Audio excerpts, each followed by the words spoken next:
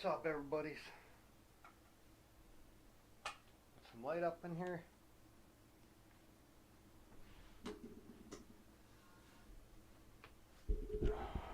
Get myself all situated.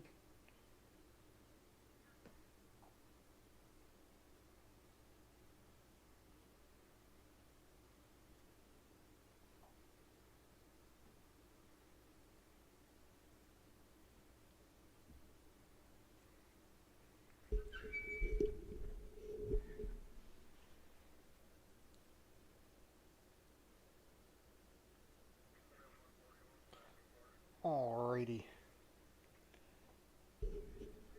What's up, everybody?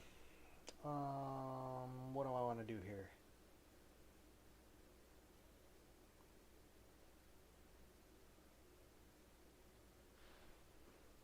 Yeah, we'll do that.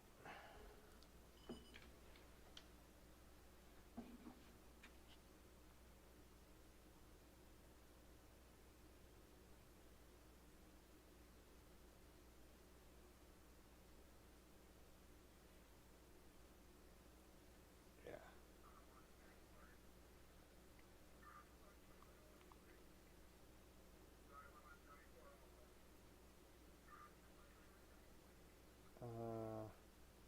One to the right. There we go.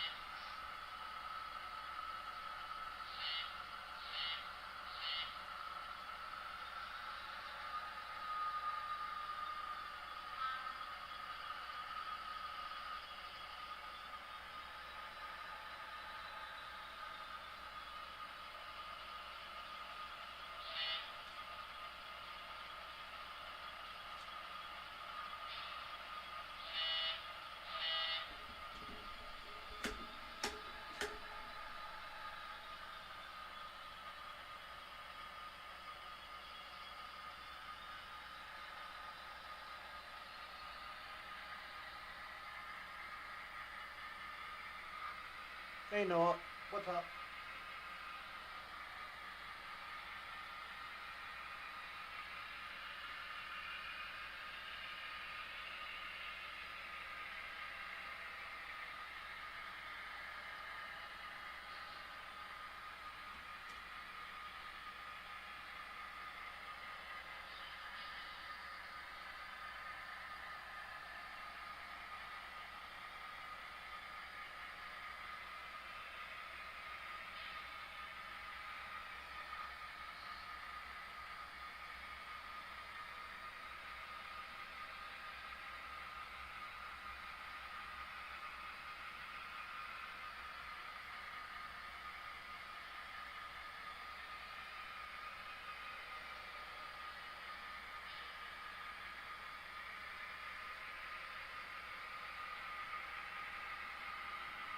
Oh yeah. Went through it like butter.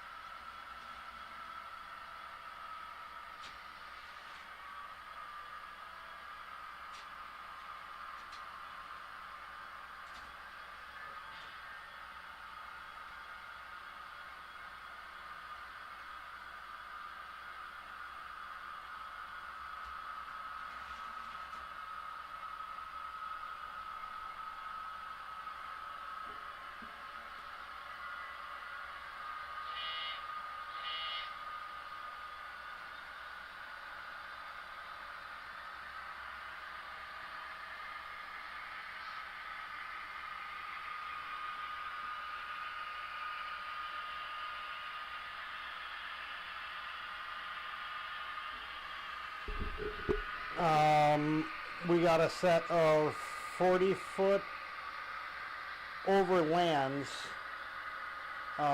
from New York Central pulled by the Chicago Great Western NW2 and the Great Western 50-foot overlands being pulled by the Pennsylvania Centipede.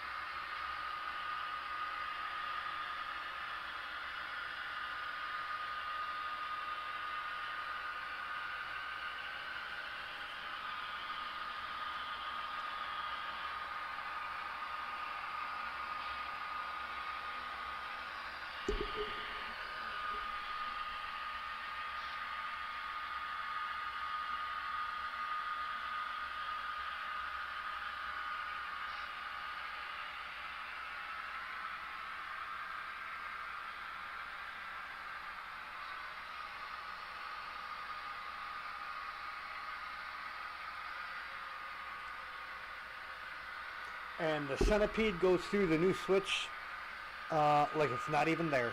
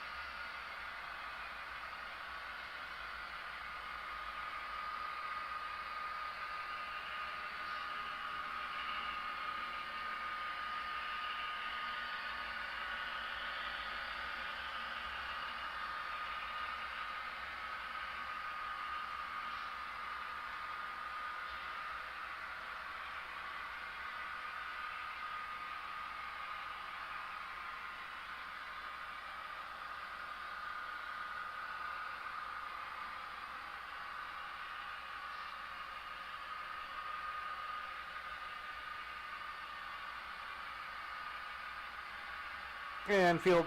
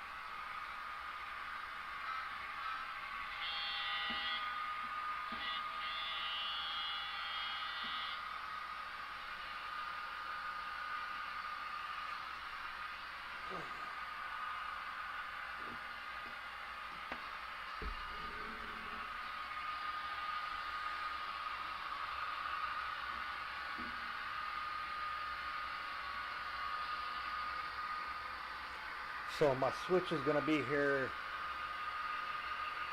on Wednesday, I think. Yeah.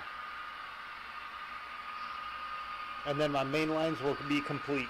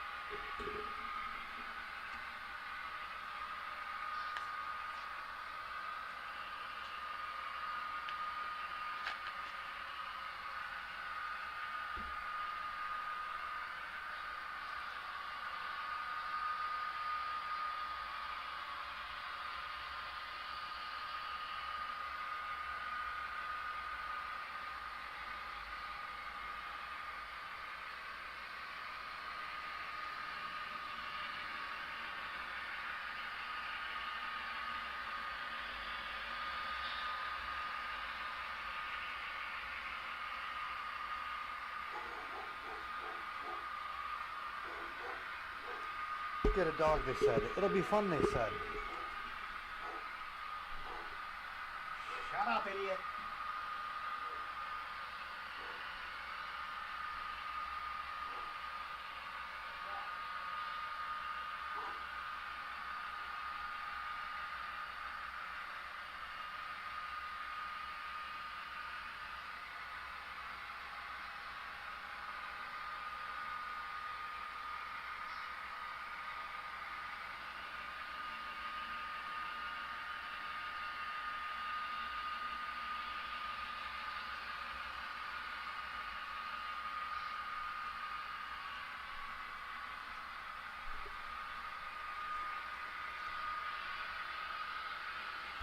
My dog saw a leaf.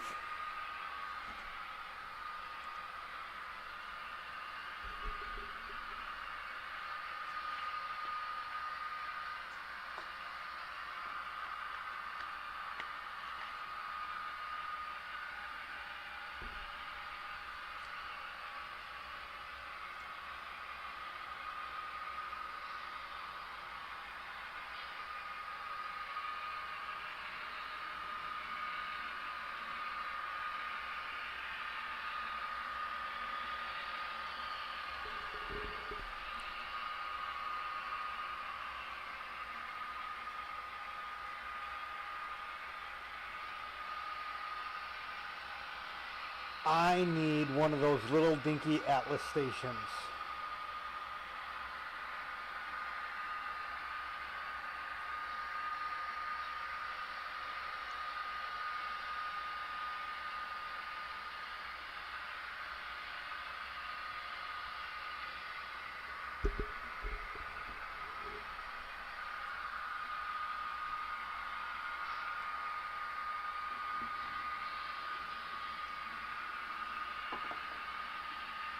Because that would be a great little station for the roundhouse side of the second on the inside main line.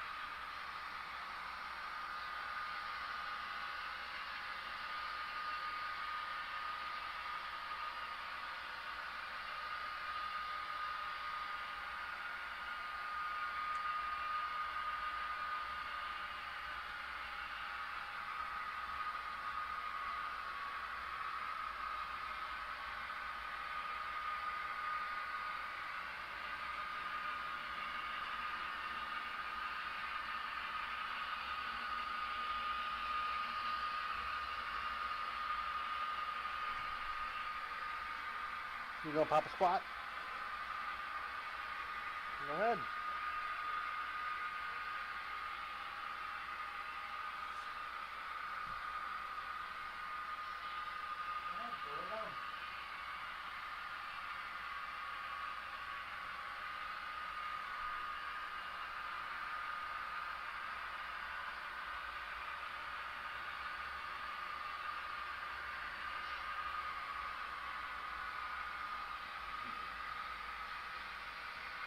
Pull it down.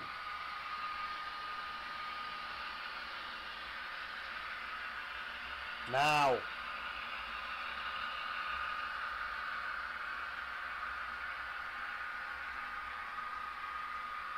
God.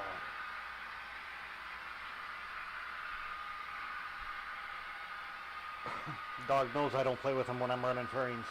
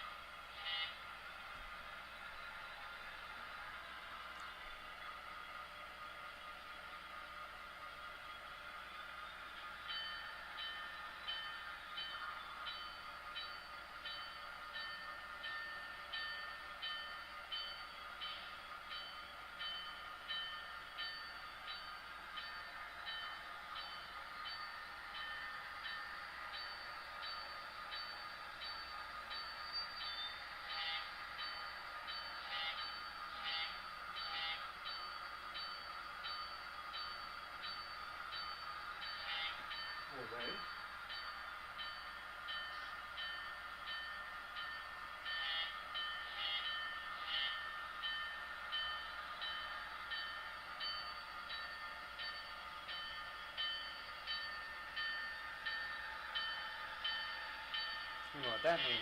We gotta clean that track some.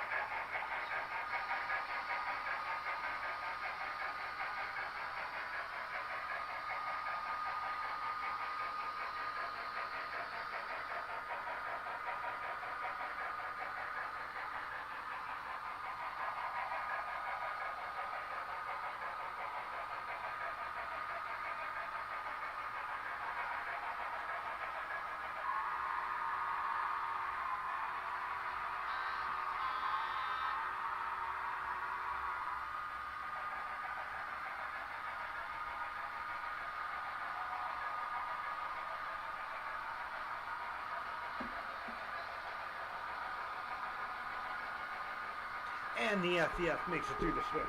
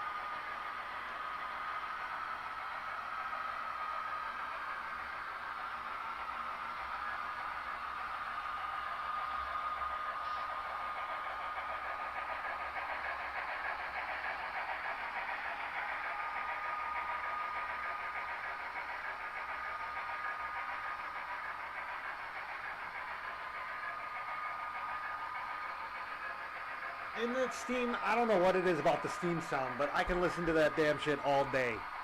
The diesels, they just get on my annoying after a while.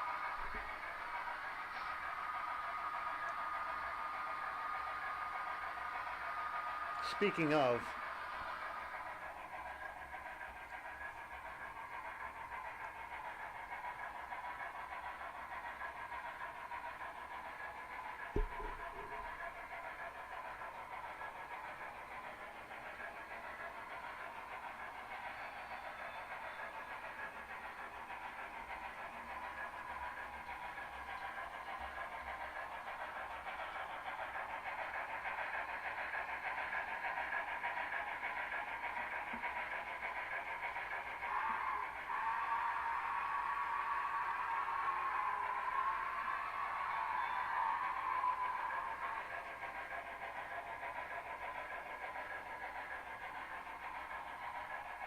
in all of its glory with its smoke and its smoke whistle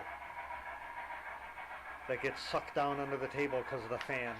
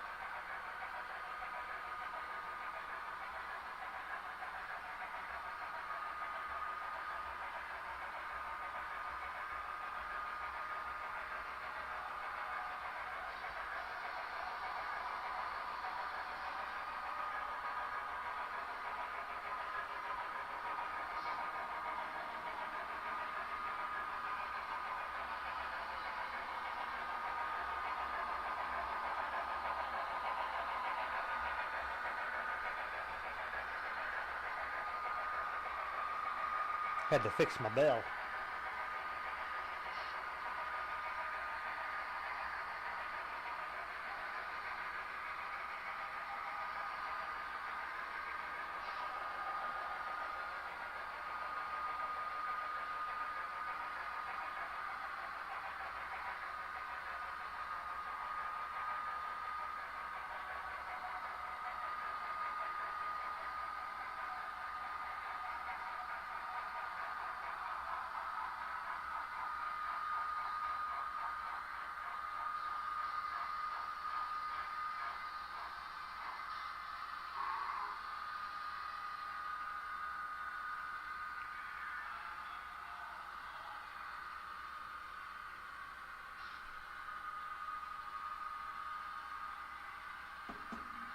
What is the main sound on that logo?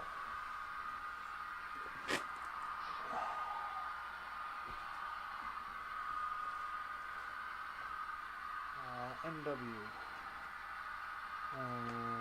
NW here.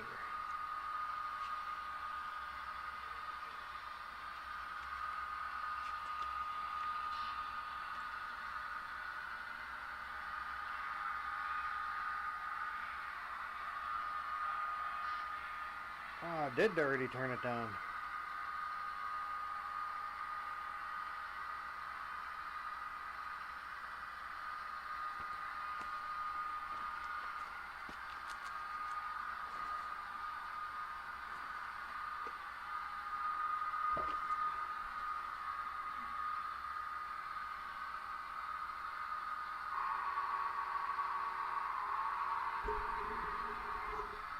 Hey, trains.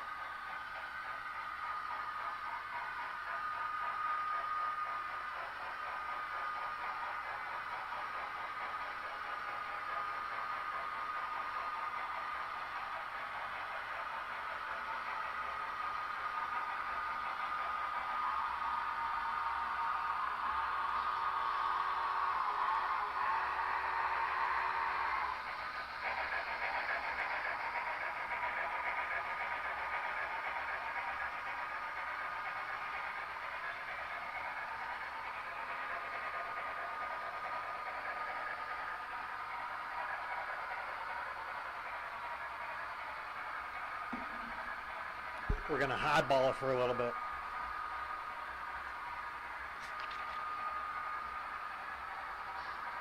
You going to make it through the switch? Yes, you are.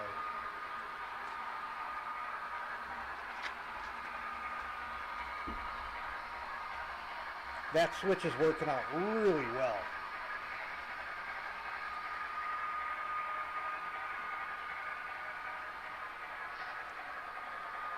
It actually fit together better than it did in the software.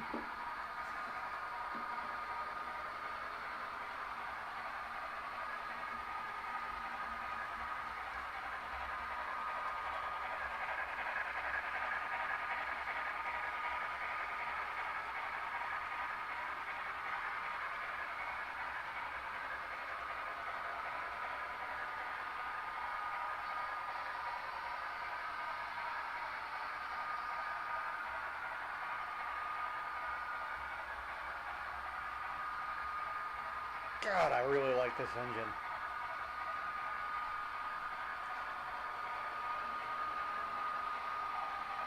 I like this FEF almost as much as I like the Blue Goose.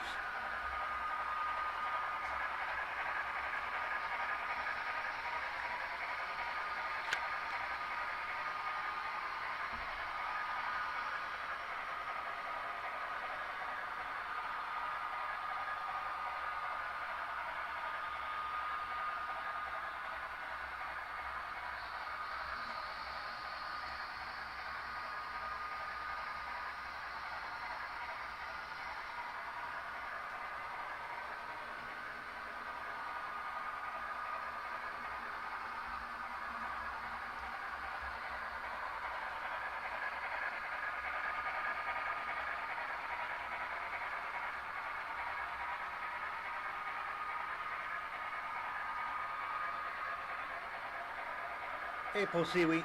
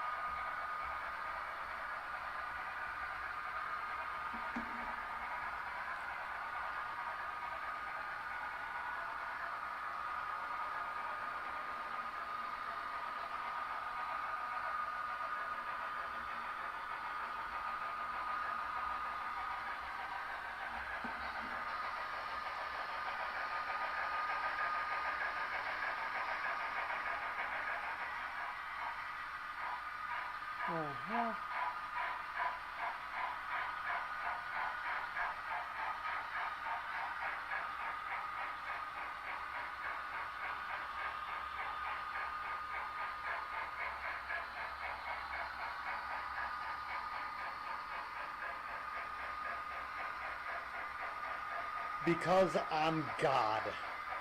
Or it's the next best thing. I'm definitely a fish guy.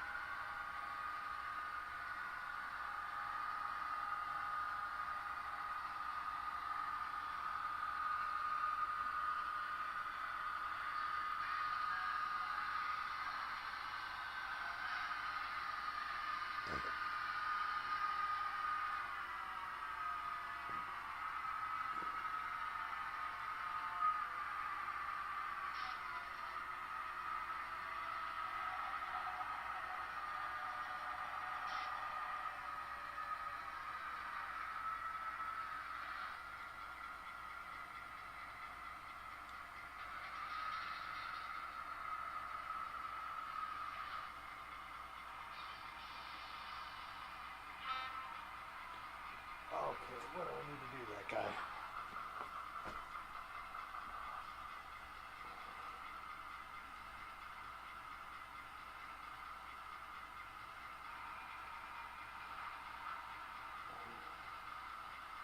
Why? Okay, I'm confused now. If you took down your curtains, you should be able to see everything out your windows. Alright, so...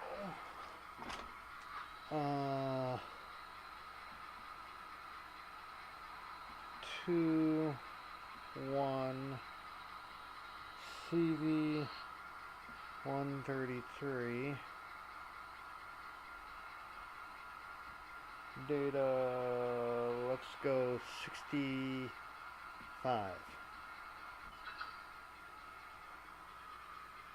Okay, where's my pencil?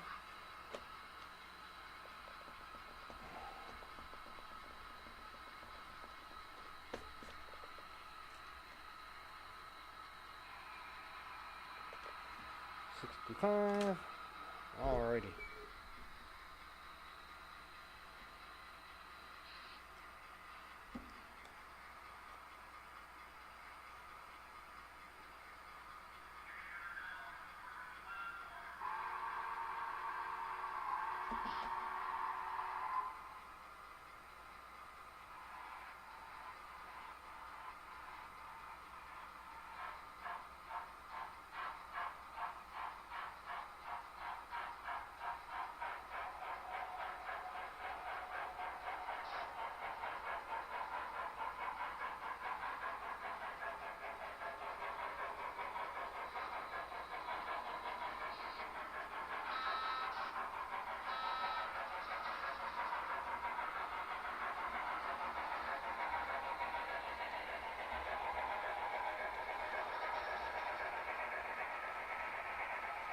Why is it jumping?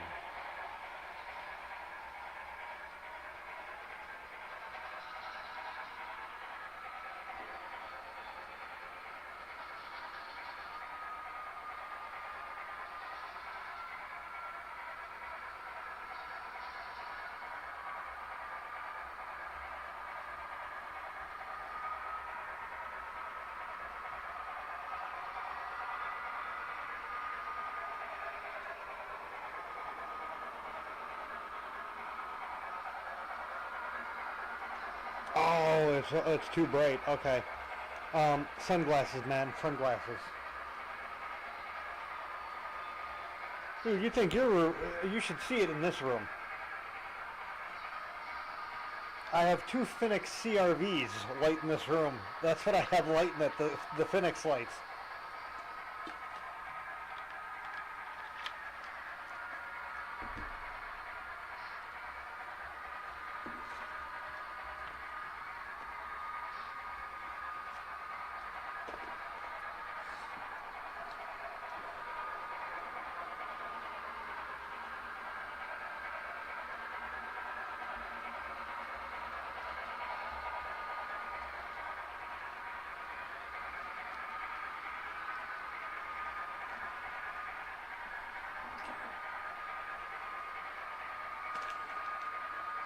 What are you getting, Posiwi?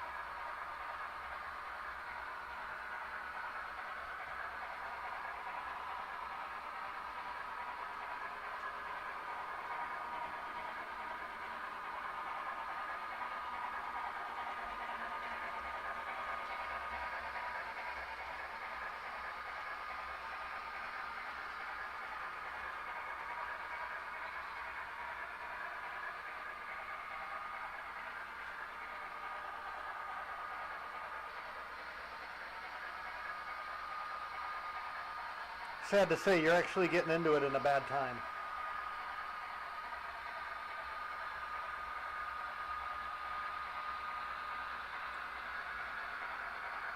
Well, I shouldn't say that.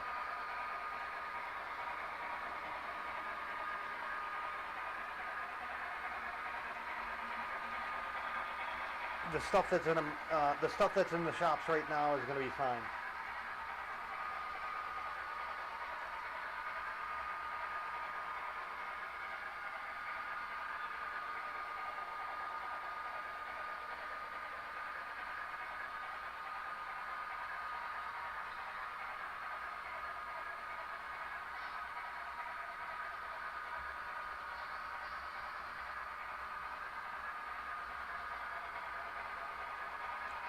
Hey, Great Northern.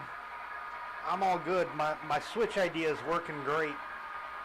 I thought I would at least have a little bit of problem, but I'm having none whatsoever on that Switch. There's currently a switch on the outside line that the FEF is on at the 3 o'clock position. The camera is at about, I'd say 7 o'clock position, maybe 7:30. No, they're not. But, of course, let's blame the tariffs for going to be killing the hobby.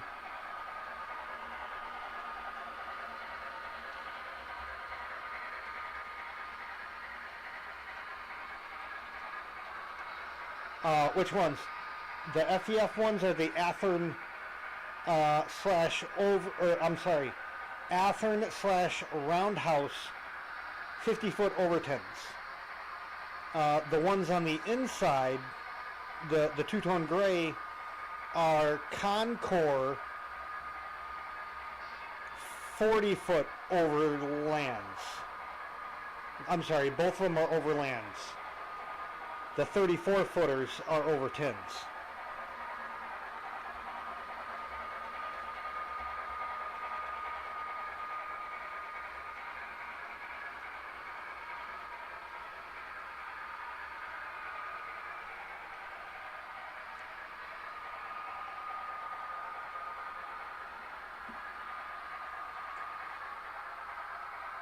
When you have a company who's made in America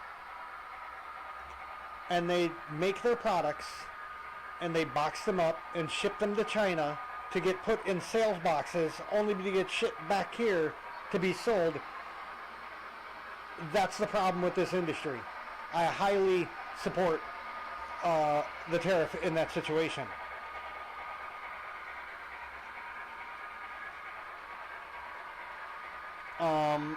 The problem with this hobby is it's been dying for like 40 or 50 years.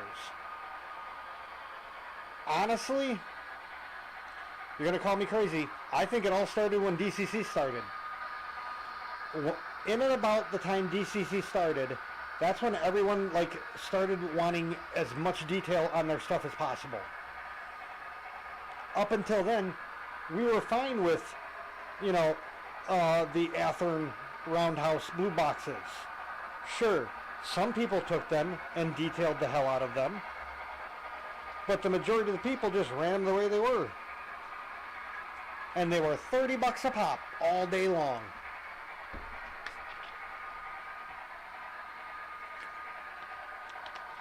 So now, back then, you buy your 5-year-old a $30 Locomotive, you know it's going to keep working. It might get broken up on the shell and stuff like that. Kid tossing it around and stuff. But it'll keep working.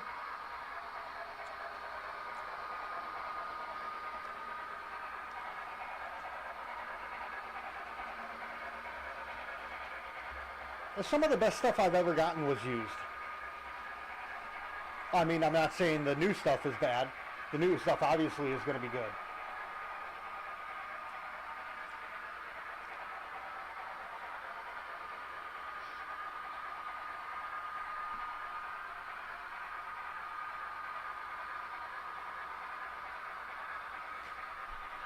I'm all for BLI.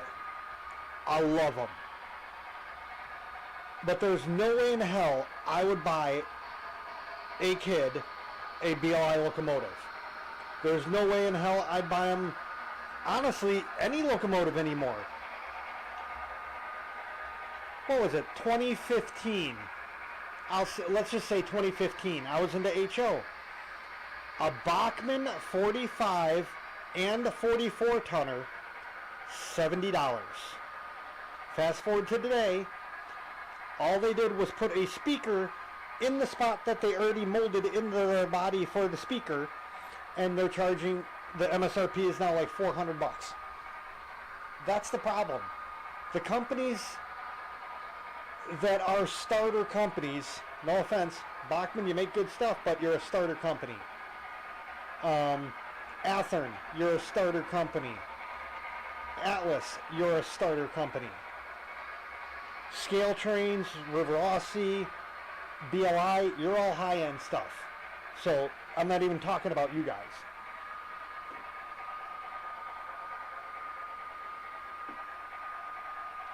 Honestly, and just to show you how BS this whole, I think it's a scare tactic. I really do.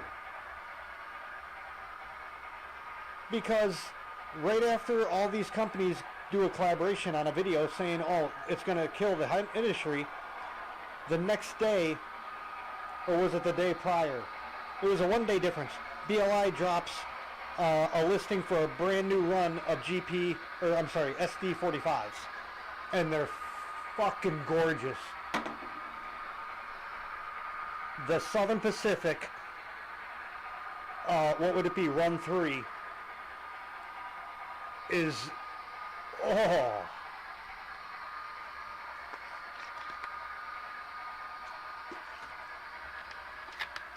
The Wisconsin Centrals don't look half bad either.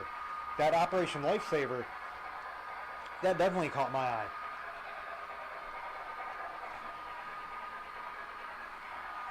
What the train industry, the closest thing I could think of is what the train industry has done is, so in the car industry you got McLaren and Lamborghini and Porsche that make your supercars. Ford, Chevy, Chrysler, they're all only making supercars now. That's the only, well, it's not the only, but that's the closest example I could think of. Plus, the tariff is never going to kill this hobby.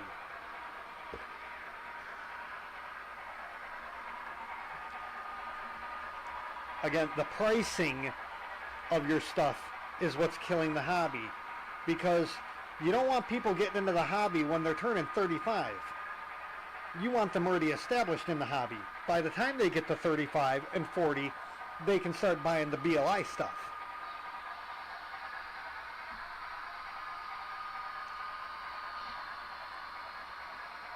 Don't even get me started. You know what? I sold Chevys for 2 weeks. I quit because they were piles of crap.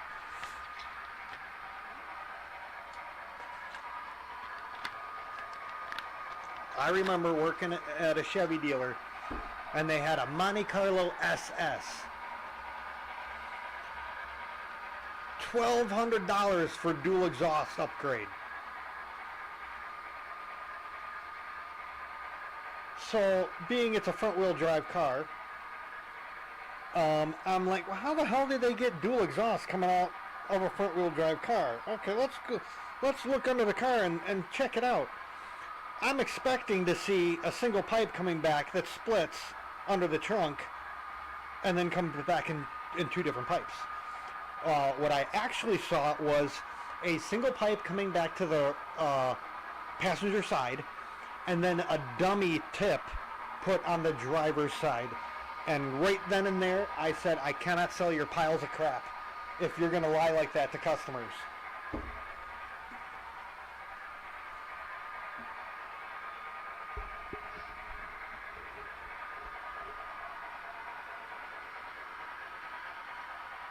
Another thing that's wrong, that's been killing the hobby, is this isn't model railroading anymore. This is just railroading.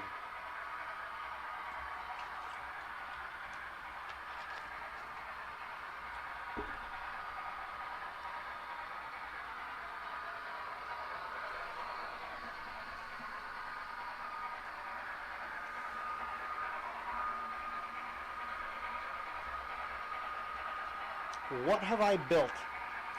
I built the round, the bankruptcy blue, the Rock Island caboose from an Athearn kit.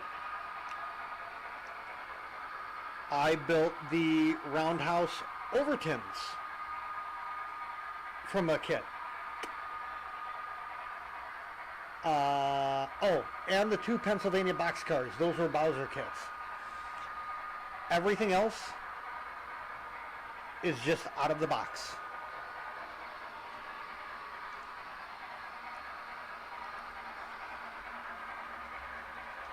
Because I remember in the 90s they were talking about, oh, it's, the hobby's dying, the hobby's dying. Well, if the hobby was dying in the 90s, how is the tariffs doing it now?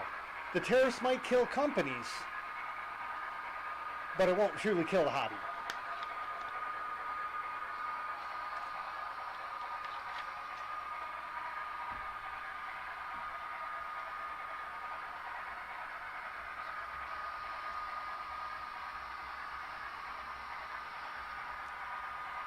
When you're paying, I just saw a caboose that's based on, it's really close detail-wise to the Centralia Car Shop's cabooses. And the price is $150 for a caboose.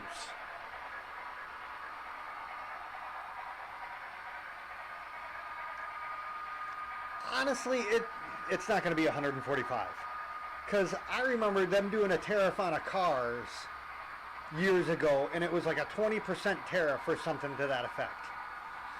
And when you got down to buying the car, you only saw it as a 5% tariff. So you don't see what they say and what you see are two separate things.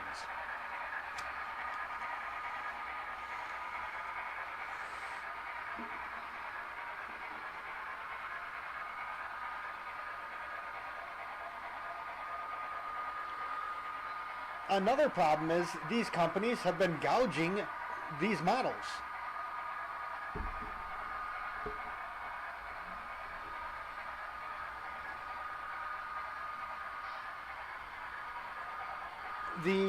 My Rock Island caboose from the 1990s is literally the exact same mold as my Illinois Terminal caboose I just bought. So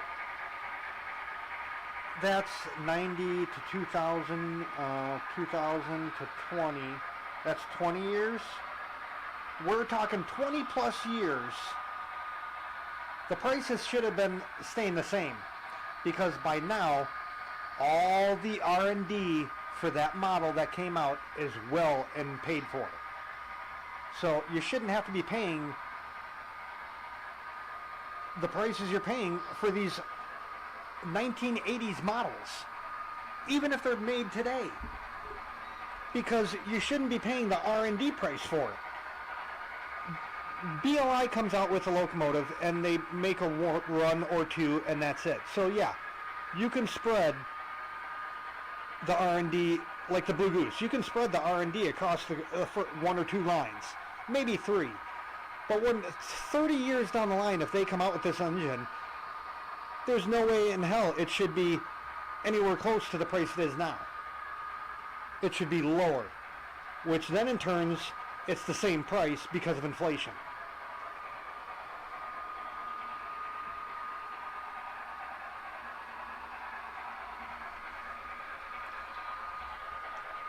The problem is, I agree with what he's doing.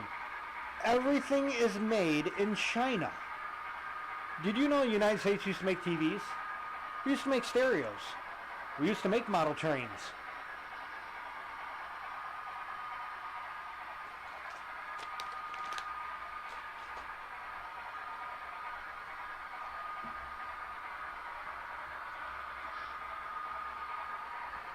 And the fact is that these companies are not telling you the whole truth. BLI only does max 2/3 of their locomotives from China. A third of it, I know for a fact, is from a different country. So that's a whole factory that's not being tariffed because they're not in a tariff country. And I've seen the molds for the locomotives. It's not like you're moving a mold for an actual cylinder for a real locomotive. You can put these things in like suitcase size things and move them. So move the molds from China.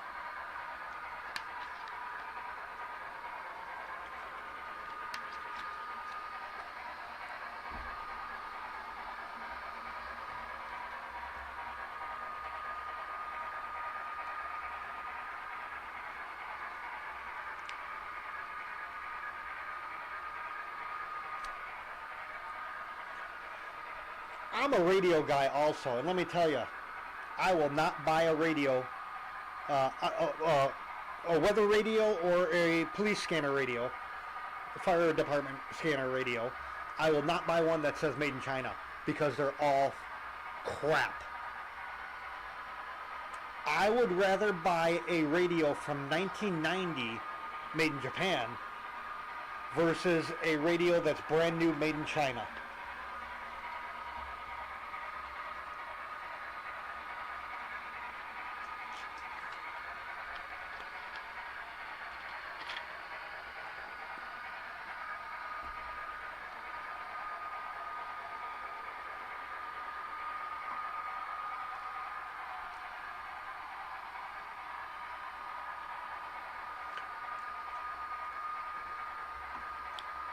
Yeah, I mean, yes, we will have to wait and see what actually happens. No one can tell the future. But I get a kick out of how the companies are going, oh, this is going to ruin the hobby, but yet still releasing announcements for new models. Wouldn't you hold off? If you thought a $300 Loco was going to be $800 and no one's going to buy an $800 diesel, like the GP30, the gray one right in front, that's going to be like $800 supposedly. No one's going to buy that. So why would you even announce that?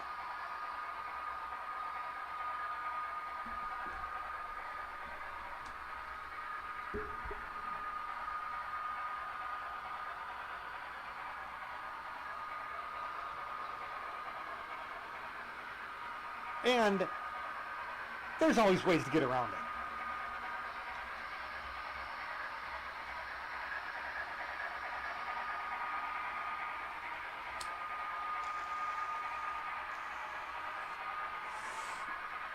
What's he going to do? Put a tariff on China because the Americans start buying stuff from put a tariff on Canada because Americans will start buying from Canada? Or at least through Canada?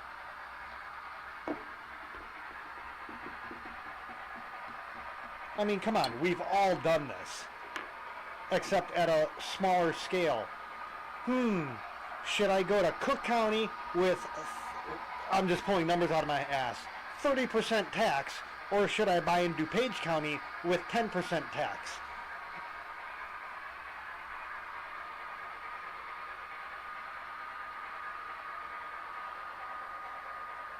I love him.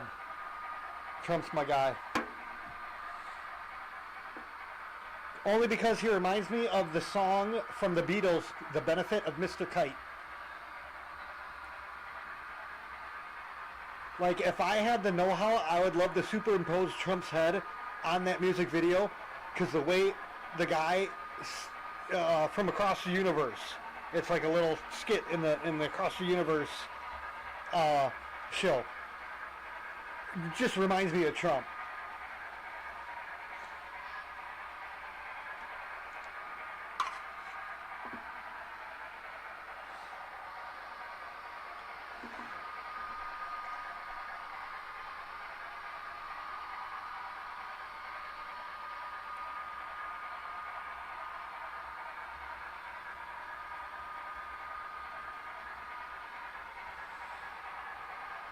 I'd rather have Trump right now than Harris, only because of what's possibly coming.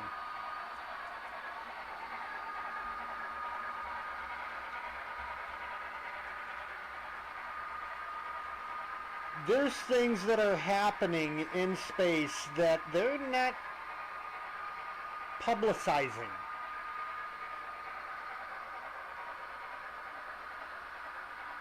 The past few years, maybe Posiwi knows. What's the meteor shower that happens every spring and fall?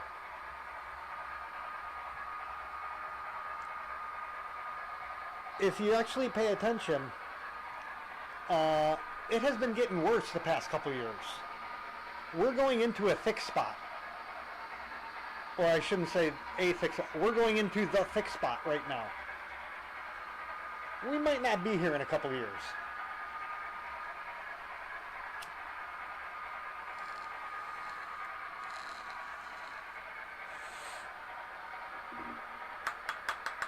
Incidentally, that's the same meteor shower that happens every fall and spring is the same one that ended the dinosaurs.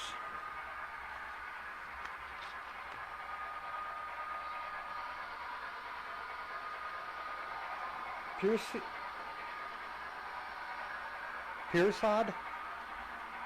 Maybe? I don't know. I can't. It doesn't sound right. Are they named two different things? Maybe they're named two different things.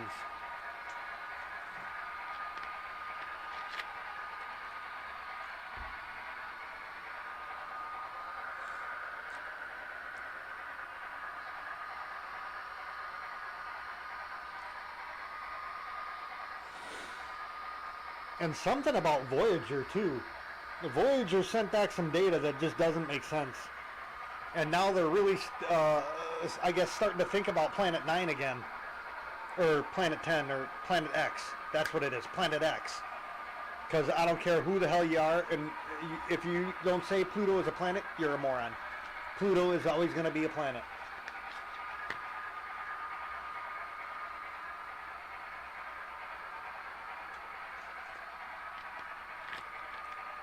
And why shouldn't Pluto be a planet? It's the only planet of its kind known to man. A binary planet system.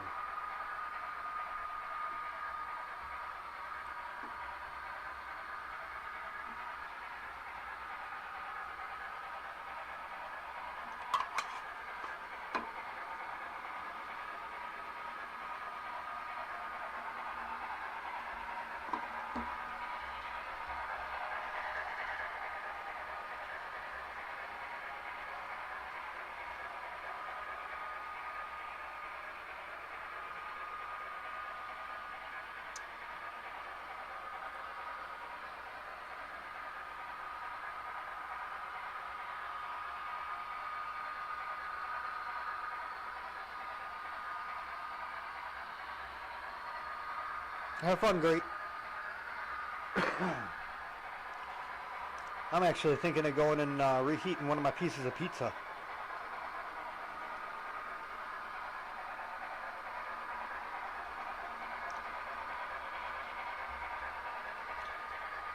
I feel so sorry for Kedrick. That kid, he has the worst damn luck with trains. I'm starting to think it's not the trains, but he has more problems than anything. Hey, guess, Posiwi, try to guess what kind of pizza it is too. Try.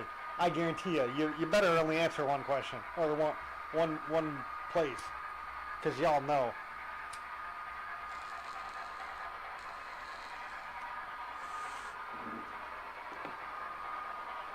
Oh, there you are, Cutter. You got like, you're a bad luck magnet when it comes to trains.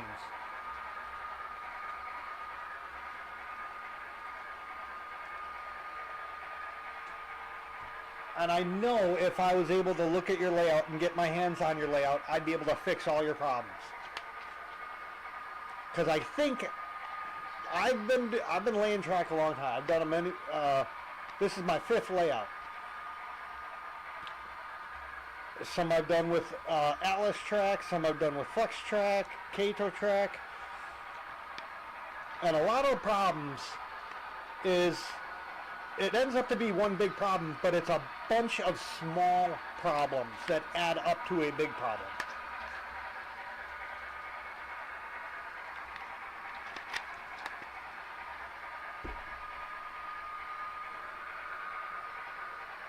All you need is not love, but a circular track and an engine and a power supply. Or a 9-volt battery. That's all you need. That's all I need is this circular track, this 9-volt battery, this train engine, this chair, this remote with no batteries, and this pedal ball missing the ball. That's all I need.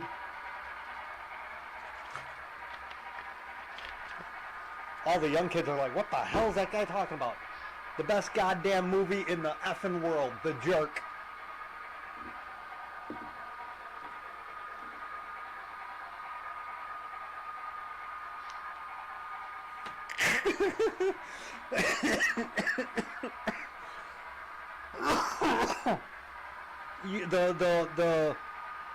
The push trains, the wood train track with the push. Yeah, my dad had one of those.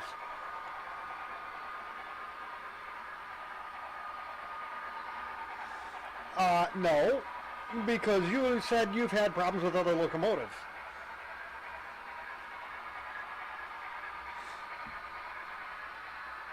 A roundabout is for stupid people in cars. A turntable is for trains.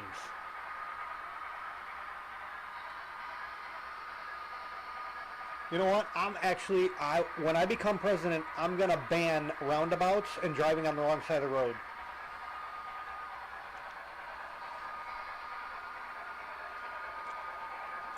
That's what I'm gonna do.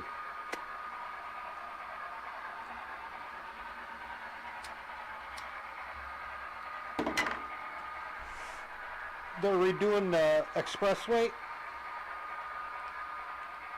by my house, and some stupid genius go, what could we do to make this intersection worse?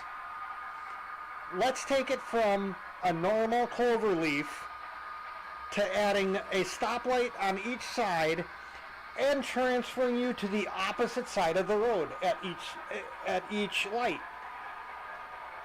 So as you go under the expressway, you're driving on the left-hand side of the road, and then you got to wait at the light to make a left or a right turn. It's the most asinine thing I've ever seen.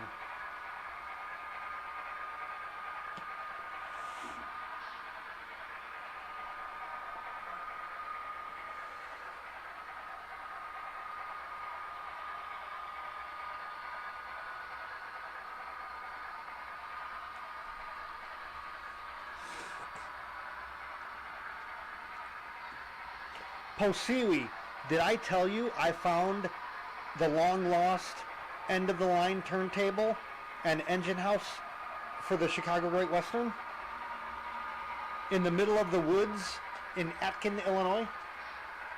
Man, let me tell you, that was months ago, and I still hurt from that trip.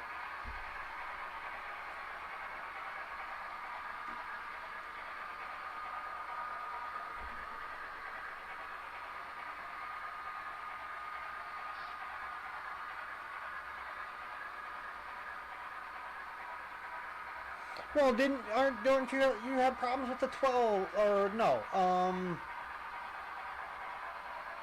10 something 10 something. No, it is a. Was it a 10 or a 12? I can't remember. It was a big engine.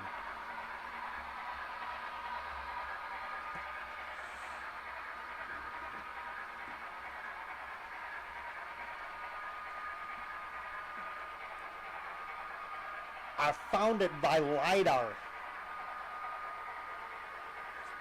Everyone was saying it was over here, like half a mile to a mile away on one side of the street, and I was looking at LiDAR, and I'm like, dude, why is there a circle, a perfect circle in the middle of the woods?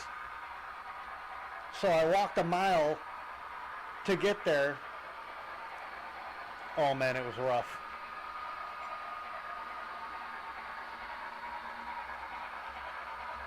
I ain't never walking like that again, ever.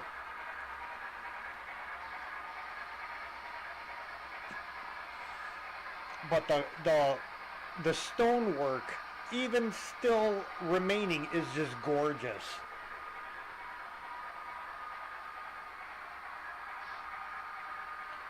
.412 too, that's what it was, a 12.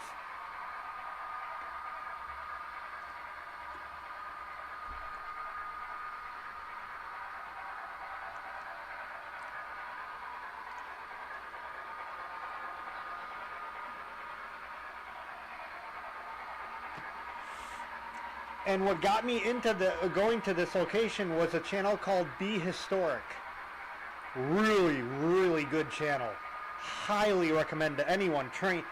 They do a Chicago. No, they do a Chicago Great Western and a Chicago Aurora and Elgin. uh, playlist, and they do like a bike ride of the whole line, and they tell you where the stations were and what they looked like, and so on and so forth.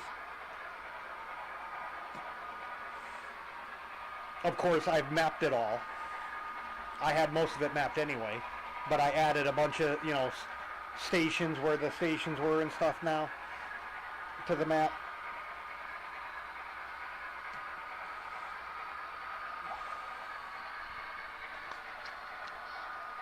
Yeah, getting out there was really hairy. I decided to go on the day with the most fog ever recorded. Holy cow. My crazy ass I was doing 45 miles an hour the whole way there on a 75 mile an hour road.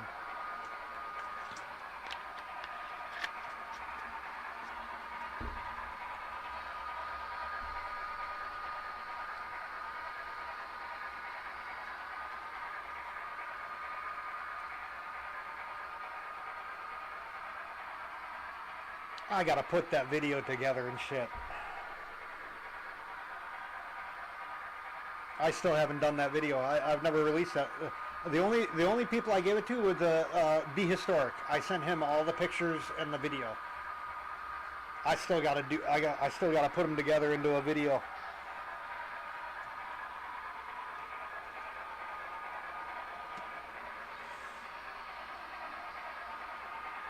Let me tell you, I walk into the forest and all you hear is ding ding ding ding ding ding ding. Freaking banjos and shit. Gorgeous. Honestly, I wish I could walk more because it was literally one of the most gorgeous walks I've ever taken.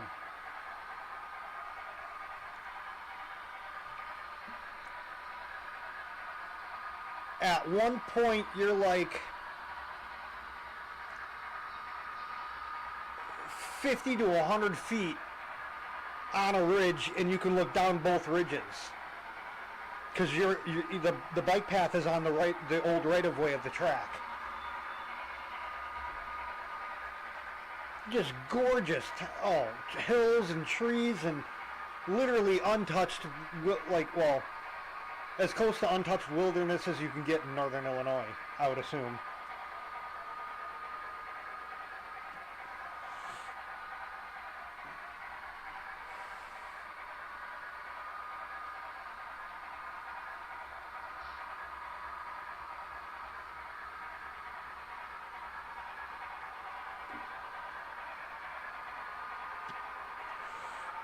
I also stopped by the East Stockton one, and I tried to find the roundhouse and turntable, but I didn't have good enough information at me at the time, and I was like 50 feet off.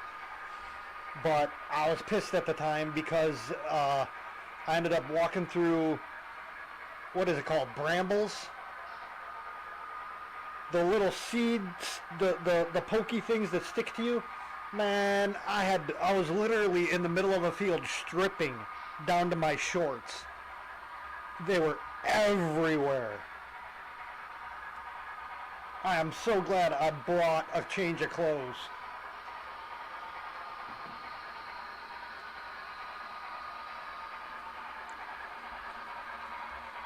Oh no, I was protected. I had the only thing that I didn't have on was gloves.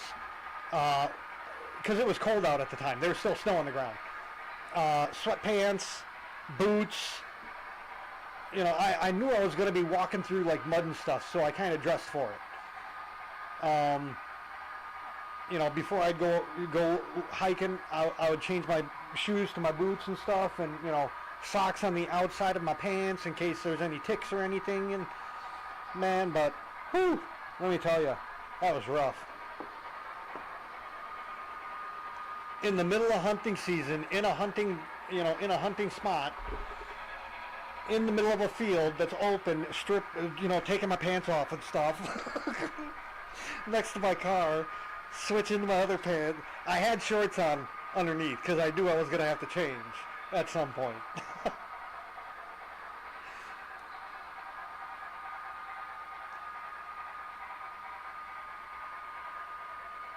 Oh man, I miss doing that stuff. That was almost as good as when I was going to look at the Elgin Belvedere and interurban Kishwaukee River Bridge. Some asshole leaves a barbed wire fence in the middle of a forest on a hill. What kind of idiot? Ah, I almost died. Kind of stumbling down the hill, gaining speed.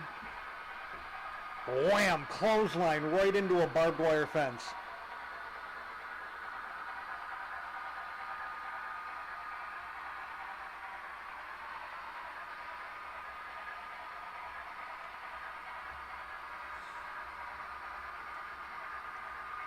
What it was back in 1925, that was actually farm field.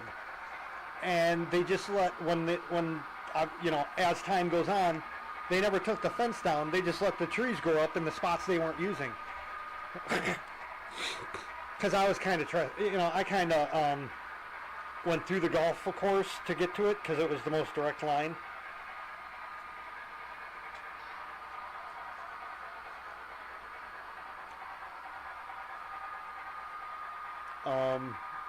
The second time I went, I actually parked in the parking lot and walked the line to it.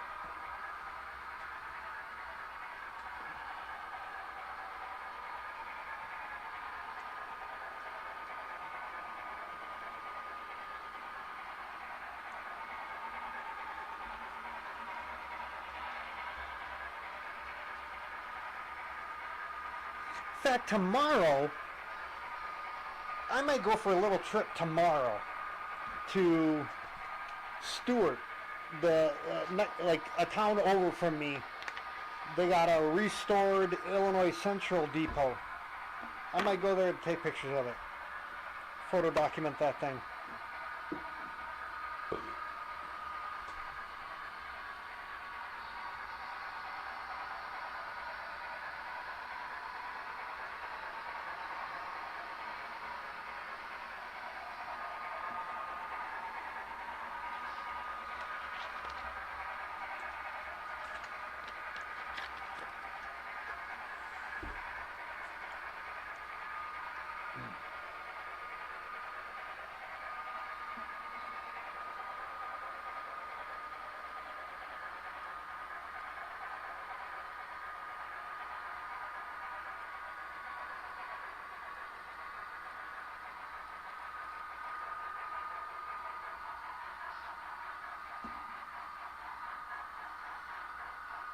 Got stopped for passengers.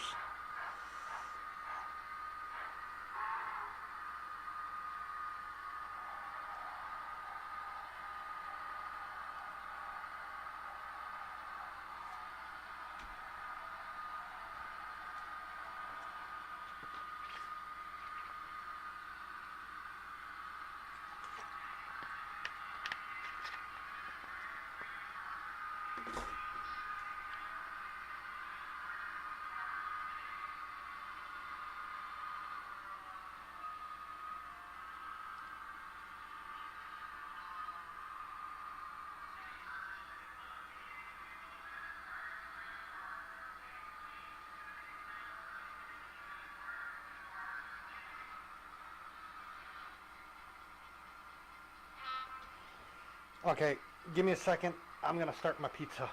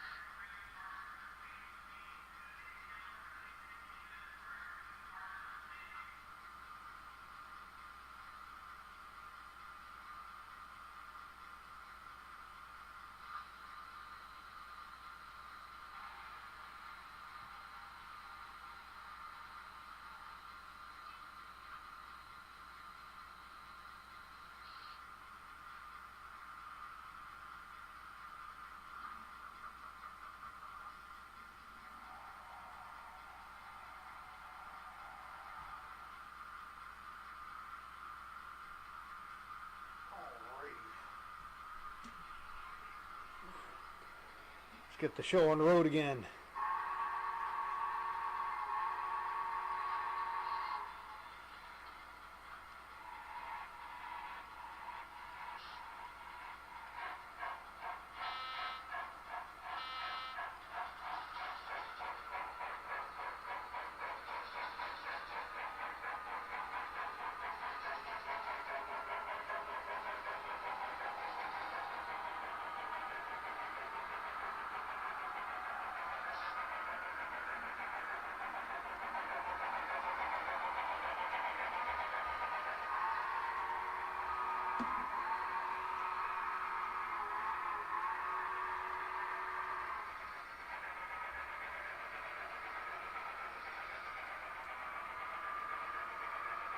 Posiwi, have I ever done smoke on the engine while you were watching?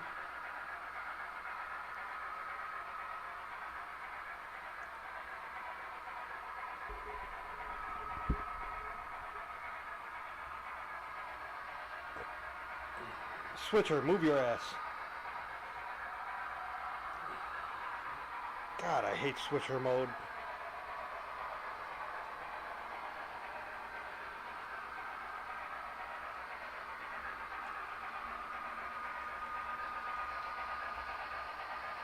I'd have to say the switcher is my least favorite locomotive. Only because it's switcher. I feel I have to turn it up way too much to get its speed. Oh shit, I gotta set my timer.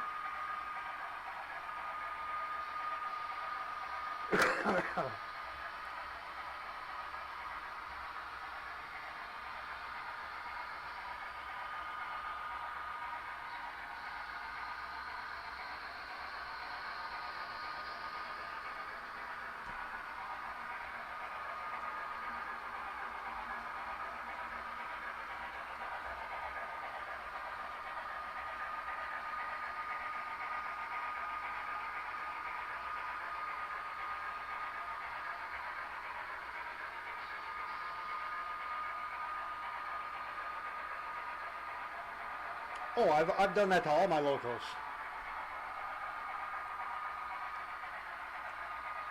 It's just the way it's geared. It's not... how should I say this? It's geared for a switcher, not a mainline engine. Switchers are slower.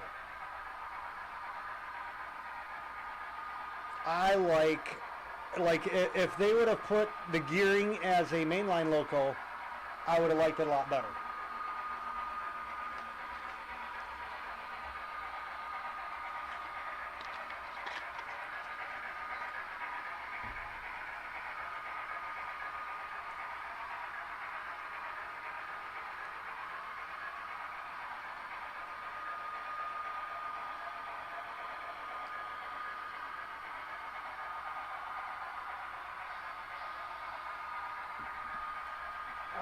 What the hell is the switcher?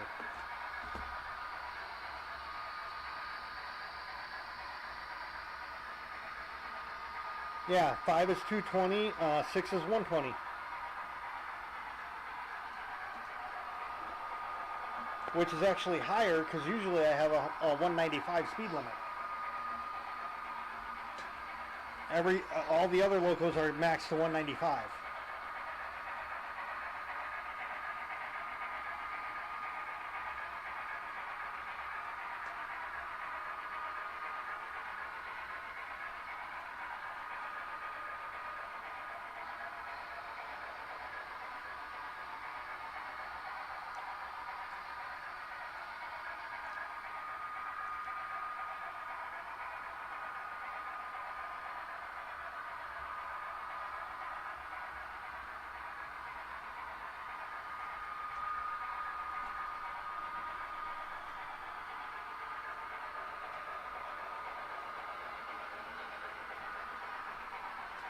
I also, what is it, CV3? No, CV2, the low, the low voltage. I set all that to 1, no matter what the engine is to begin with.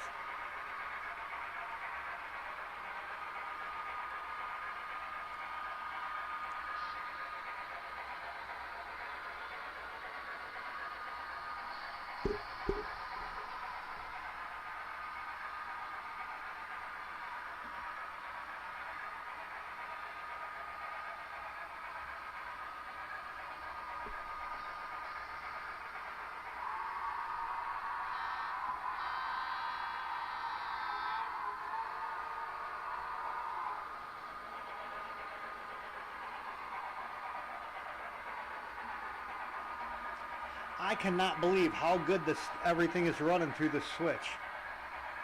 I honestly did not think it would work. It worked, like I said, it worked in the software, but I didn't think it would work as well as it is in application. So it's a 610 curve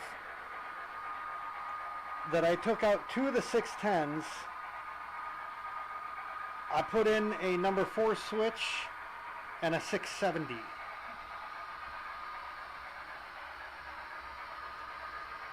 So the half circle goes 610, 610, 610, 610. The number 4 switch, 670, 610, 610. Obviously those are Kato, you know, because it's Kato track.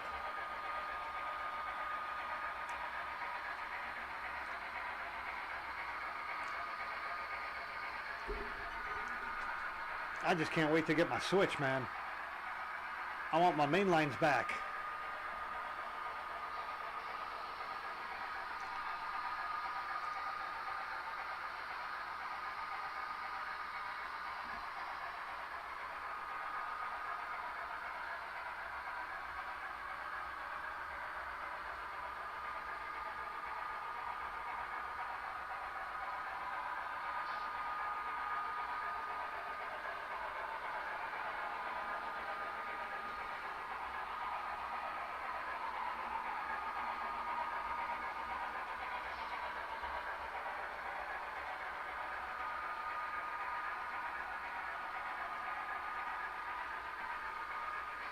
Oh, damn it.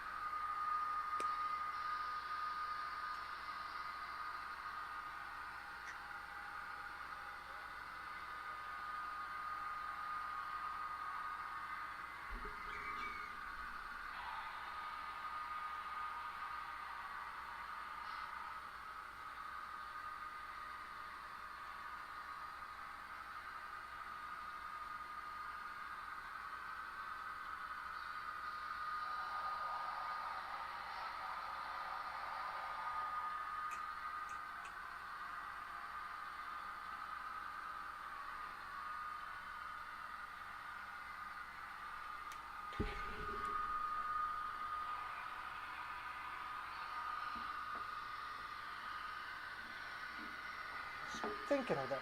Hey, are you sure you didn't overfill that smoke unit, Kedrick?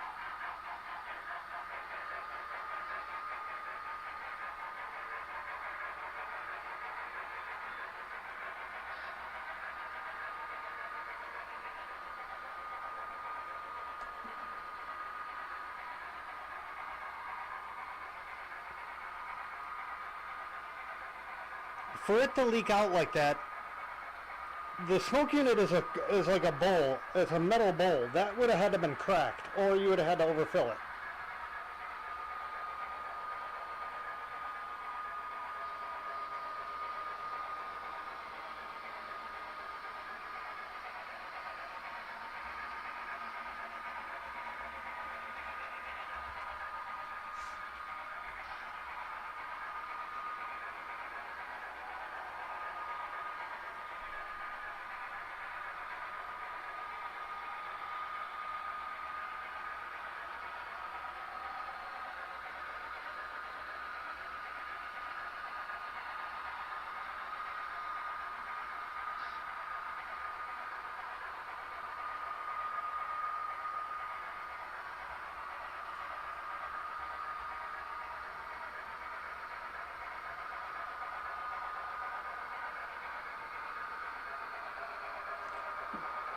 No, it doesn't sit in the bottom.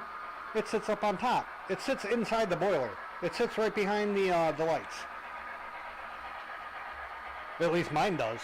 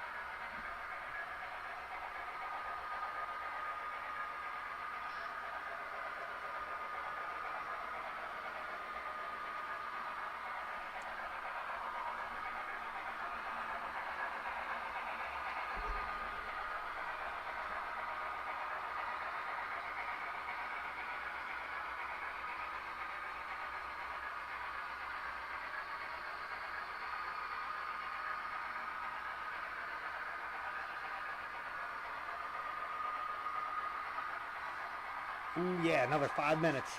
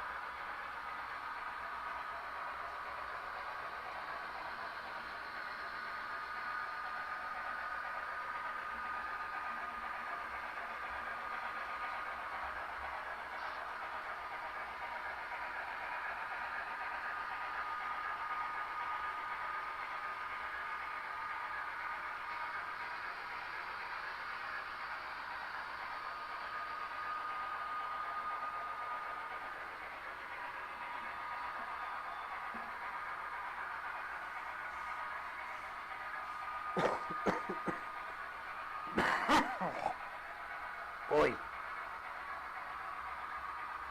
Have fun, Kedrick. I'm about to eat soon.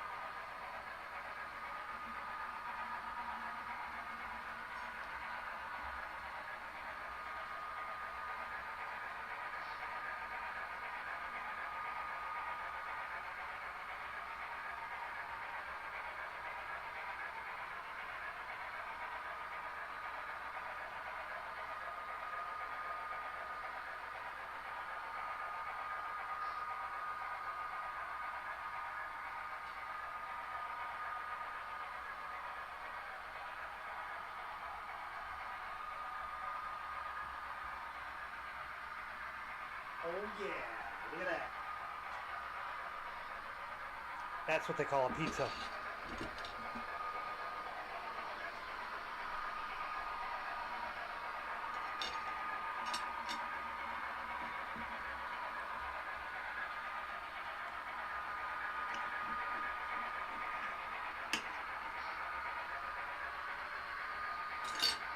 Mmm.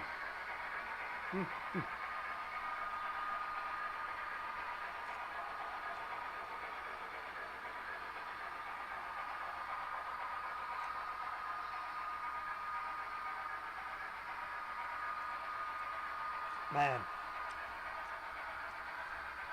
Lumonati's is by far the best pizza ever made.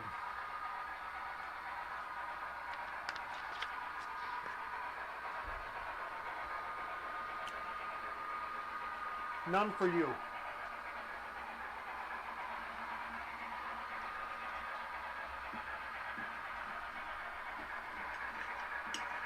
My dog always wants some of my pizza.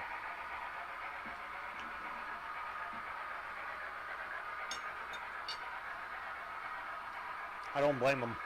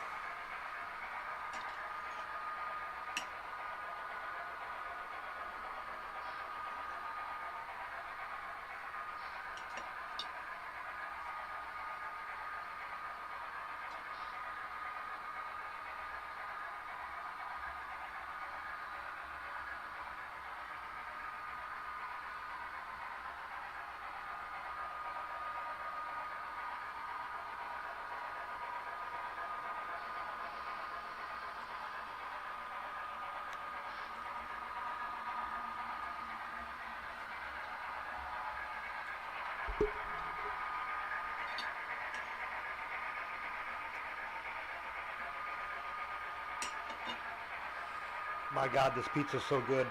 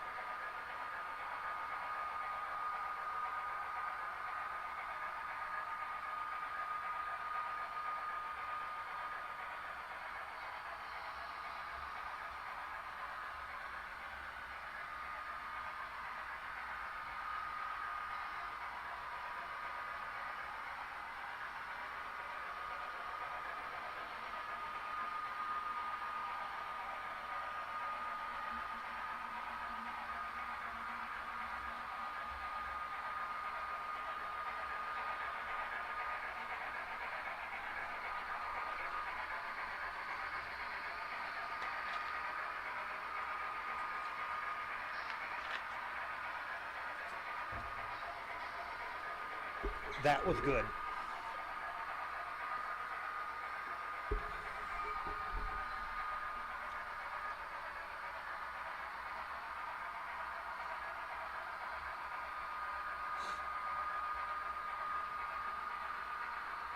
All done, no more.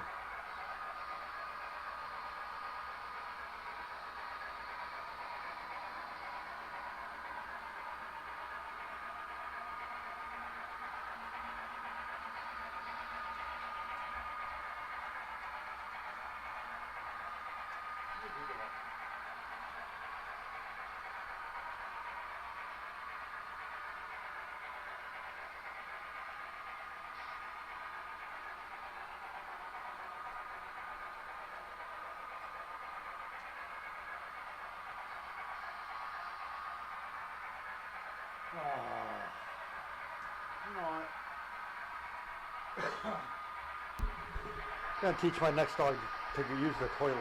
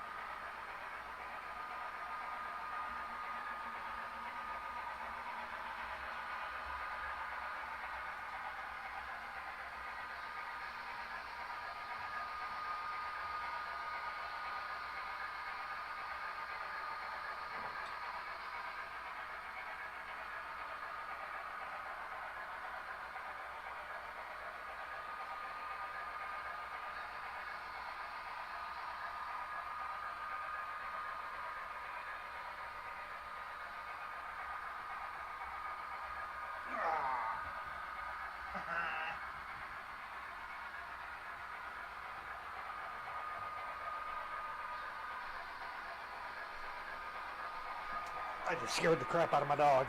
I snuck up on him.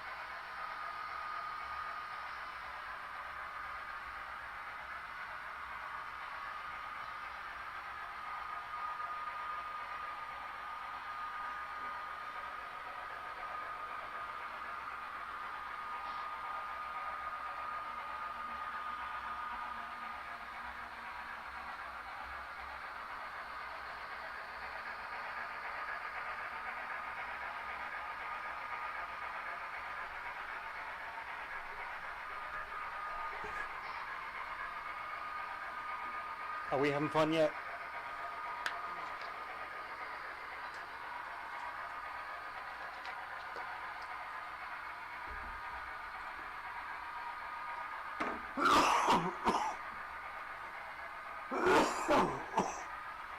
Excuse me.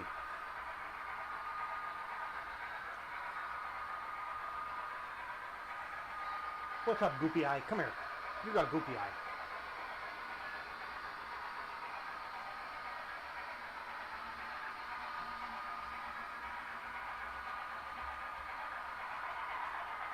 Yeah. That better? Oh, don't you start that. Would you want to say hi?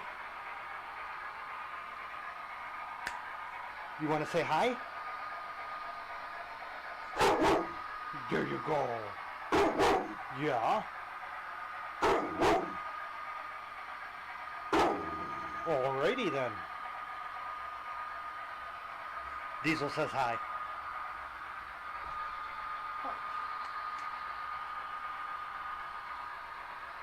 Silly. Do not knock that camera over. You should go. Just do.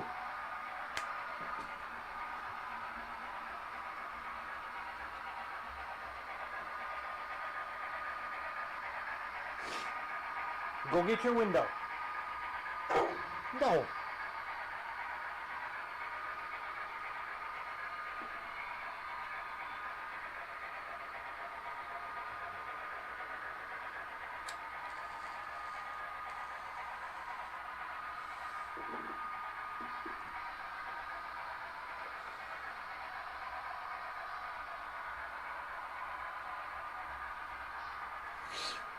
Here.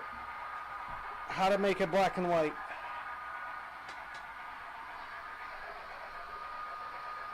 There you go. Here's your black and white.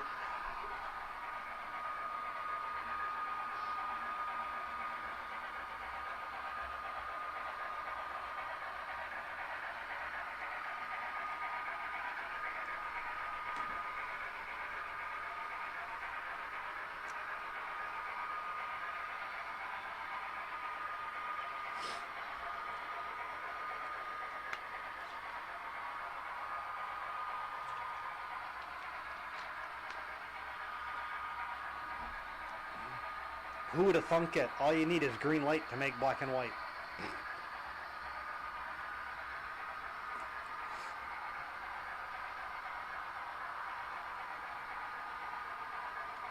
I wonder if this is what it feels like to be in a bottle of Mountain Dew.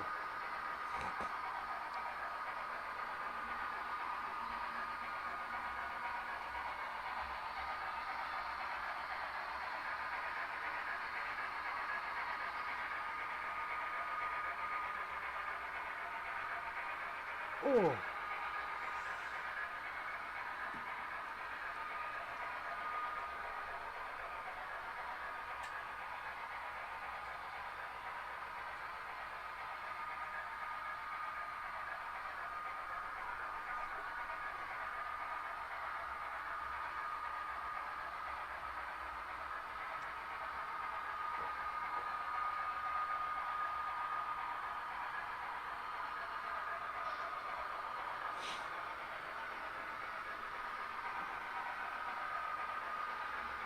Well, what are you dropping? What are you carrying? Don't be carrying nothing. That's what neighbors are for and stuff.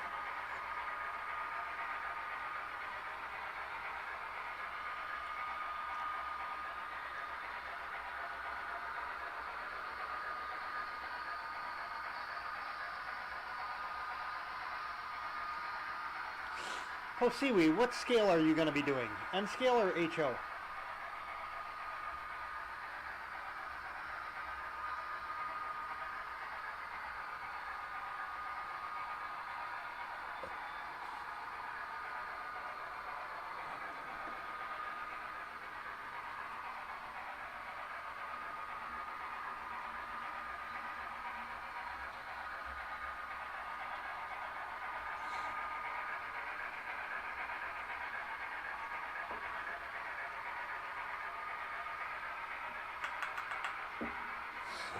Yeah, well, someone says I can't make it black and white with green light.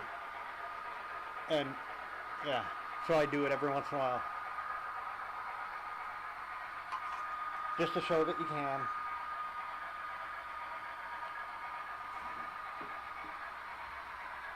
Tornado weather? No, that's what this is. Lightning storm.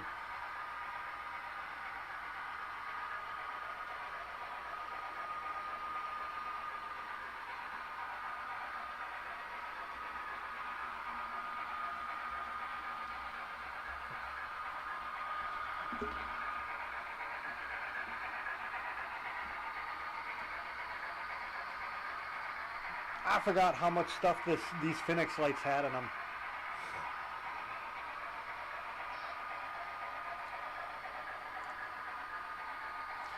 No, you gotta have the feeling. Doesn't matter what color the sky is, you gotta have that feeling. There's always a feeling around tornado weather. Like that calm before the storm feeling, or I don't even know how to explain it. But if you have the green and you don't have the feeling, don't worry about it. It's just hail.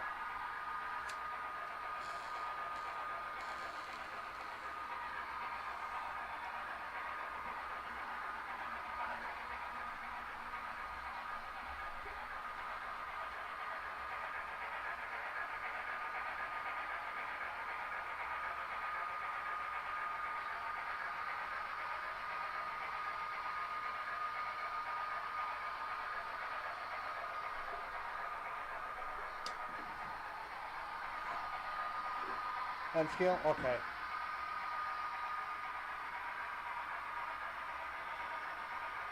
I don't have anything N scale anymore, really.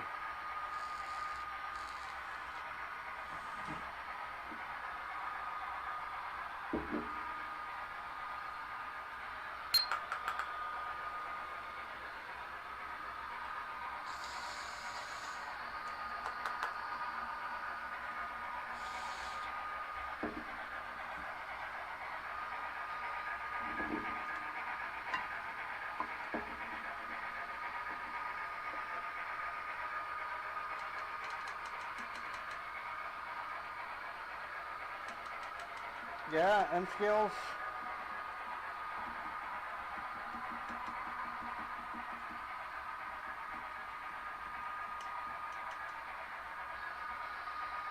What is N scale? 160. No. 1.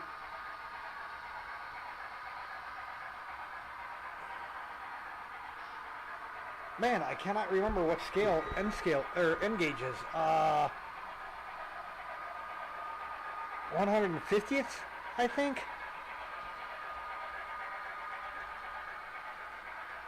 Wait a minute, 78 and 78, 8 and 8, 16,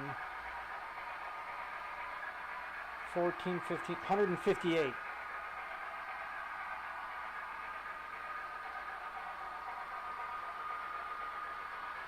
N scale is 158th, I believe. Because it's half of N, or half of HO.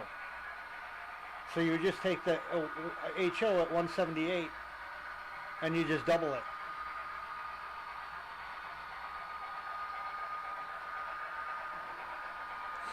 Dude, I love these Phoenix lights.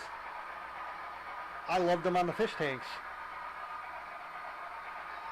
I figure instead of just sitting in the basement, I might as well use them. They're the brightest ones I got, so.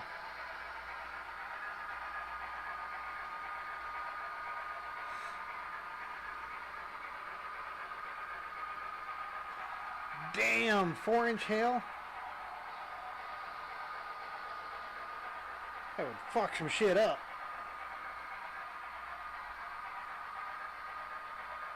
Four-inch hail, that'll go through a car roof. Or at least could. Unless that's 6-inch hail. I can't remember what the hell the hail size was that went through the roofs of the cars. It actually made a hole in the middle of the roof.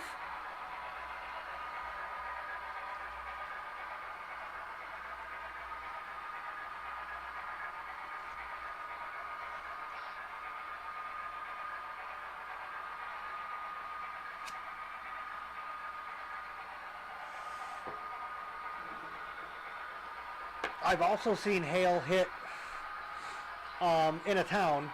So the houses are maybe, I'd say 60 feet wide, the lots, and they're right next to each other. It hailed 2 foot of hail, 2 foot thick for 2 houses wide.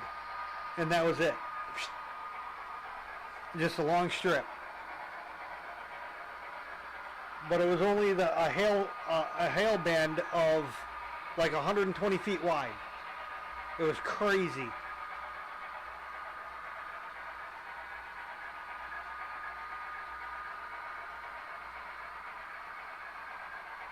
$150 to $160? Okay. Because I know HO is even too different. Because in Britain it's called 00 and it's a totally different scale. It's the same track, but different scale. Which I don't see how the hell that's possible. Because the track gauge is what sets the scale. Track is 4 foot 8 inches apart.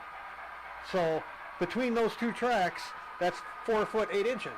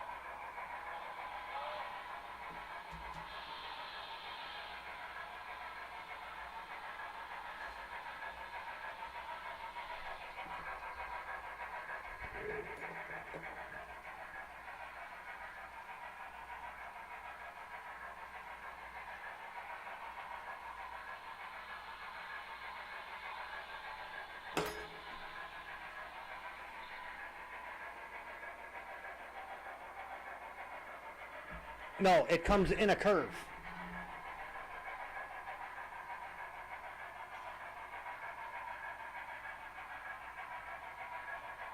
And there's all different sizes.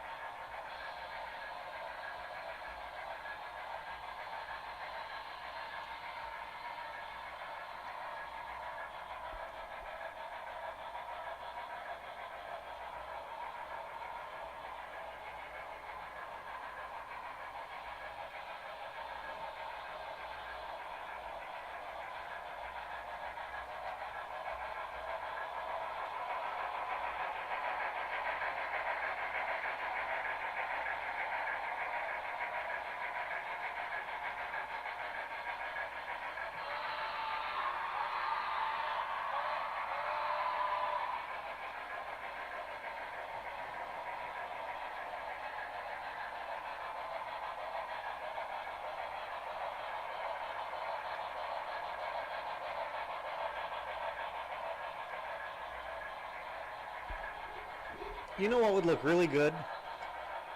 Some overlands, some roundhouse overlands painted in Blue Goose colors.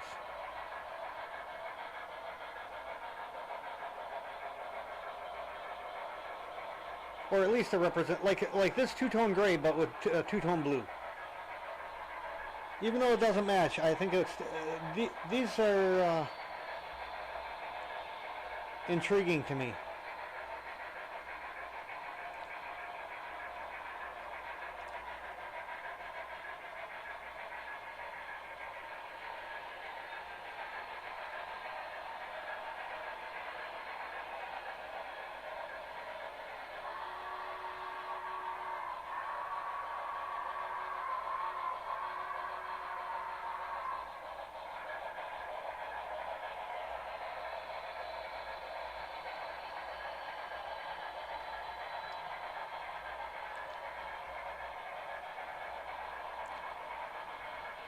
Man, these Concours cars are riding good for being older than I am.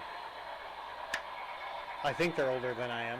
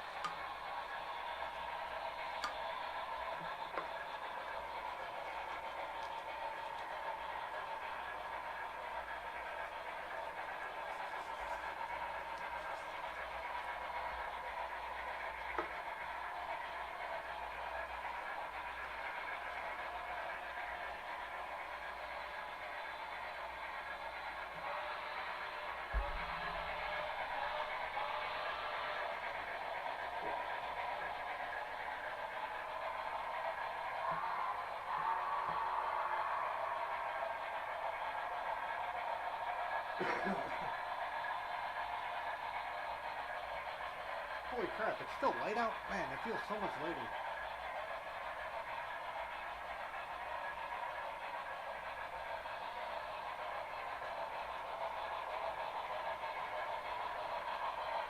So we went from diesel days to steam days, all on the same day.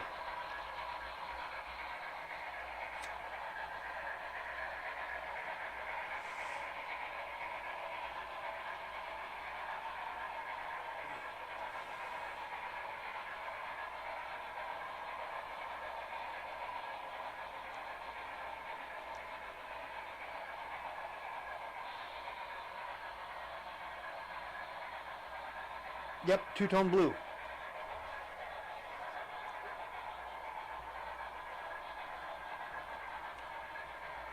Honestly, I think I would do the two-tone blue from the AHM cars. Because the AHM cars I'm actually going to be repainting. The AHM cars matches the earlier paint jobs of the Blue Goose. Because they had the dark blue wheels and trucks and all that stuff. In 51, they matched the wheels and everything to the bottom dark blue, which was the medium blue. You had the light blue, the medium blue, and the dark blue originally.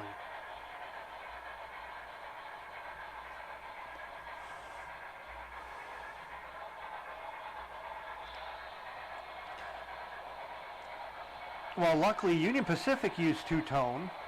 I am going to get some two-tone cars for the UP, along with some yellow. The Southern Pacific cars are the same as the Daylight. I'm not quite sure if they do a 5-stripe Pennsylvania passenger car.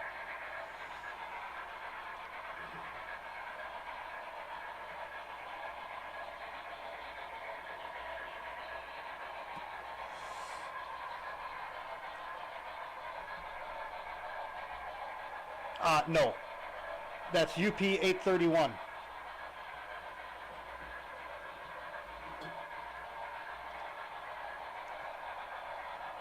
I specifically did not want 844. I specifically don't ever want 4014, 3985. Honestly, I didn't even want 4449, but I bought it because, you know, beggars can't be choosers because the daylight sold out everywhere.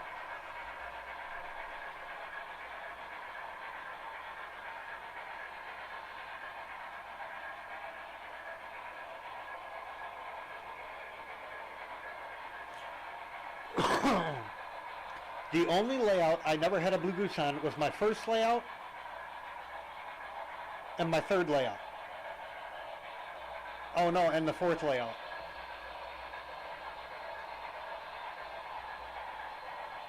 Okay, so it was only the second and this one. I originally had a Riverossi back in the day.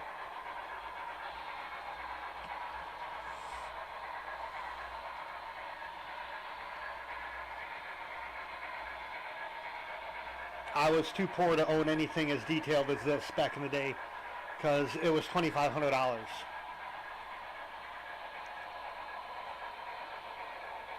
And honestly, I think they still go for $2,500. Hallmark brass.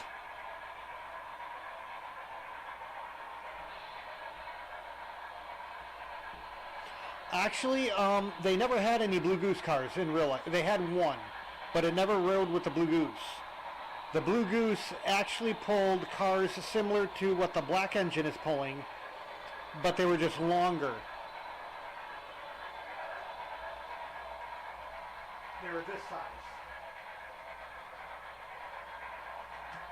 But they were dark green, like the cars that are going to be passing in front of the camera.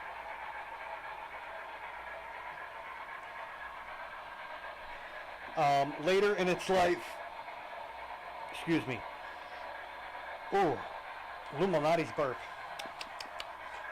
Later in its life, they pulled aluminum silver cars.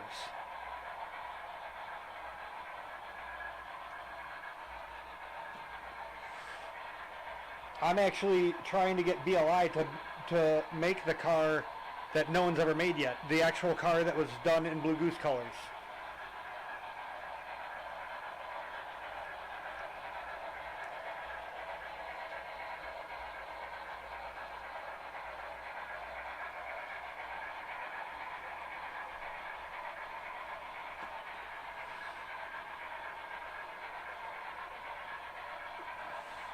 Well, you've seen the Blue Goose train, right? All these cars?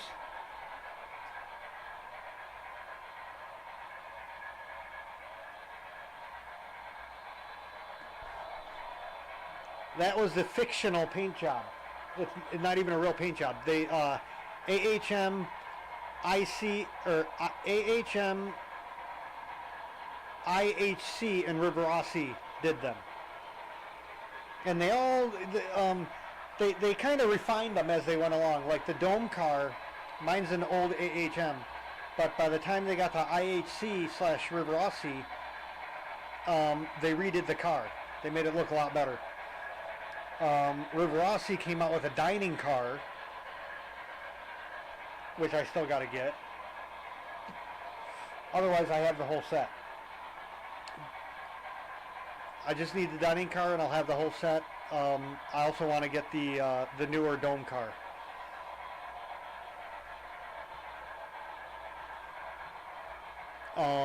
Well, no. See, that's the thing. AHM, you get those for $40 on eBay. You might have to change the couplers out. Like I did on all mine. You might have to change the wheels. It all depends on what versions you get. Like the Riverossi, the latest Riverossi versions, they came with metal wheels and knuckle couplers. The AHM versions that I have came with plastic wheels and horn hook couplers. They don't even use horn hook anymore on locomotives. So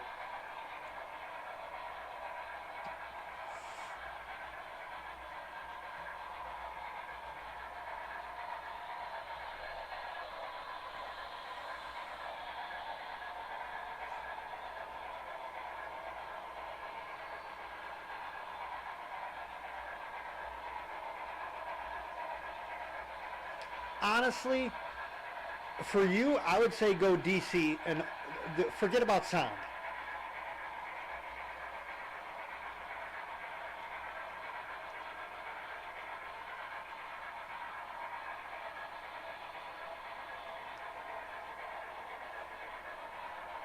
This was me back in the day.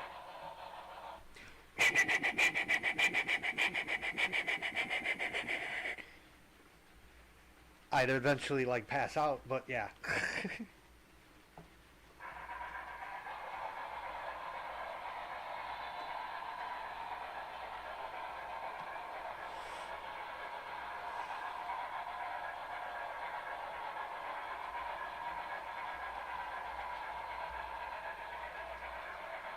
The Centipede cars? Well, I know of Centipede Tender, and I know of Centipede the engine. I don't think I've ever heard of Centipede cars.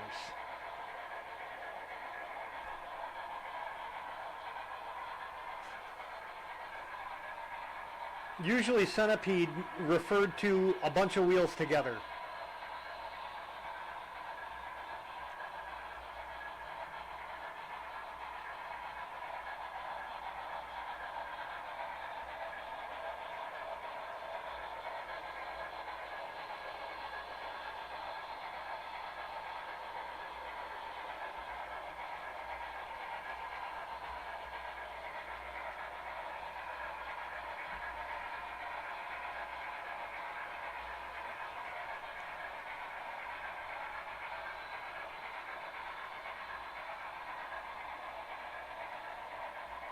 Yeah, you can see. As the black train goes by, you'll see a bunch of silver dots on the bottom of the tender by the wheels. The first two is they're its own truck, a two-axle truck, so two wheels. The rest of them are all in a line attached to the tender. They're like a single truck.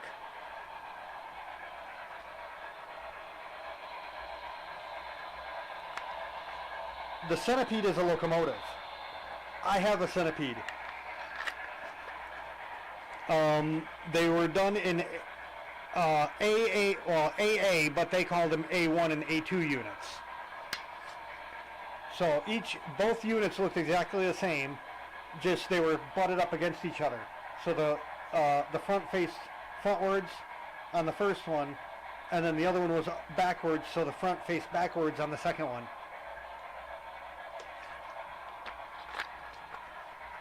I call it the Big Chungus, because it's the only diesel I know of that's a 4884. The engine is as long, if not longer, than a big boy without the tender.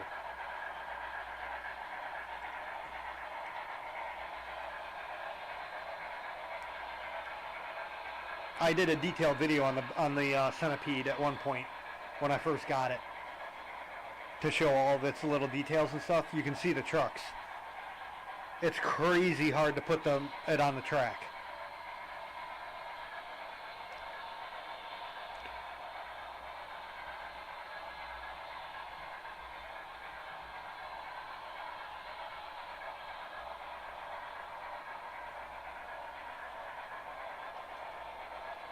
N-scale might be easier.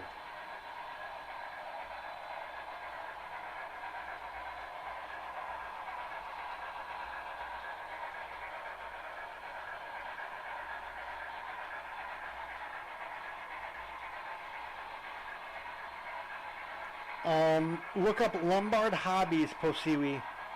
Great place. That's where I go. I drive the hour and 45 minutes or whatever each way to go there.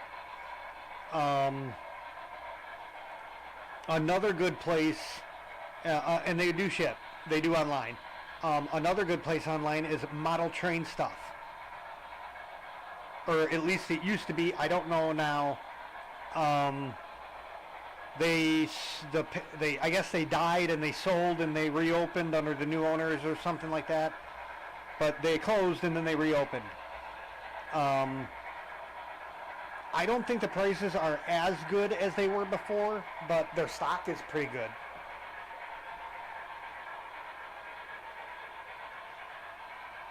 Train World is another one. Factory Dark Trains is another one.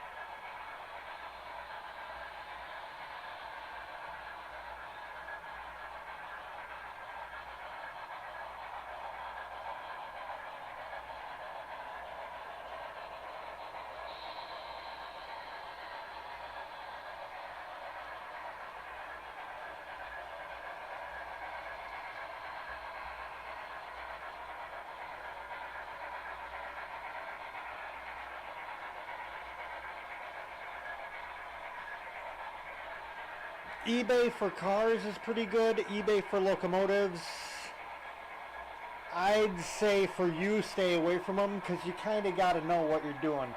Oh, Spook Show, N-Scale, Encyclopedia, Spook Show, spookshow.net. They list every single N-Scale locomotive that's been made, and they grade it. So if you're looking for a specific model, you can figure out that the 1990 River Aussie is way better than the 2025 Broadway Limited. Again, I just pulled everything that all, you can see which ones are better than which ones.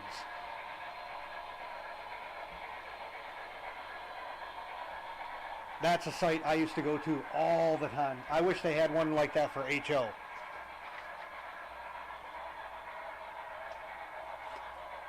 And they actually break it down with and all the runs and stuff like that.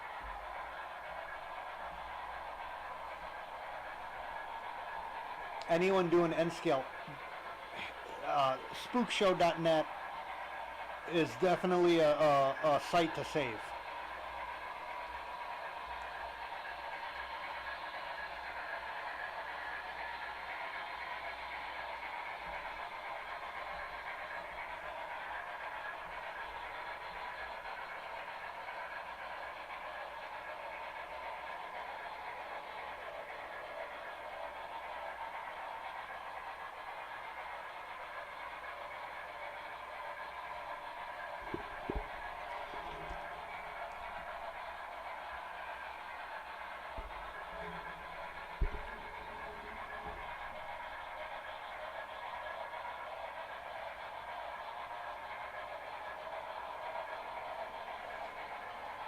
Man, I can't wait until I get the Shay on this layout.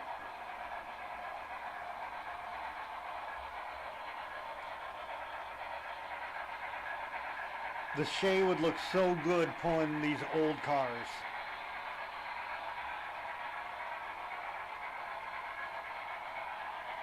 Ooh, the Shay's gonna look really good pulling the over 10s.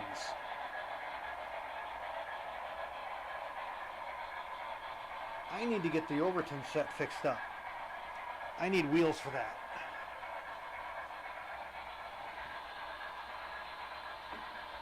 That's the last cars I got to do. It's the 4 Overton.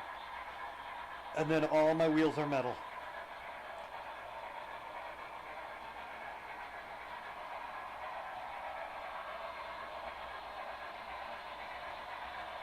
That's another thing. Try not to run plastic wheels.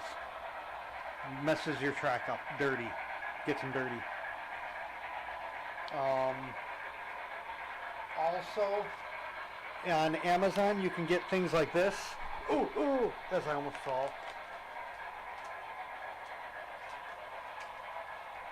They look like baby wipes, but, oh, I didn't even have it low enough.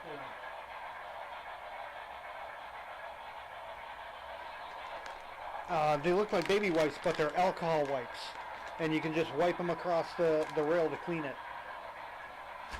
Makes it real easy to clean.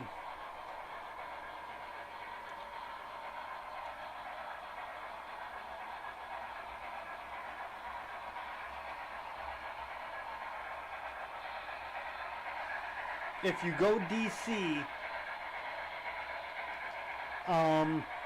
you go onto eBay and either find there's two companies. MRC is one, and it would be the MRC Tech 3 9000 or 9500. Or you can get a Troller. They're black with orange striping. You can get single and dual units in that. Great for DC. All three of those.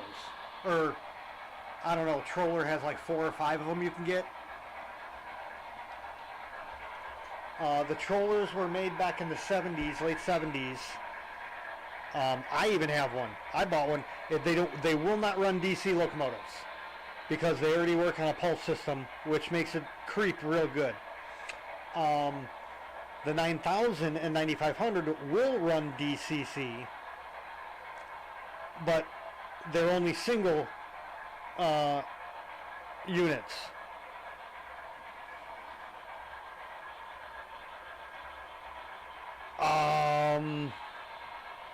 In N scale, I'd go Kato, and I would do diesel.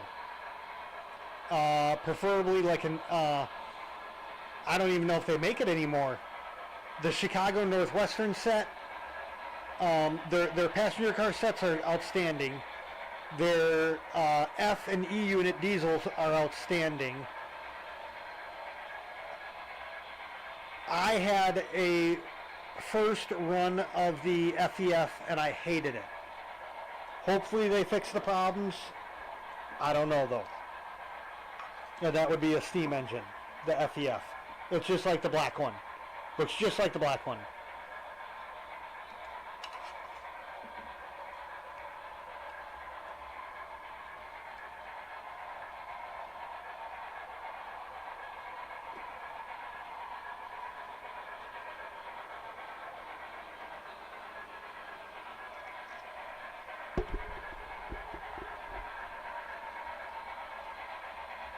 Cheap-wise, I'd say Bachmann, but I'm not sure how Bachmann is right now on N scale.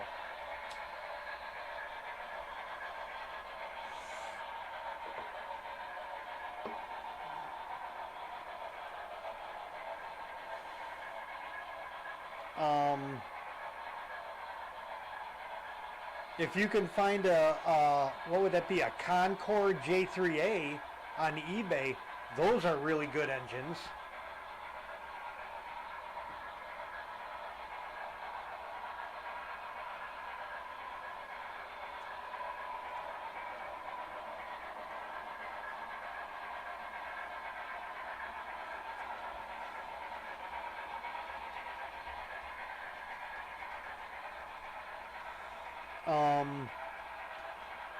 The Bachmann 060 is a pretty good engine.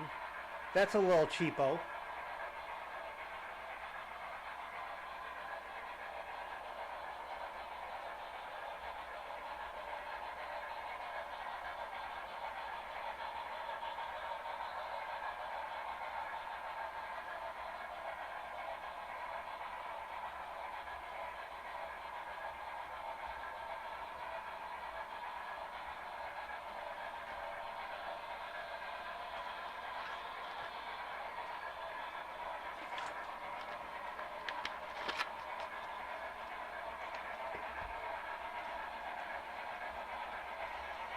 in N scale, they say the rule is DCC can run DC locomotive.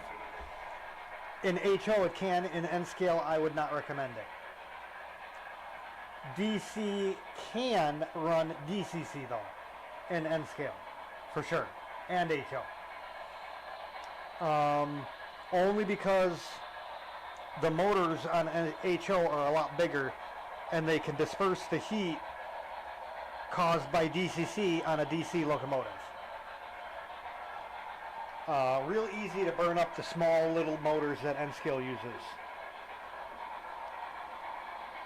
So, but I don't think you're going to be going DCC anyway, because that's honestly an expense you don't really need. You can get a power pack for like, say, $100 on eBay,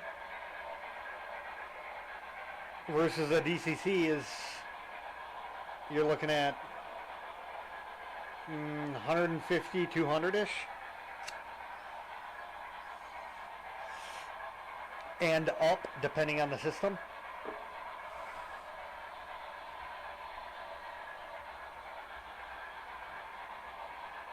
Yeah, you like steam engines so much better than diesels, don't you? Even though your name is Diesel. My dog always lays underneath the layout when the steam engines are going. But when the diesels are going, he'll leave.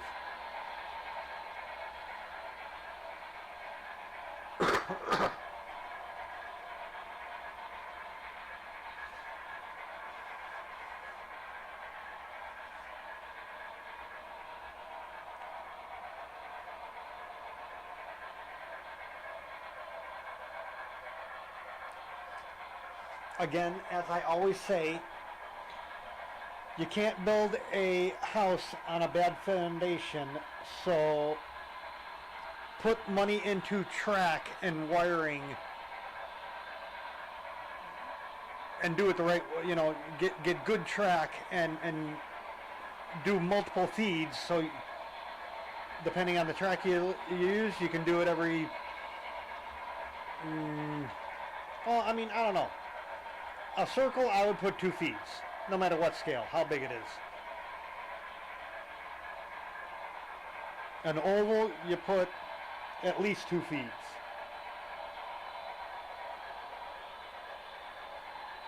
And you stagger them, you know, noon and 6, or 3 and 9, or, you know, so on and so forth.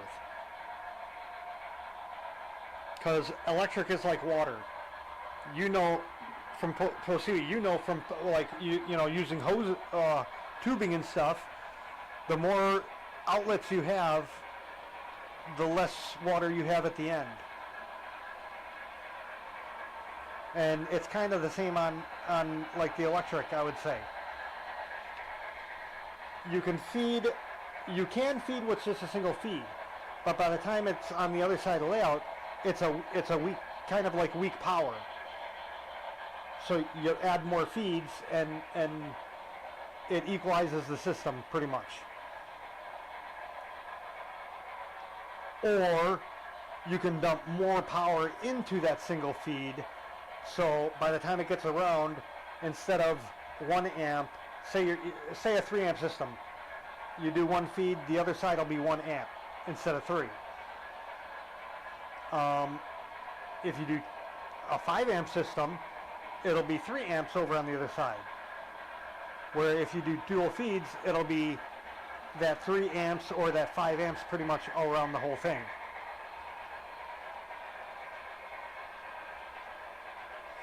Give me a second. I'll go check that out on the computer real quick.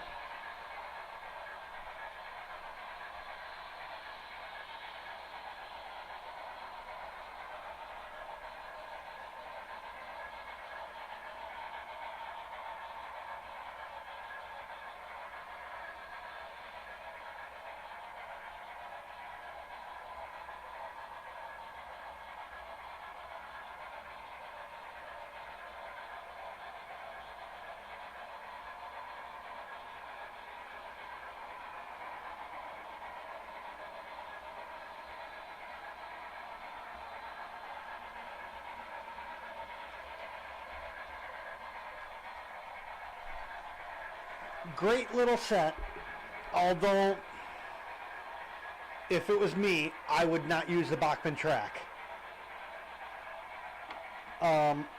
Bachmann track and Kato track look the same, but they do not perform the same at all.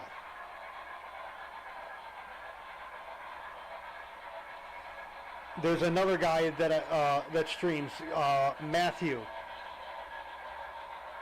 He has both Bachmann and Kato track, and he is switching all his tracks solely to Kato.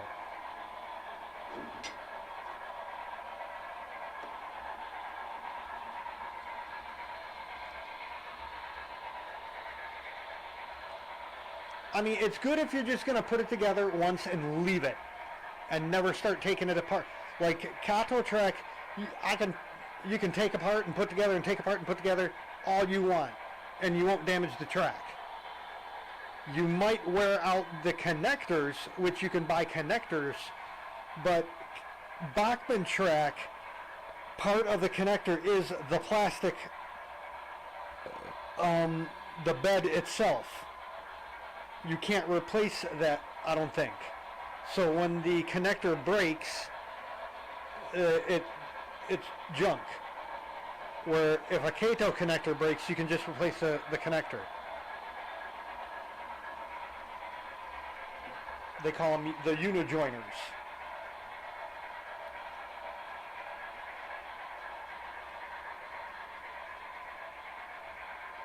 And Kato is definitely going to be staying in the N-scale market because that's their bread and butter.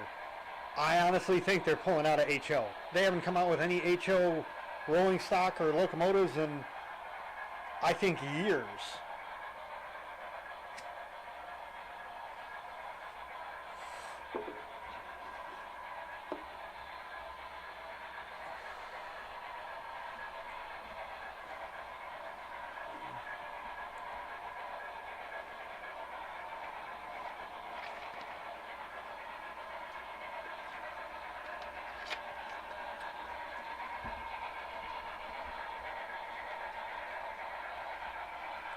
And because Kato is Japan, they label everything in millimeters. 249 millimeter length. 140 millimeter curve. Again, I'm pulling numbers out of my butt. So you're going to have to, like I have a 550 millimeter curve on the inside. That equals out to roughly 20-inch radius. You would have to translate 550 into inches, or 550 millimeters into inches.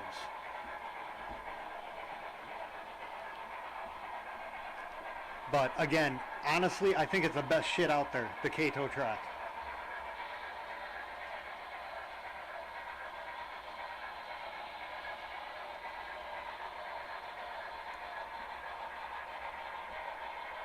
Their switches are really nice. On the back of the switches, there's 2 screws and 4 holes. One set of holes is what they call power routing. The other set of holes is non-power routing. Now, non-power routing is power is there always. Power routing is the power only goes the way the switch is thrown. So if you have a switch and you throw it to the right, it'll transfer the power onto that siding instead of shooting it straight on the track.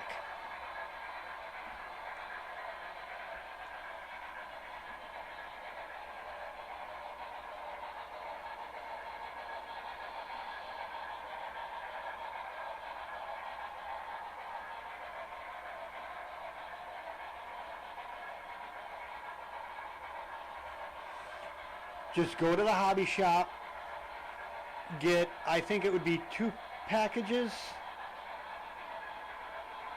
because I think N scale is 4 pieces for a whole half circle, but I can't quite remember.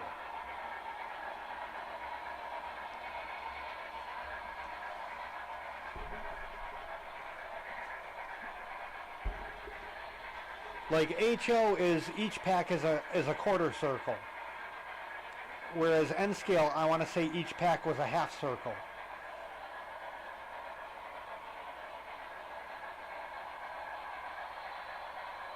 Just get a circle, pop it up. Hell, get a circle and a section of one package of straights. I'm guessing it would be like $10 more for the section of straights.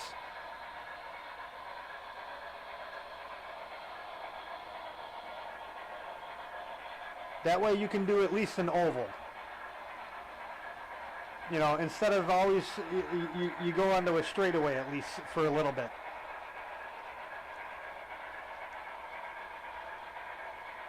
And Kato, you can actually get Kato kits. The passing siding kit.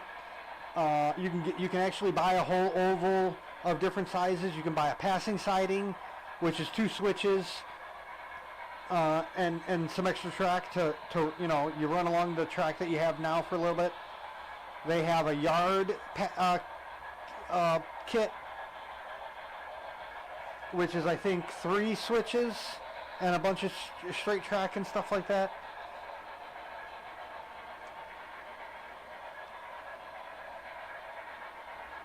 They might still even sell the turntable and stuff. The turntable is expensive for how small it is. And the fact that you can't turn them, like, it's not made to turn steam engines, really. It's just too small.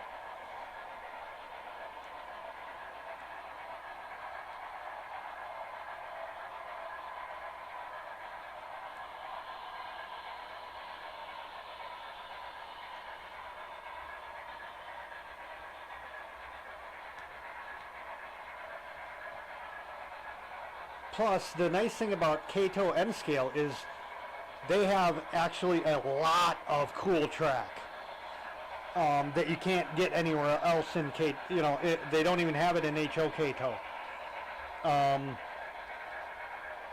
They got a double crossover, which is, it's 2 lengths of mainline track with an X in between them. You can switch both ways. They never come out with anything like that for HO. Although I think they should have. It would have been $200, I would assume, but I would have bought it because yeah, that was about 100. I had to buy 2 different crossovers to do the same thing in different directions. One was a package, and one I had to buy separately because they don't make a opposite of it in the package.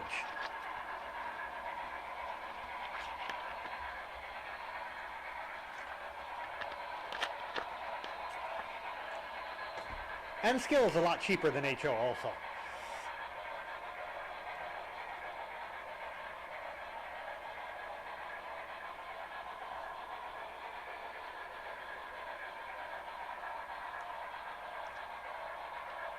The N scale one, the N scale double crossover, I want to, now this was years ago, before I even started fish. Probably 2 or 3 years before I even started the fish stuff, so you can kind of get an idea of when. The double crossover was like $75.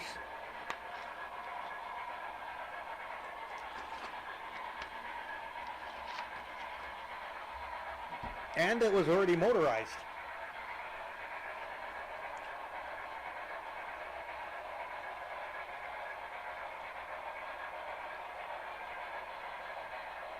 Like HO scale, it's like, depending on the switch, anywhere from $40 to $70 a switch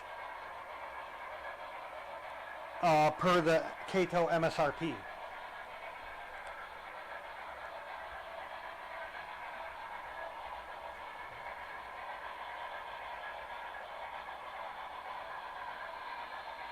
And if you are doing double track, if you're doing a double mainline, I highly recommend they make something like this. It's a ramp. You put it on the track and you can re-rail. It just slides down and it goes right onto the rail. it's blue like this color. But in the N scale version, it has notches at specific intervals. And what those notches are is you can go like this, and the rails will go in the notches, and that will give you your spacing. And you just go like this, and it'll either pull or push the track apart to get the perfect spacing. Highly recommend this thing in N scale, because it'll work on any track.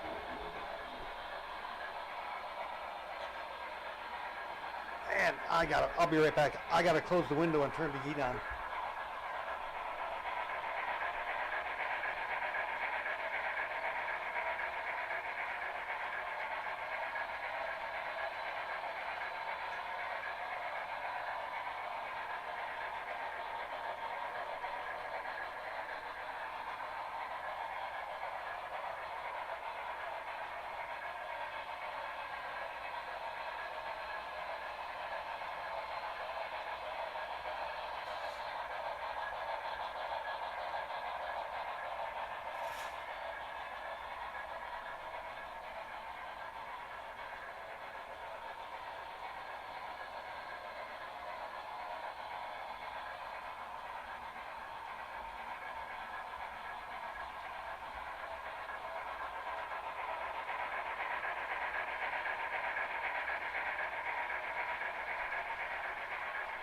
Hey, Caboose. I'm really not here right now. I'll be back in like a minute.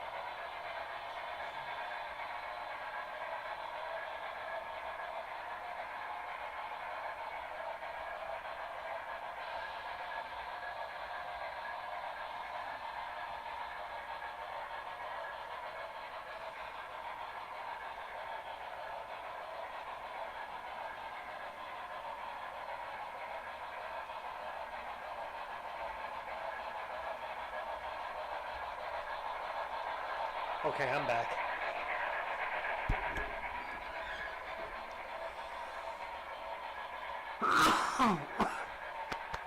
Wait.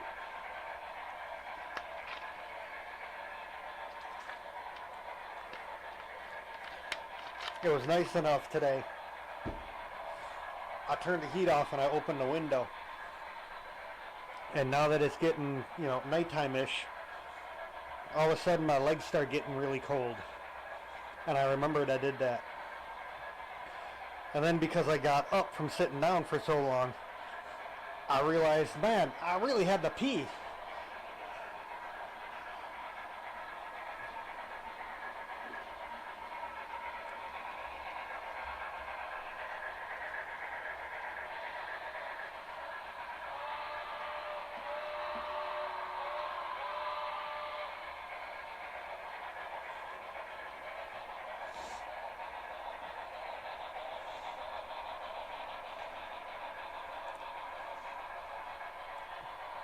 And the nice thing about Posiwi, the nice thing about Kato, is it's actually made to be put up and taken down and put up and taken down and put up and taken down.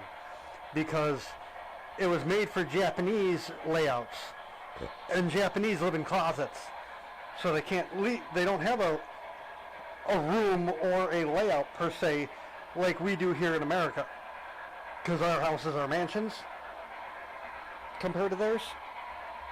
So it's actually made to, like I said, you know, snap together and run, and then unsnap it and throw it in the box.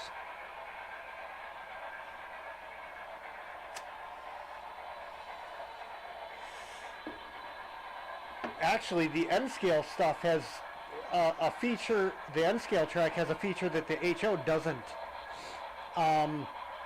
In each piece, if you flip it over, there's sections where you can file it out. You know, just take a file or something, and there's like a little box. You can file that down, and that's where the cords, the wires will go through. So you can just run wire underneath, you know, on top of the table, but underneath the ballast part.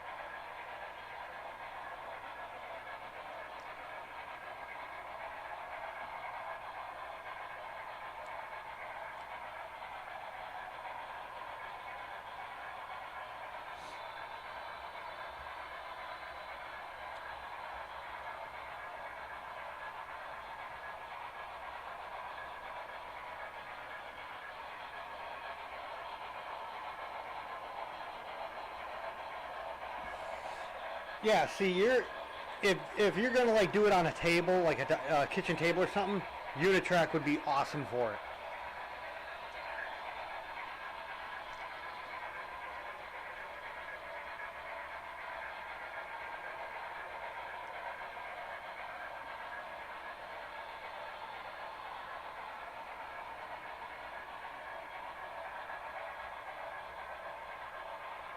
And this is how hard it is to put up and take down.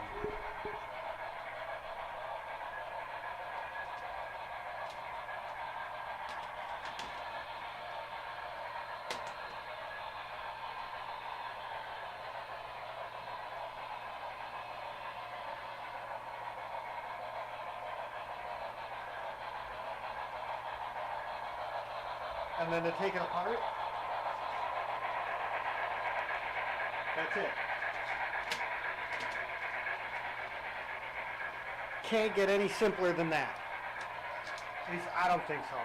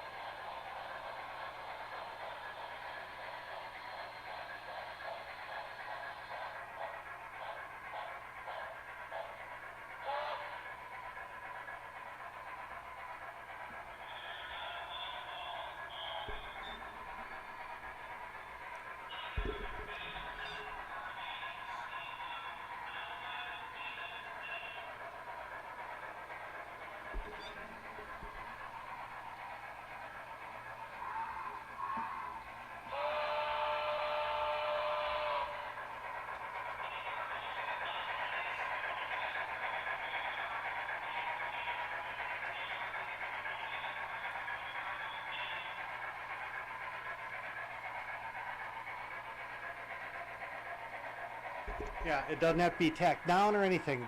All my track is literally laying just on the board. Nothing is tacked down.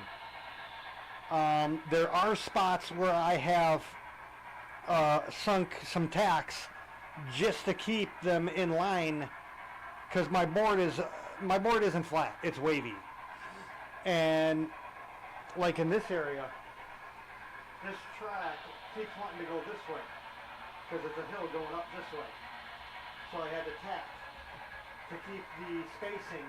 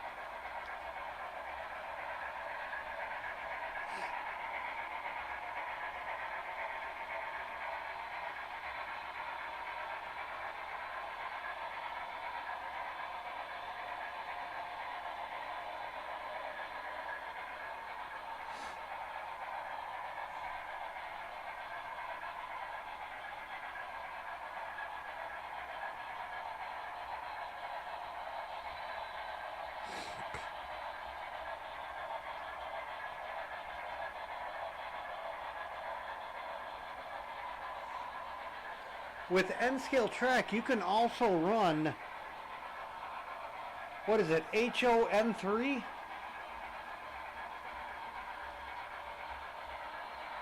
I think it's called HON3 that you can run on N-scale track, which is an HO locomotive, but it's representing a narrow gauge instead of a standard gauge.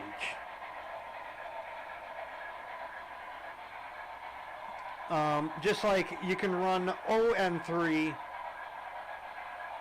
on HO scale track.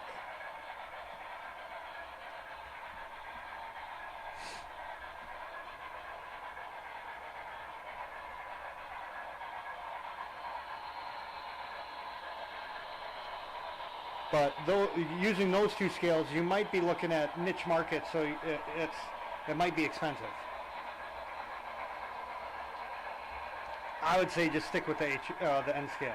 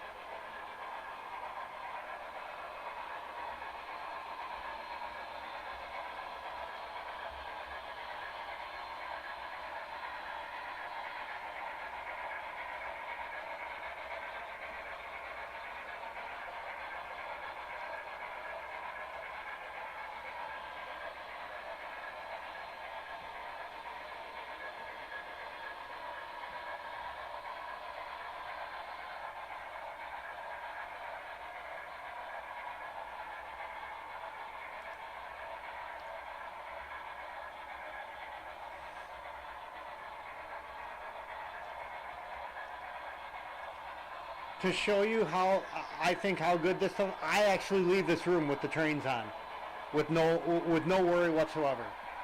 I never left the last layout that was flex track.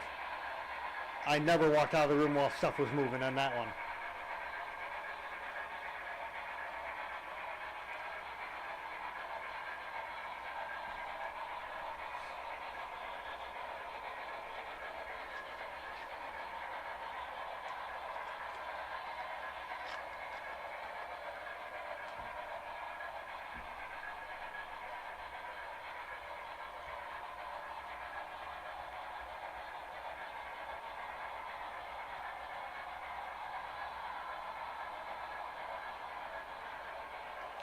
Don't do anything less than 8. Oh no, that's HO.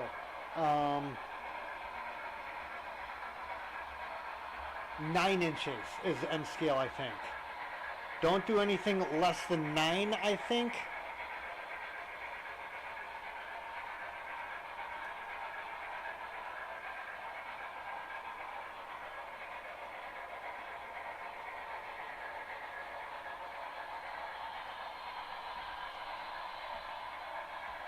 Honestly, always go as big a circle as you can. You can always lengthen it and make it into an oval, but if you have 48 inches, well, that would be 24. If you have 24 inches, I would say do a 20-inch radius. That'll give you a spot on each side to have an overhang so your track isn't right on the edge.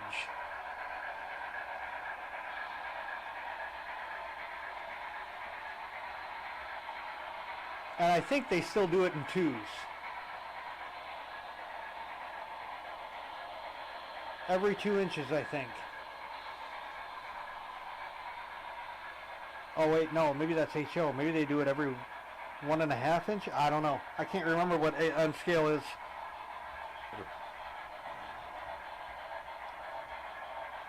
I didn't do N-scale that long. I only did it for about a year. It was just too small for me.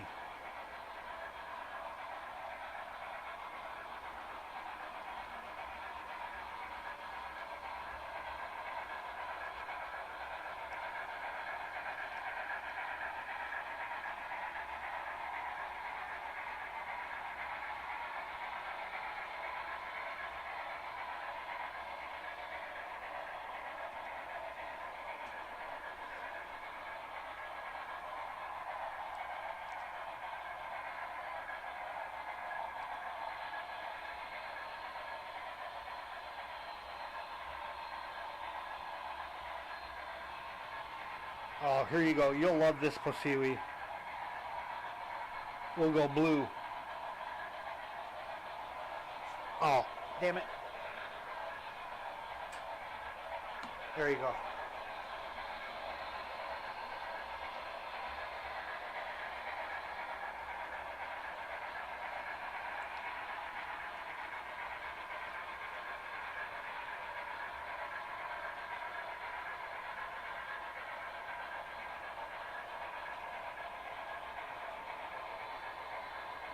I can't remember. What was red like?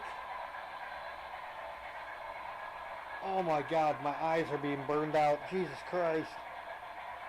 How do I make it stop?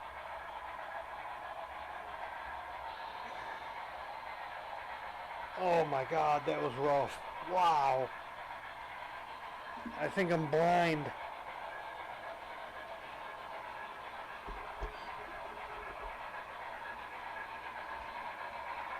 Okay, note to myself. Don't do red no more.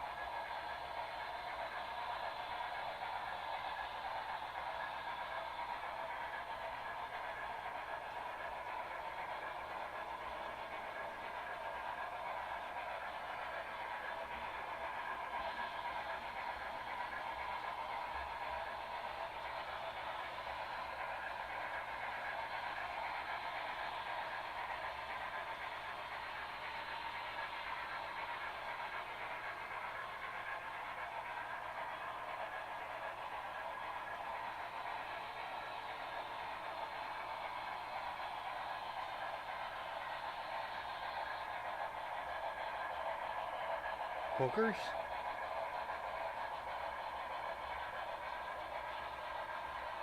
Are you talking about the horn hooks?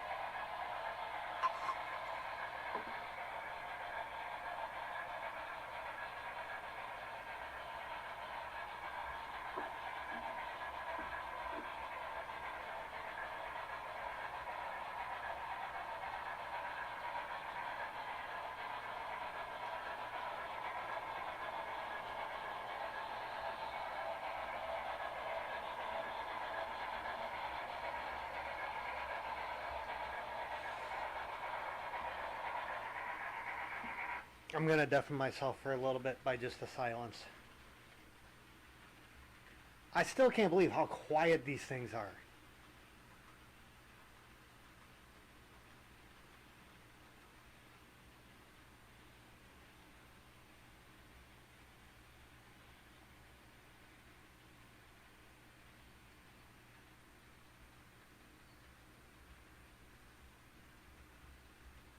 Oh, okay, yeah. I get what you're saying now.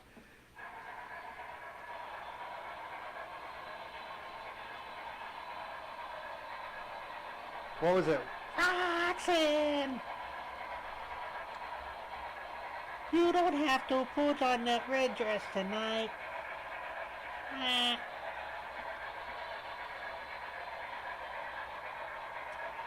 Damn it, Bobby, what the hell?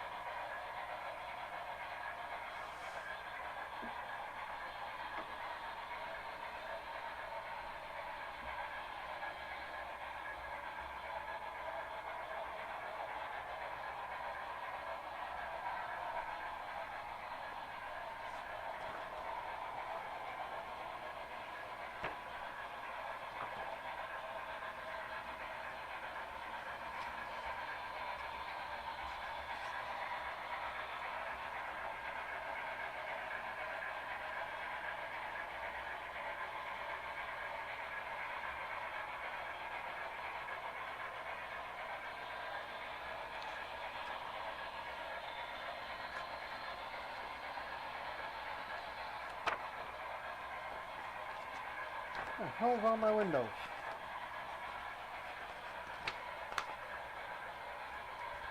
Okay, that's walls, that's ceiling. Oh, there's my windows, okay. So that...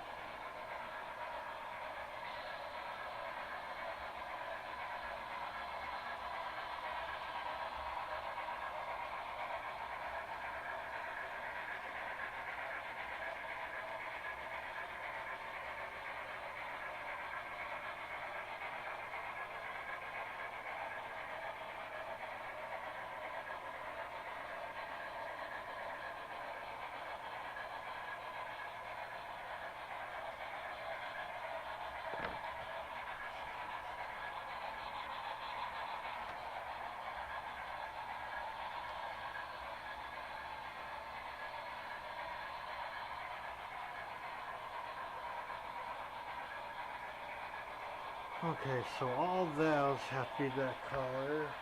Those, that. They did,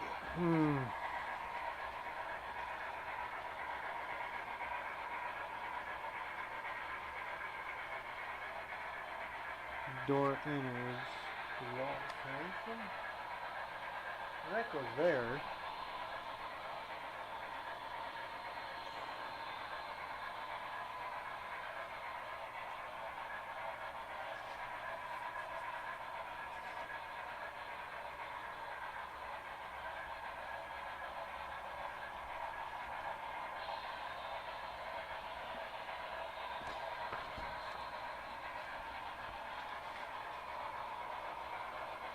Oh, and all these have to get painted that color too. Okay.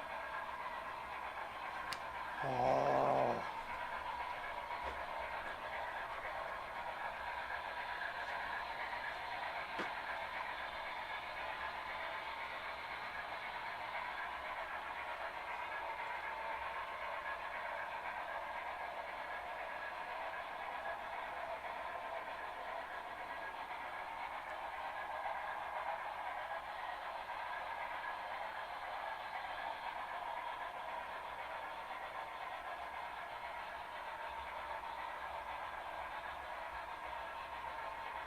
Oh, damn it. Forgot this light.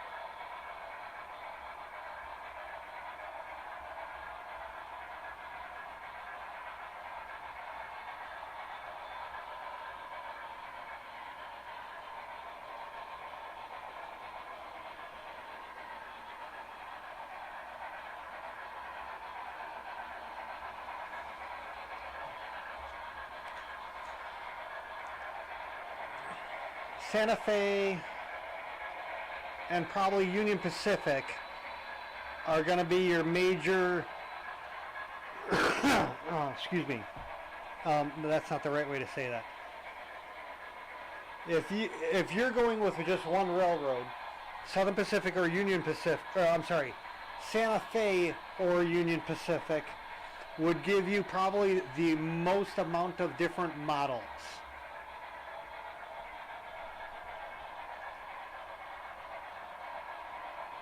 And or paint jobs.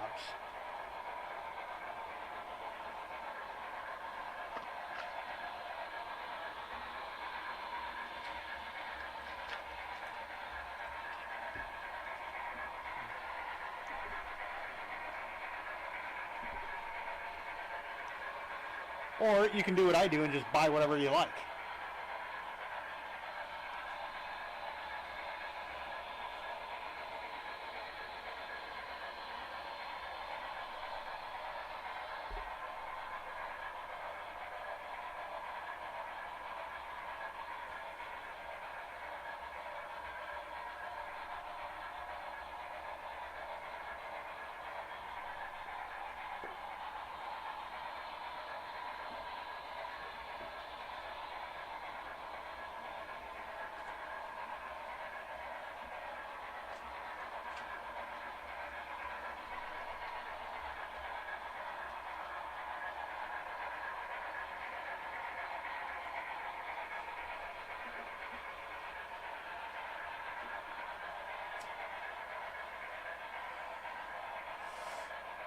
You will pay more for steam than diesel.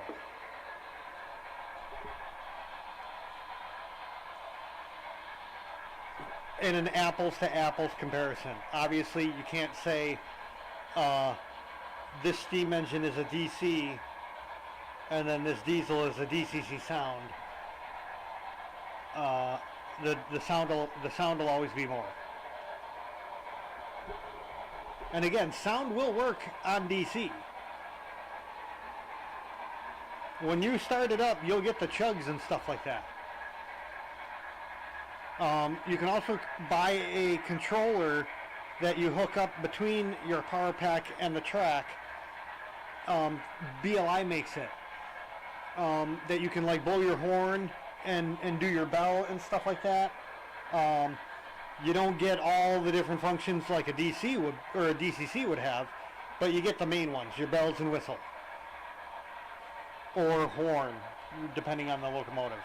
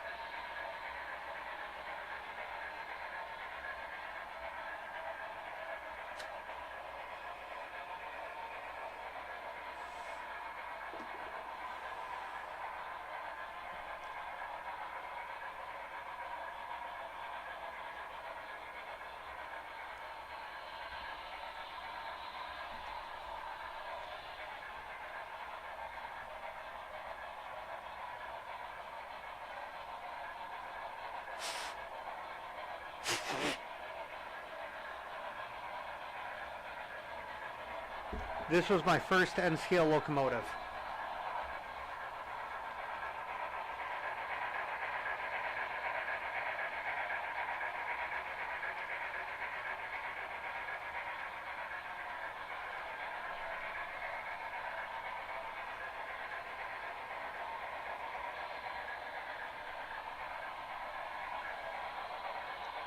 It's a little dinky thing.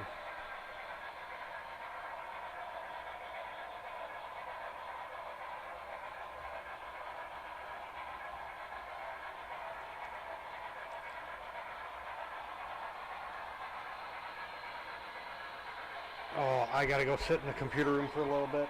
This chair is killing me. Oh. I'll be on text.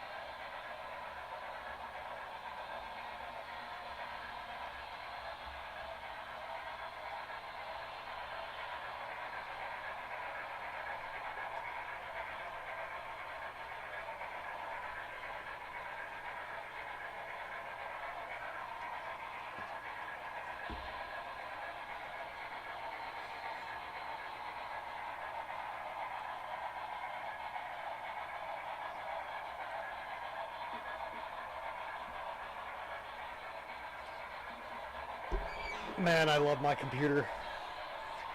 I've been streaming for 4 hours now. I'm doing 10,000 kbph, and I've only dropped 30 frames since I've started. And my CPU is working at a whopping 0.4% to encode all this.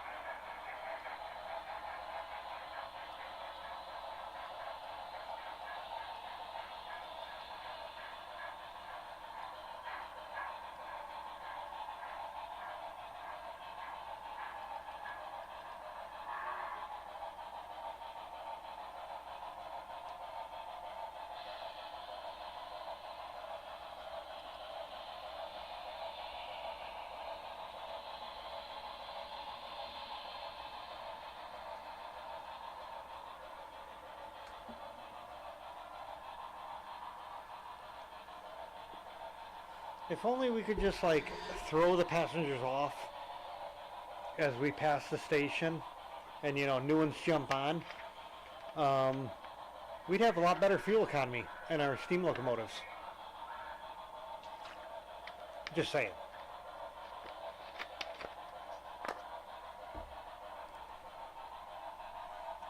Like throw mama from the train type shit.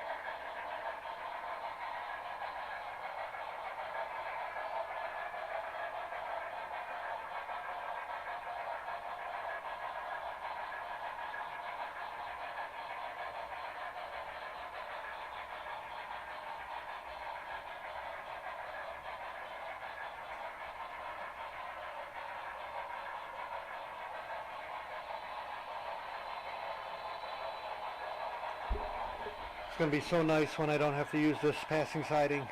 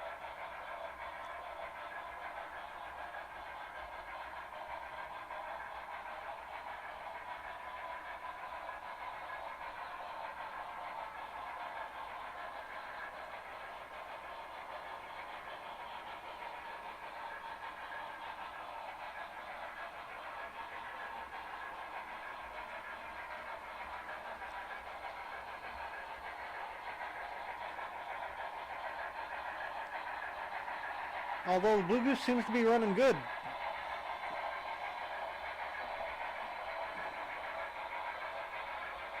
The detail part almost hits the cylinder, but it doesn't seem to be messing with anything on that on the turns.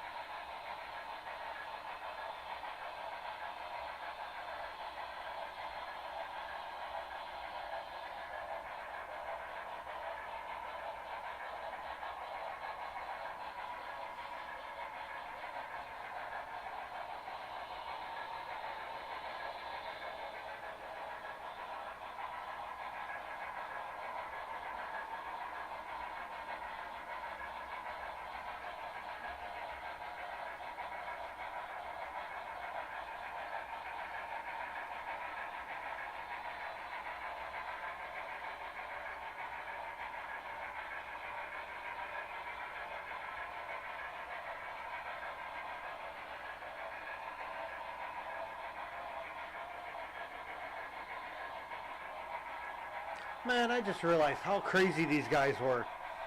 Let's take a 250 PSI boiler, put it on wheels, and drive around the country in it.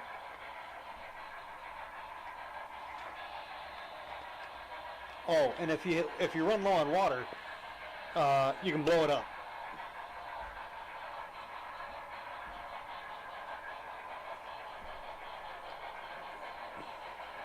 BLIs are expensive, but they're very, very, very nice.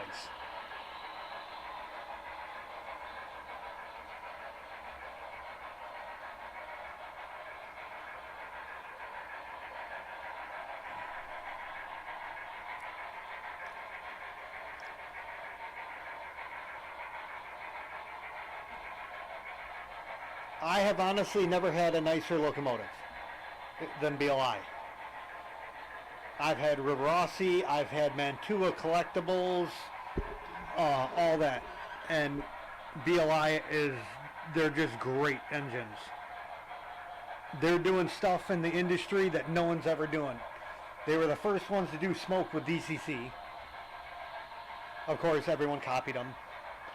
Now they're doing locomotive, well, they've always done metal frame, but now they're doing with metal shell.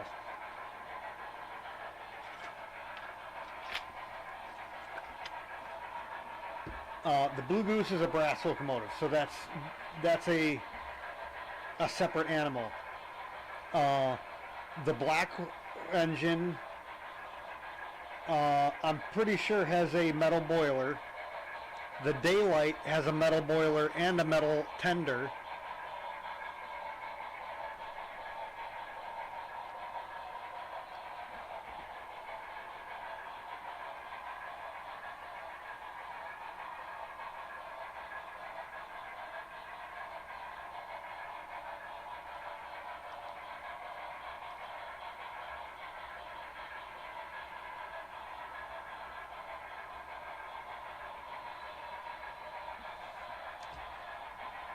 All I know is BLI better start doing a Heisler and a Climax, because they're doing the Shea and I want all three.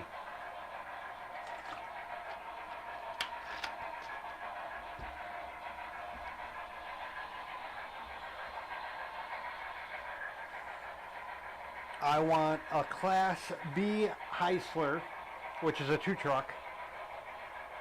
I'm getting a Class D Shea, which is a 4-truck. For a Class C, which is a 3-truck, I would do the Climax as that. Because I'm pretty sure they did one like that. I know they did the Heisler. So, okay, we'll go Heisler as a Class C, and the Climax as a Class B.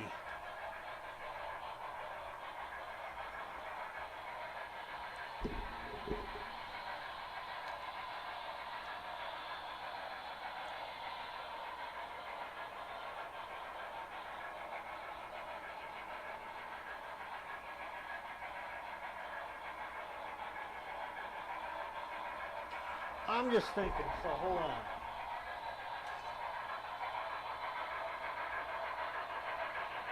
Yeah, the boiler on the black engine is longer than 47 feet. Because my little ruler only goes up to 47 feet. Technically 48.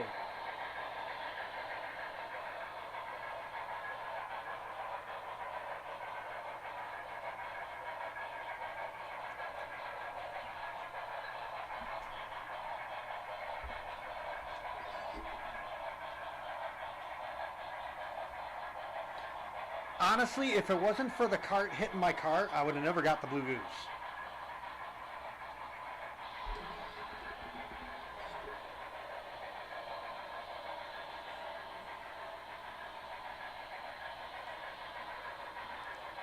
That is by far the most expensive locomotive I've ever looked at.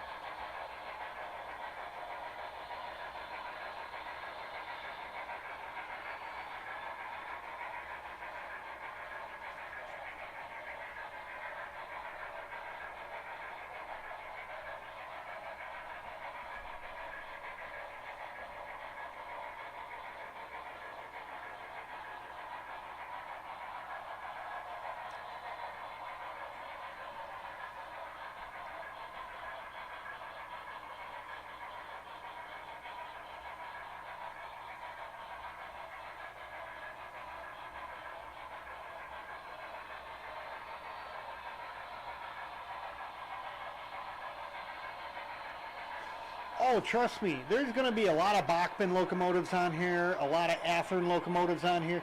They'll never run. They'll be DC locomotives, but yeah, I'm going to have like sidings just full of locomotives.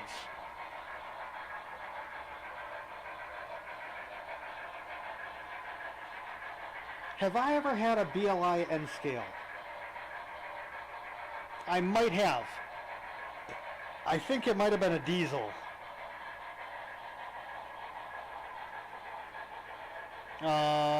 Possibly an E8 or an E9.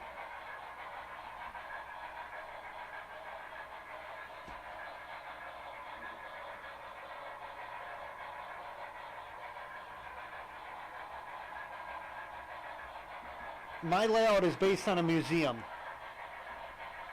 a railroad museum, specifically Illinois Railroad Museum in Union, Illinois. So if you go looking at satellite imagery, you can see how they have a bunch of long buildings, and then every once in a while you'll see just a bunch of trains on track, just sitting out in the open. That's what this layout is going to be like.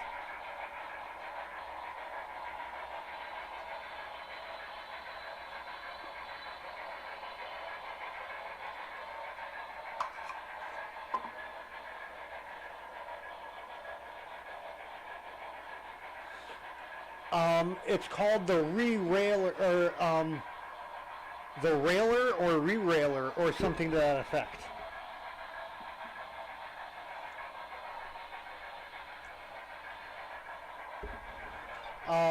It should only be like $5.99 or so.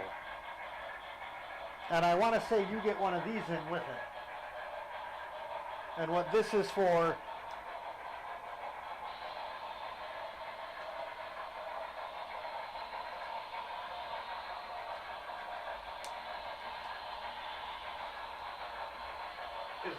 is to pop these off.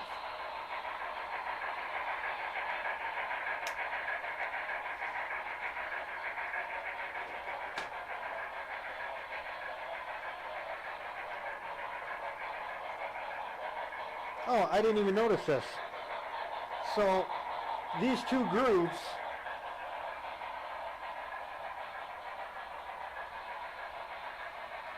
I don't have any N-scale track, but if I would go like this on N-scale track, it would show that the two rails would fit right in those grooves, and that's how you know when it's in gauge. If the rails don't go in there, that means your track is either too wide or too narrow. You don't get it on Unitrack because they're all secured, but you can get it on like homemade track and stuff like that.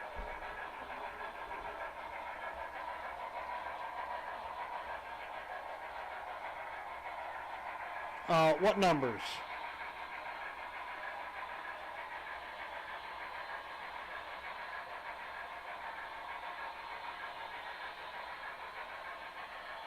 The $5.99 or $10, that was the price.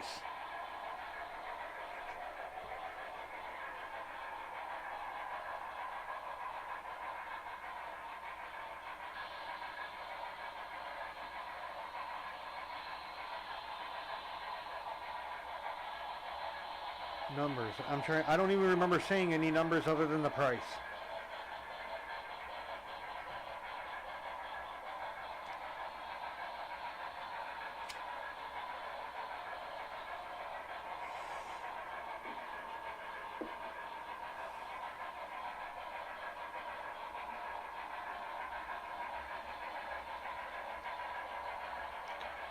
But it's nice because it works the same way as in the HO.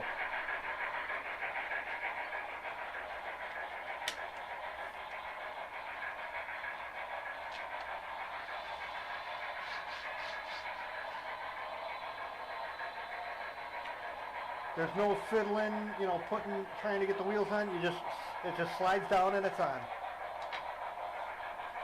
I wish they would have made it a little bit longer for the HO version, and I wish they would have put the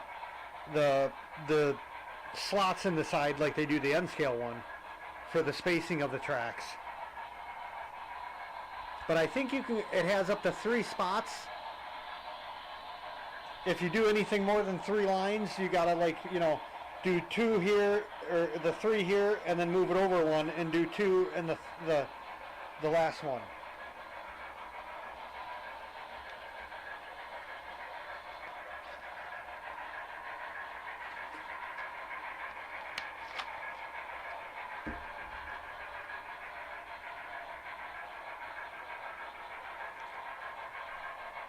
It's also a gauge for wheels. That the little blue thing, the little slots.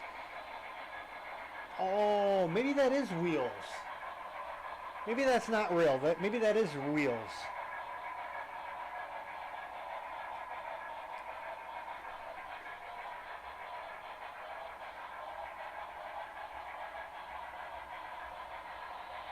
No, hold on. No, yeah. That's rail.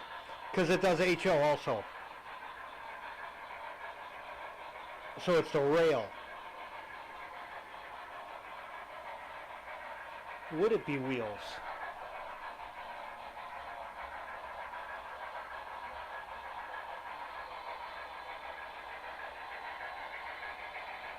No, it's not wheels. It's the rails.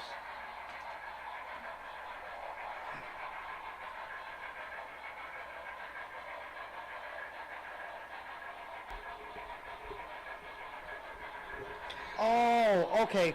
So that's like saying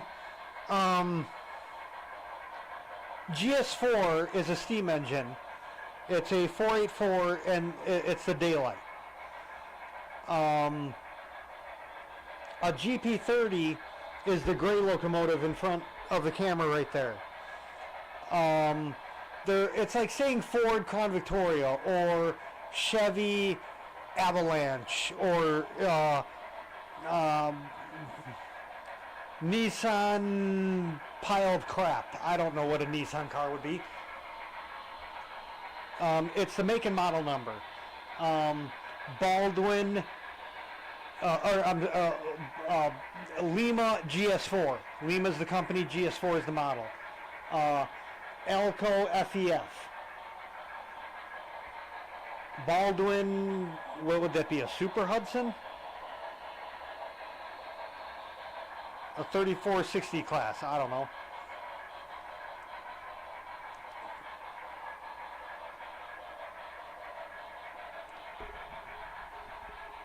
GP is general purpose and it's 2 wheels per truck.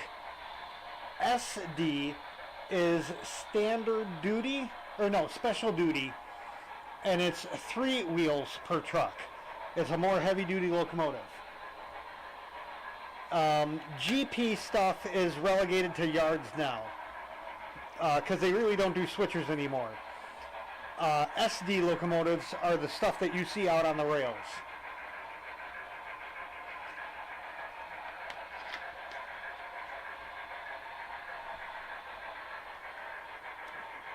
GP30s, like from the late 60s, mid to late 60s, they've done GP40s, GP45s, GP50s, GP60s.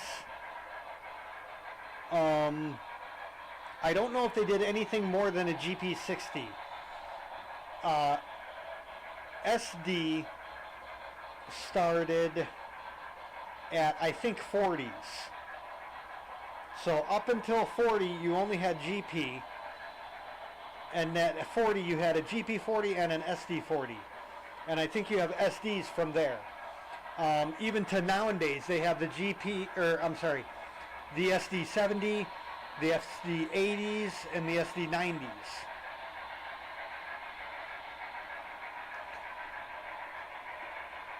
And those all look like that Kato locomotive, where the cab is up in the front, versus the GPs look like the first set, the Bachmann, with the boxy cab.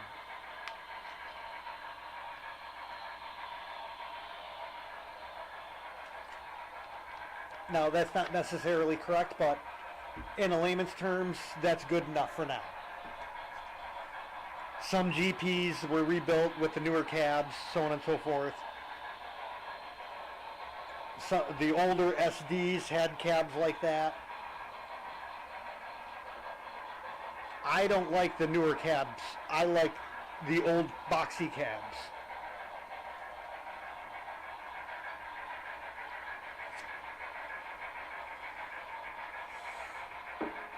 Ow, ow, ow. Oh my God.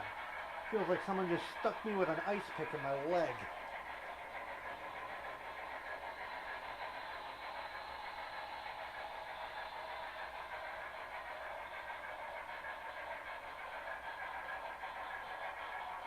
Oh man.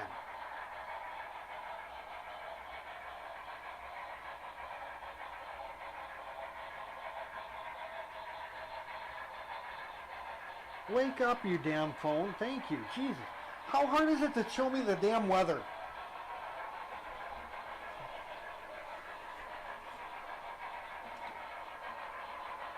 Stupid weather bug.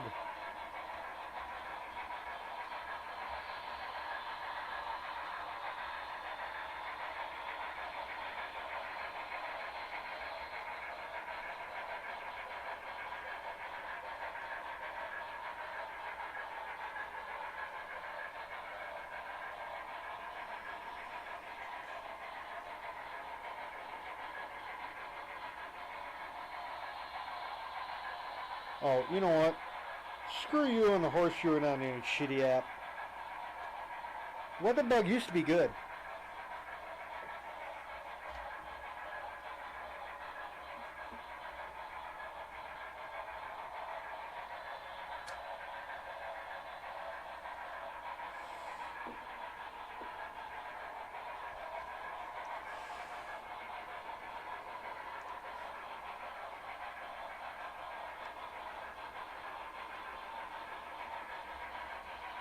Yeah, you saw the first video from the N scale. Because I think you commented on it. I might post a couple, 2 more videos tomorrow. Because I do have a bunch of old videos.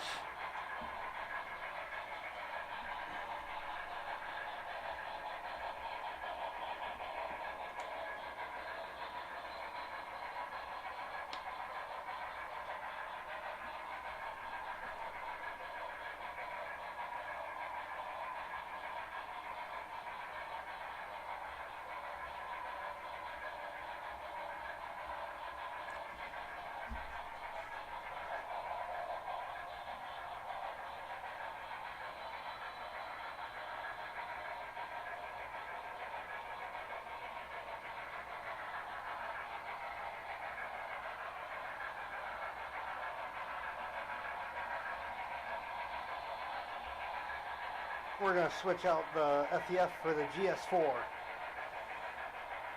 got to drop some passengers off first though.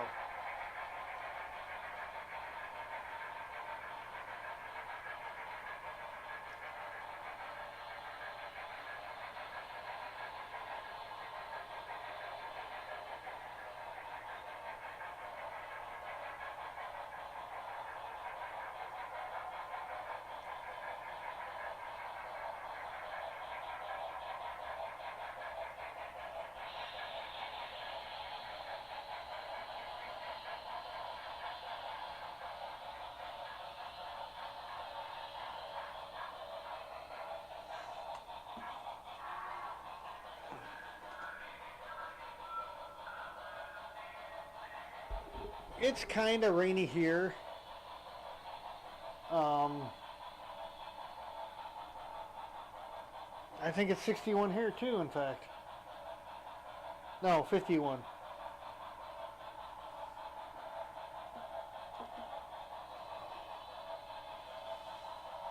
Okay, so let's think about this. This goes there. Okay, you gotta be stopped over there.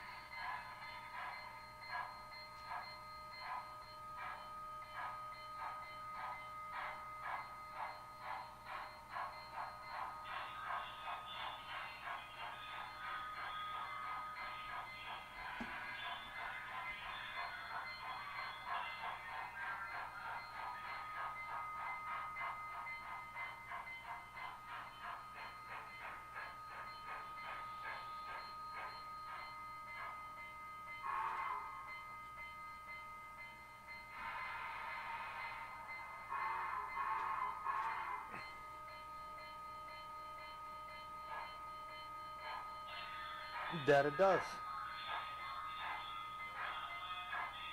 You'd be surprised how much fish tubing is actually used in HO. They used to use it for drive shafts.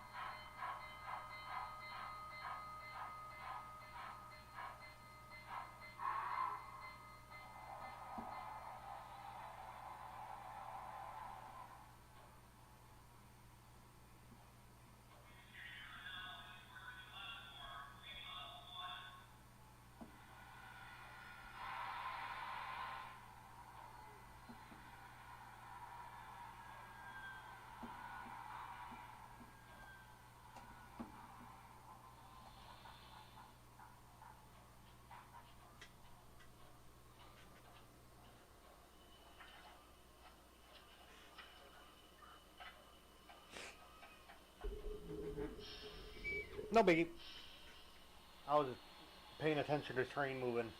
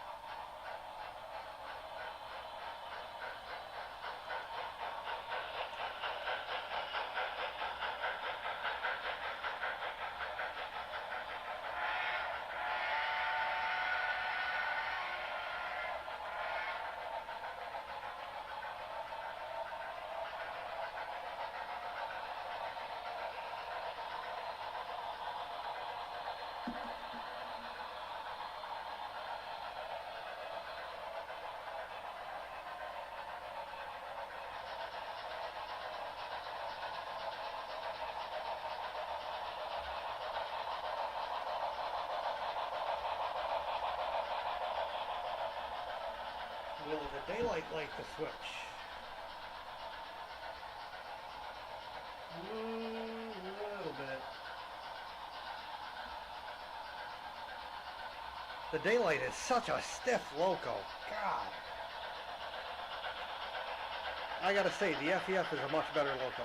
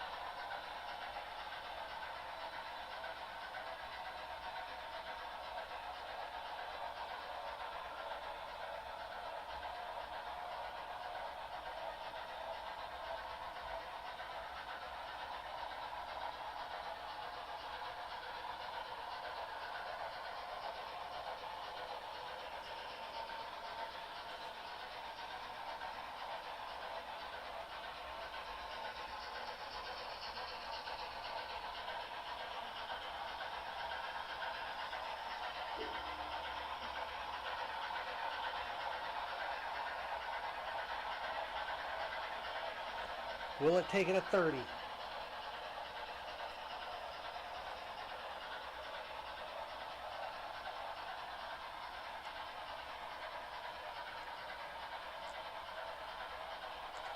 I think if any loco is going to give me problems on this switch curve, it's going to be the daylight.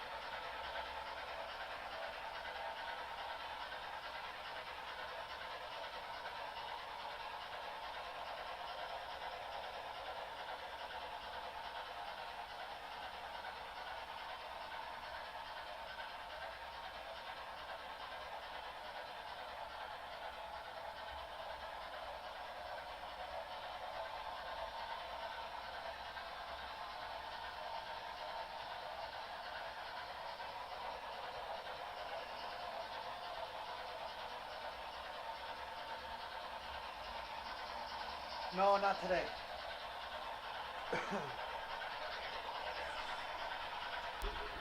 Yes, I need some daylight. I need some UP cars. I need more Santa Fe cars. I need Pennsylvania cars. I need a lot of cars. I'm testing different sets out on the outside loop because I put a switch in at 3 o'clock, which is right where the daylight is now.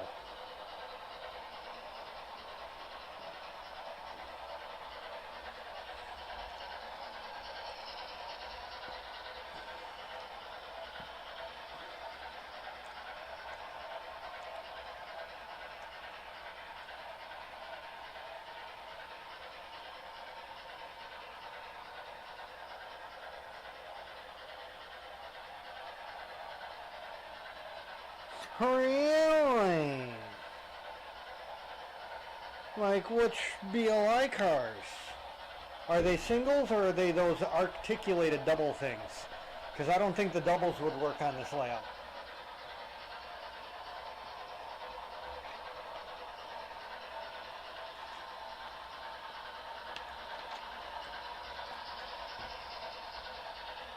Oh, double and triple? Damn.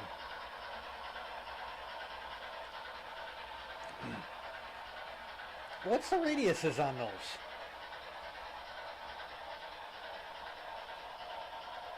I would assume they'd have to be up there.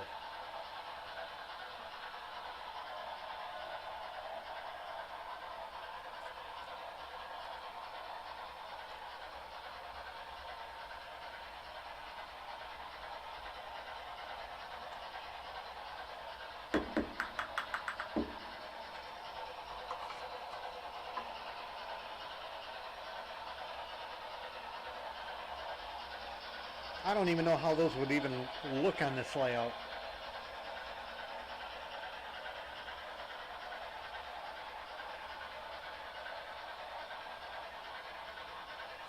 Nice! I can't wait to see it. I am so pissed I missed out on that. I really am. Because that's the locomotive I would have rather had than this one. Ugly ass diesel. But it's still cool looking. I'm just not a lover of the newer diesels. Is the only reason I'm down, talking down on it. I couldn't turn it down for the price though.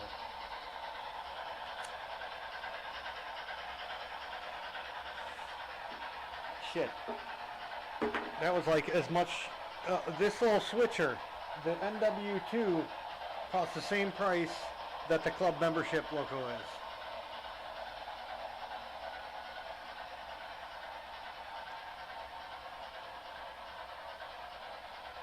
See, I would definitely do a Challenger on here. I would definitely do the Pennsylvania.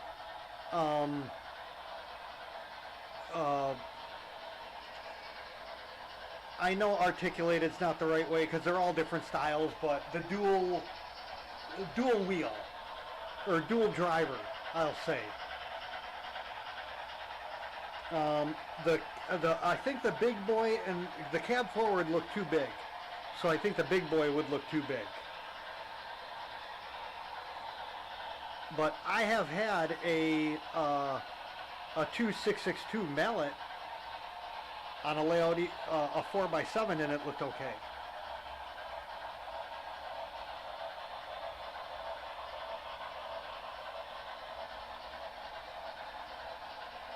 I wonder if they'll be around next year. I wonder if they'll actually do a club loco with all the tariff BS that they're talking about.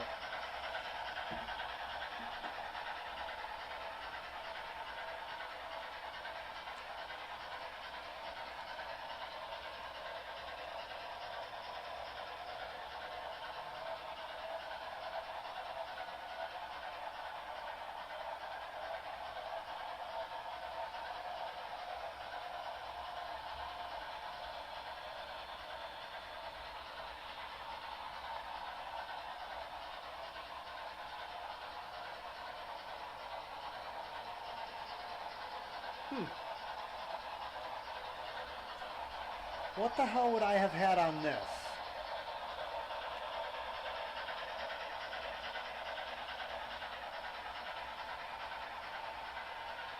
I had like 25 inch. 25, no, 26. 54 minus 2 is 52.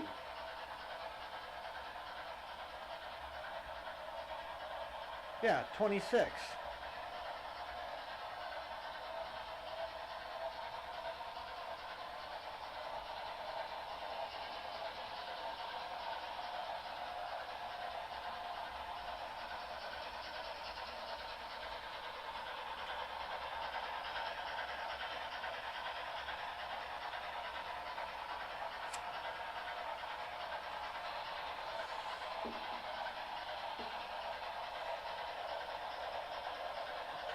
Okay, so that is my minimum, because I'm 22 and 24 roughly. It doesn't really work out, but I'm 550 and 610 millimeter. So I think that works roughly into 22 and 24.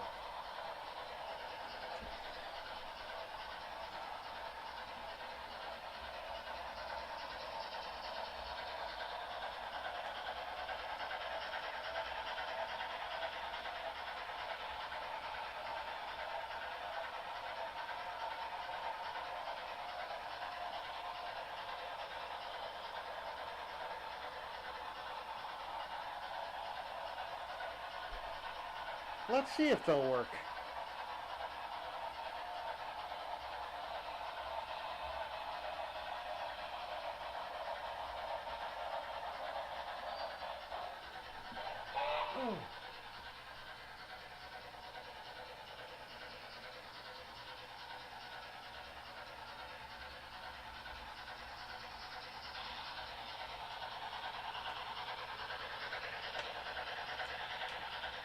I don't think I've ever tested the cars on the passing siding yet.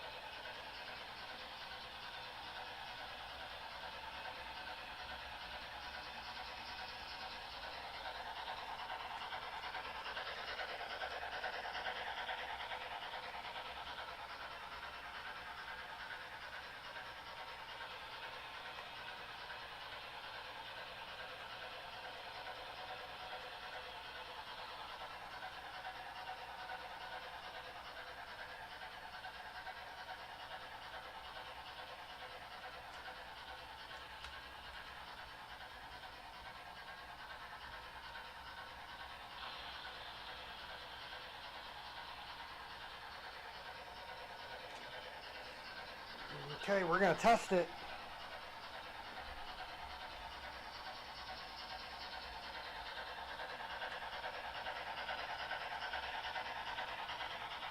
What?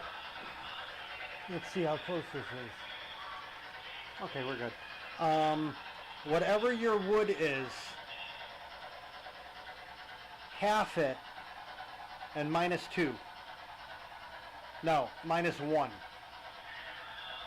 for N scale.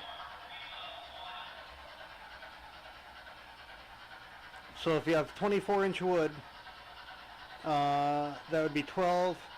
That would be 11 and 11 is 22. 13 and 13, 3 and 3 is 6, 26. No. Yeah, it would be 11. Or 11 and a half if they have it.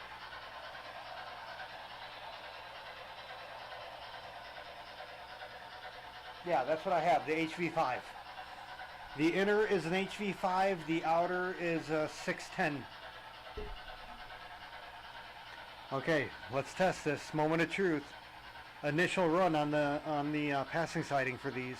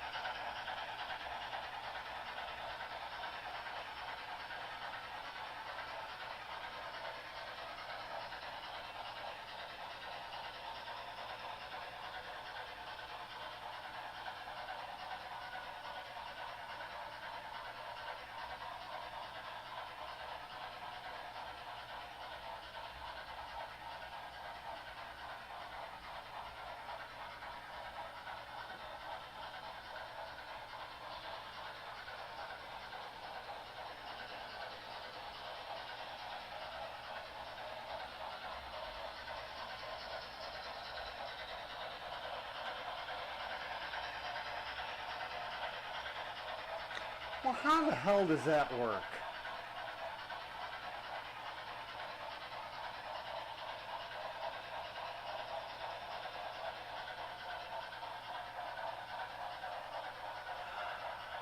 So I got 22 and 24 and 3/8.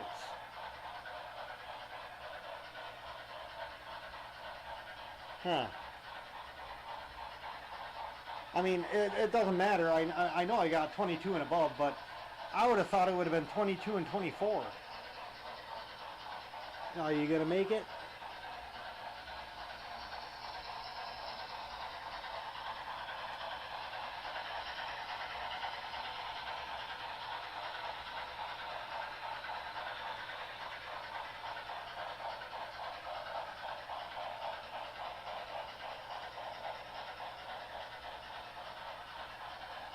Okay, let's try it a little bit faster.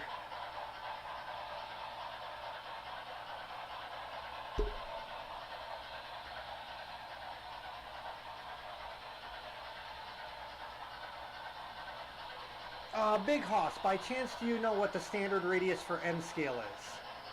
Because she's doing N scale.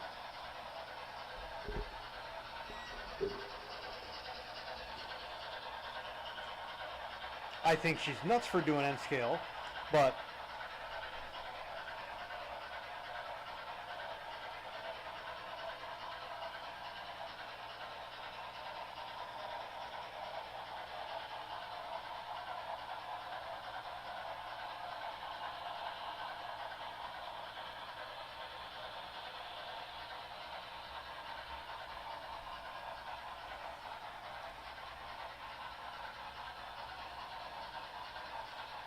okay, let's see.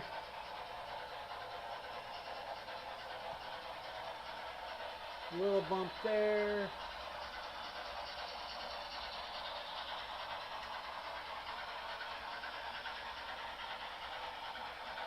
Okay, we're all doing good. I don't think I've ever had these cars on the passing sidings.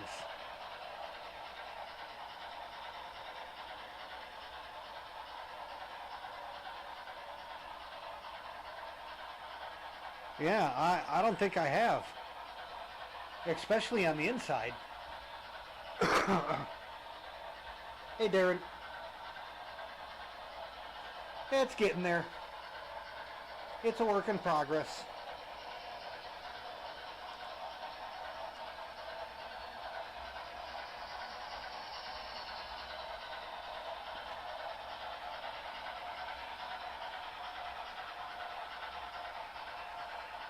The last section of my main line is coming on the 7th?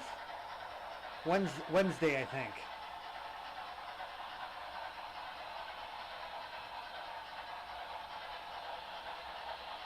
All the way from Japan.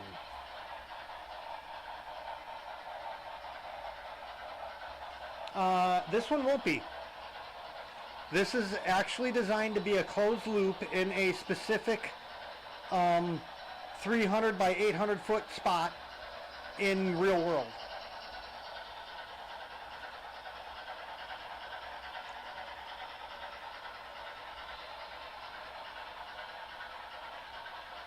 The track will be staying the same forever.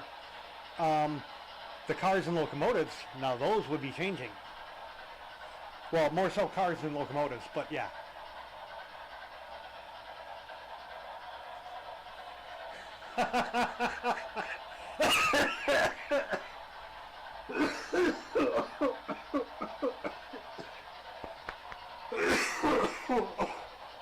Oh my God, you almost made me die, Tosiwi. Just how I read you said that. Well, I'll need bigger wood then.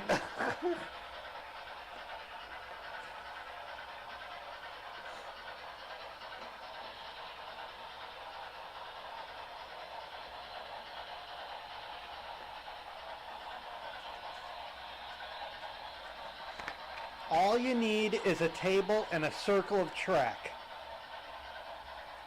There is no reason not to run. Well, and a power supply. Circle of Kato track, power supply, and your stuff. That's all. That's how I started. I literally started with, how big do you think that circle was? 16-inch circle. I started on a dining room table, 16-inch circle. From there, I took over the whole dining room table. And from there, I took everything off the dining room table and then built this wood table and put it on the dining room table.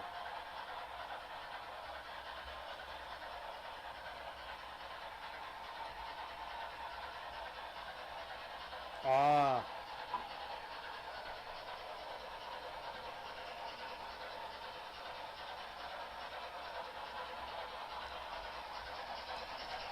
See, even when I quote-unquote got out of... Oh, see, there we go.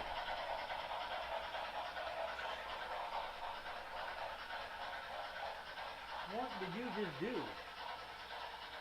Oh. I sees it. You're rubbing again. Okay. Rubbing's not racing when it comes to trains, man.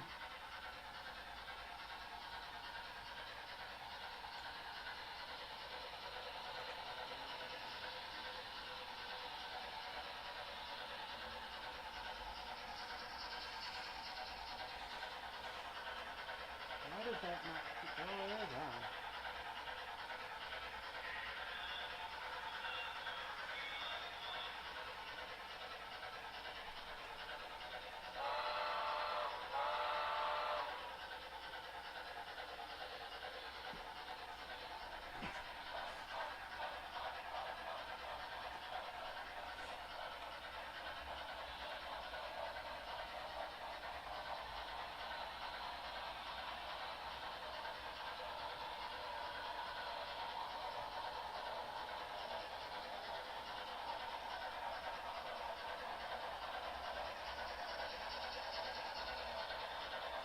But as I was saying, I built this wood over the table.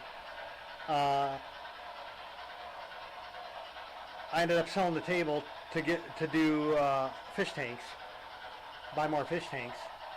And then what I did was I just brought the wood back up here and got 2x2s and just stuck them underneath on all four corners.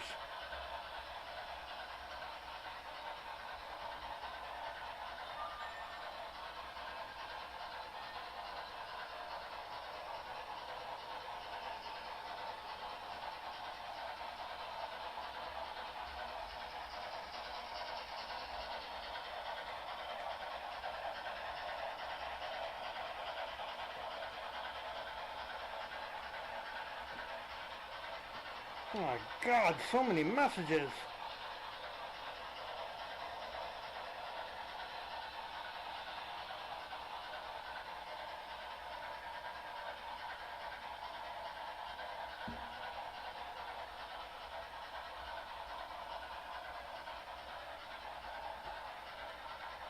Okay, let's look at this email.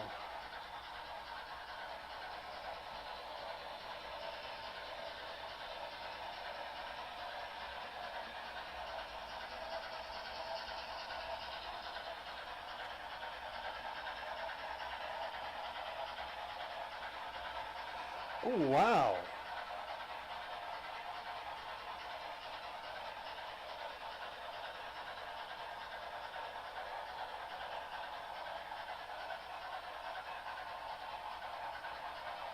Oh, I forgot about the N-Scale head double track, man. That's another thing, Posiwi. N-Scale has what they call super elevated track for the curves. And what that is when you have a curve, just like a road, it should be banked. And the N-Scale has curves that are actually banked. That's a sharp, I like that.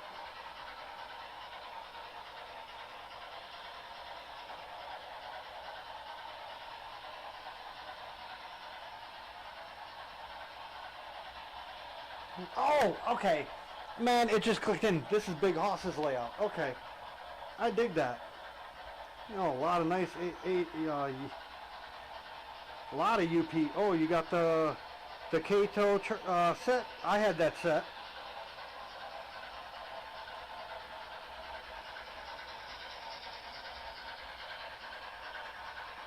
I see a switcher. That would be a steam. That's a steam. That's a steam. I can't tell if that's an engine or a car.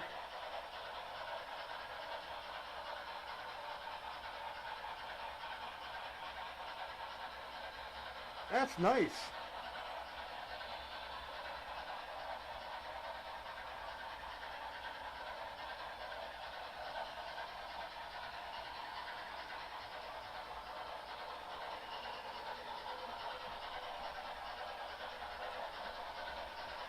This is an idea. Big Hoss, what size, what would that be? A 4x2 table? Or a 3x2 table?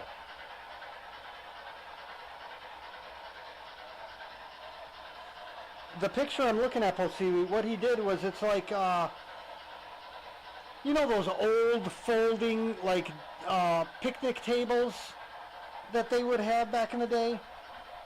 For like just a small family?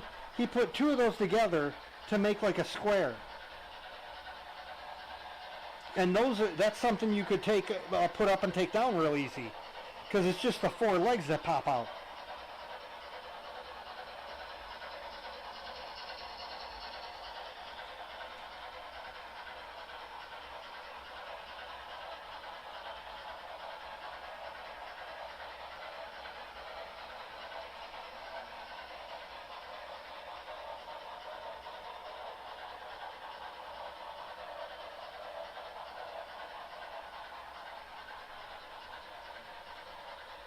I dig that, Big Hoss, I really do.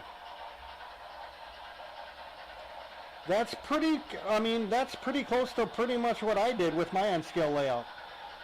I just had a bunch of sidings. How did I have it? The track came this way, and it went off onto the leg and came back around, and all the sidings, I had the longest siding, so it would have been roughly here. I had a siding come out this way and like all the way back into the back to hold the Chicago Northwestern. Because what was it? It was a 7-car set and a 4-car set. And then the 2 engines or something like that. It was a long train.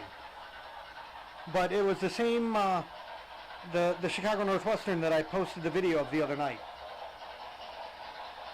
What was it, an EA? No, an E8. AA set.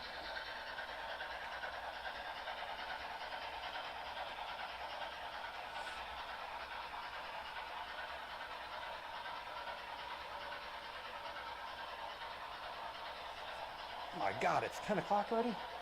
I've been streaming for what, like 6 hours now? It's like I have no goddamn life at all.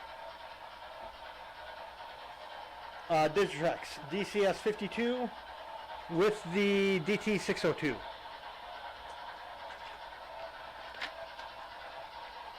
So I can control the 2 locomotives at the same time.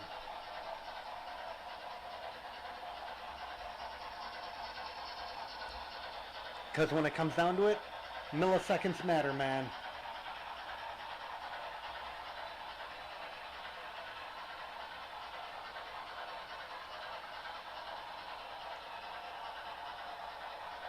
Man, that looks really close.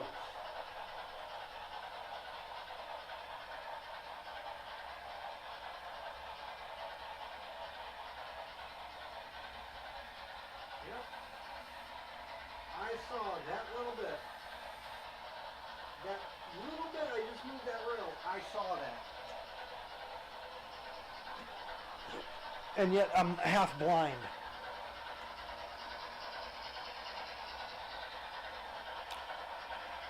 Who's stream? I was watching Kedrick's stream, and his camera was set up in front of the bridge, and I noticed that a couple of the supports for the bridge cracked, that he needed to like pop back into place. He's like, "How the hell did you see that?" Honestly, I don't know.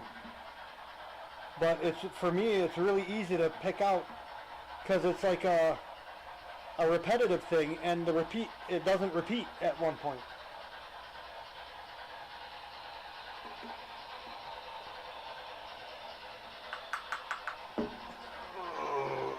Ooh.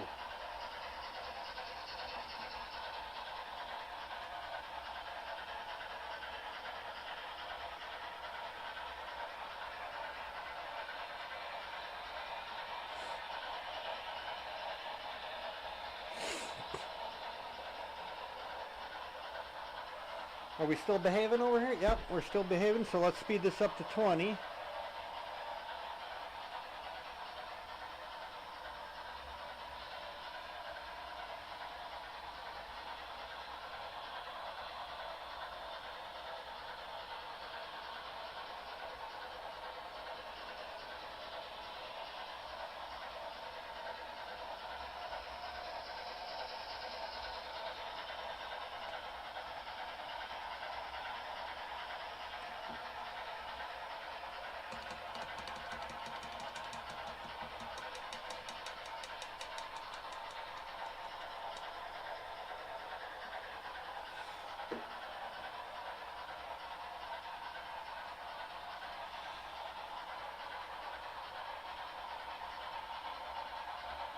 Alrighty.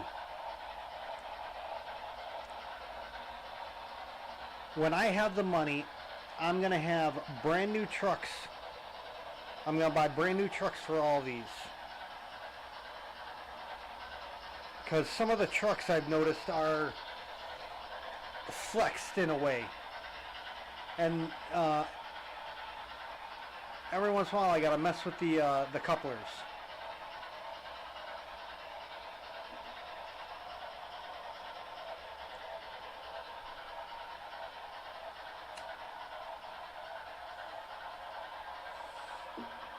When I win the lottery, I'm just going to buy all new cars. I'm going to buy the 2 4-car sets that have the interiors and everything put into them. They're what would those be? The Rev Rossies from the 90s.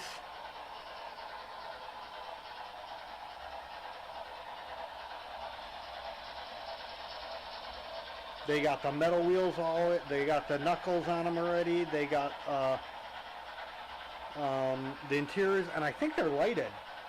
I'm not sure though. They might not be. They definitely can be, easily. These are a pain in the butt.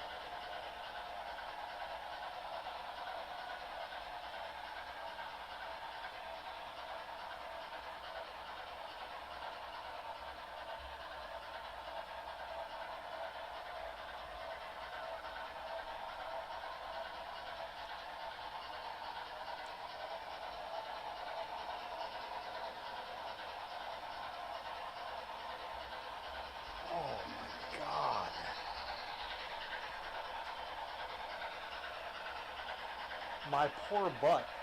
Oh.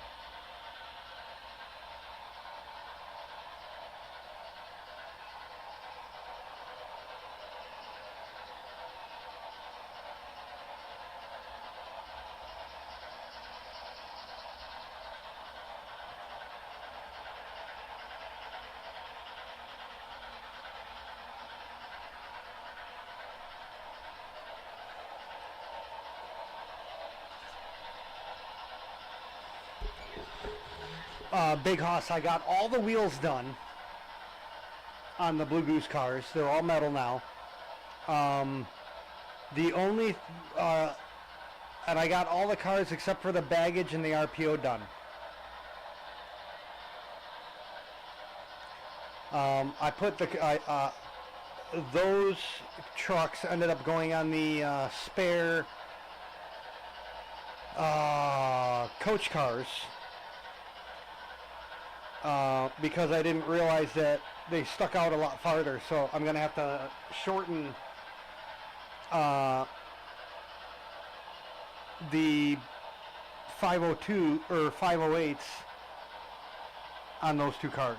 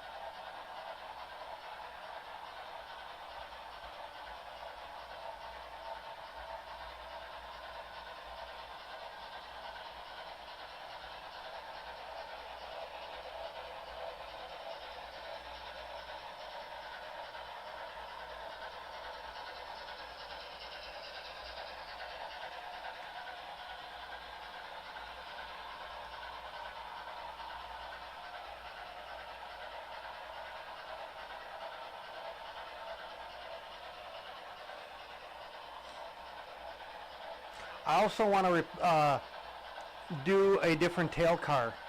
I want to get like the Union Pacific tail cars, the teardrop end. I want to get an undecorated version and paint it like these cars. So I could either run the blunt end, which is actually a Pennsylvania car, or the teardrop type style end.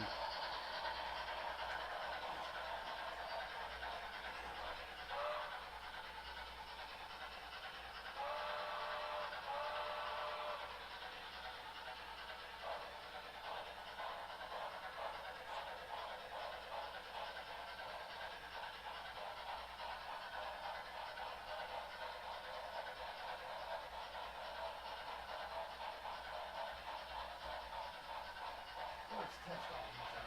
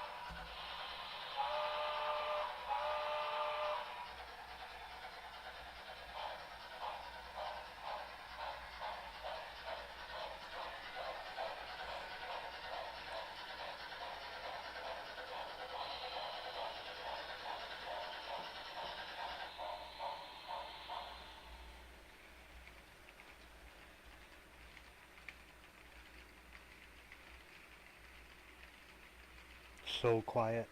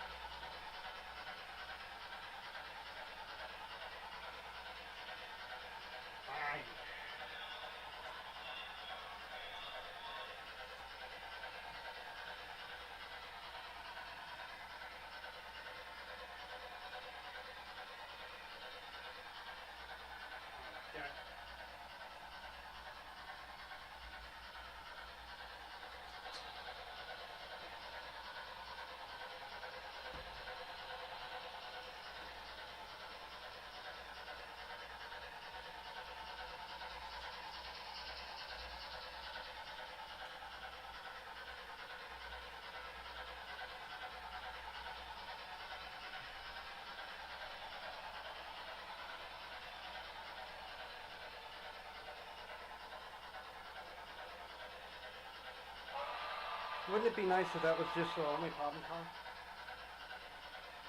We'll find out.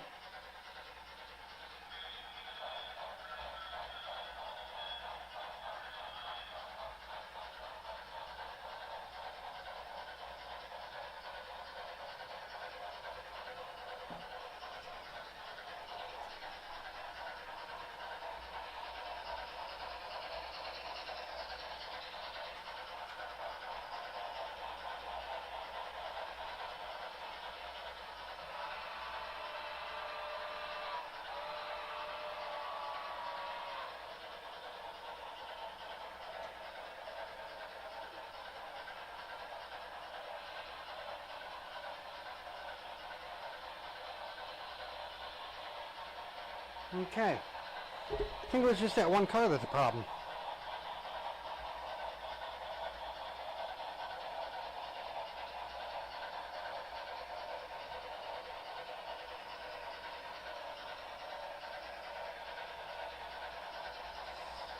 So we got two coaches, the dome, a sleeper, a deluxe sleeper, and the tail car. All I need is the diner car. I gotta find that. Did you just pop? You did. I saw you.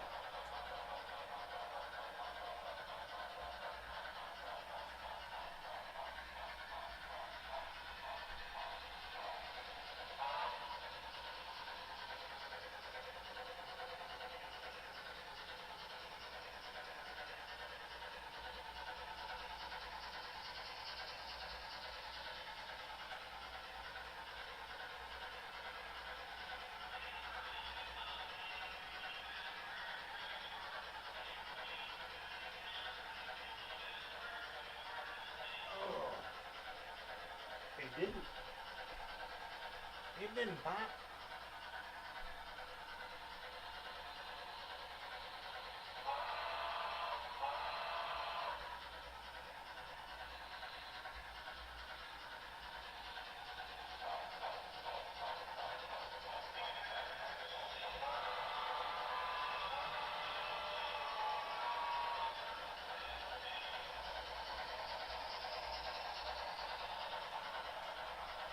Time to stress test this.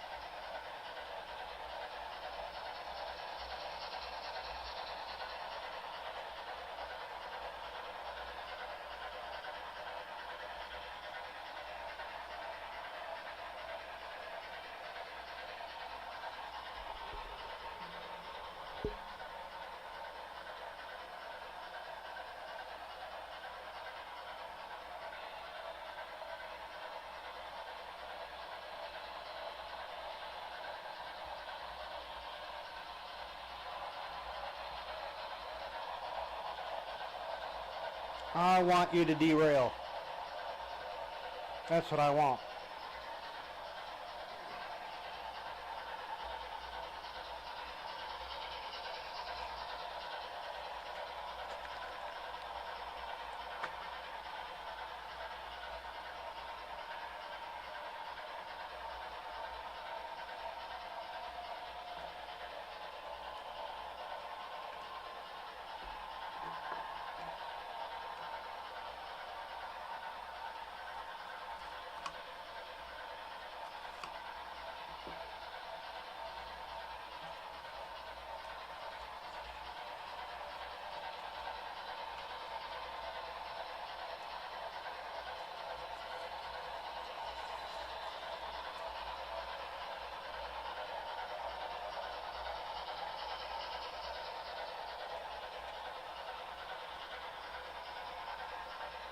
I'm happy with just 2 coach cars.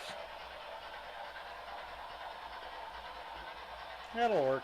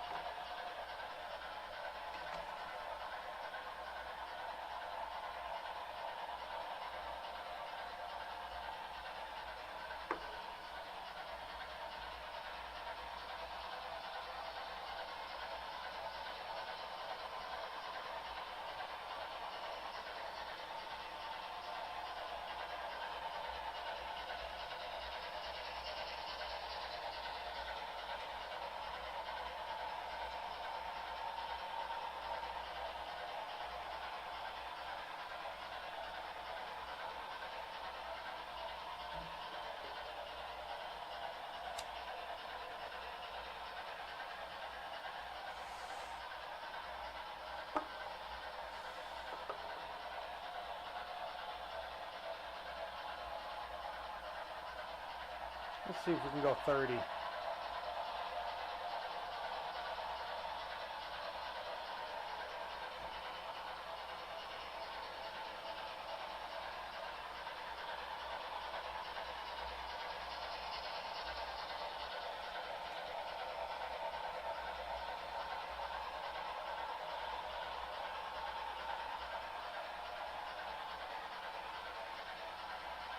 Well, that's taking it better than I thought it would.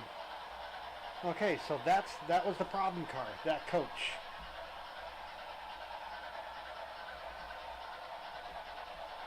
What I need to do is file the tops of the coupler housings down.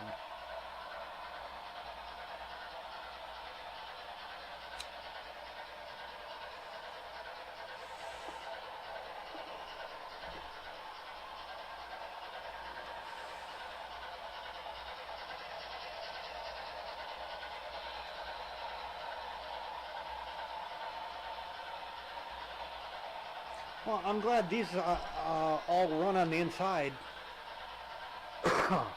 I know they run on the outside.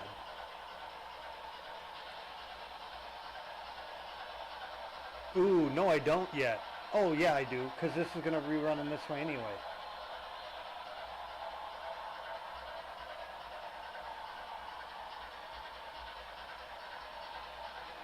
Although I probably could run it the opposite way too.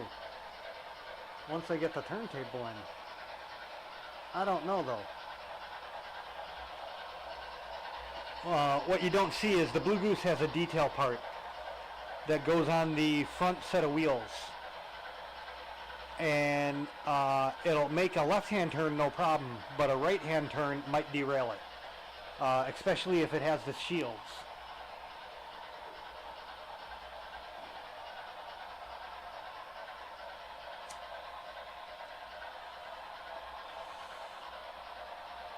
If it had the shields, the detail part would hit the shields and pop the wheel off if it was making a right-hand turn.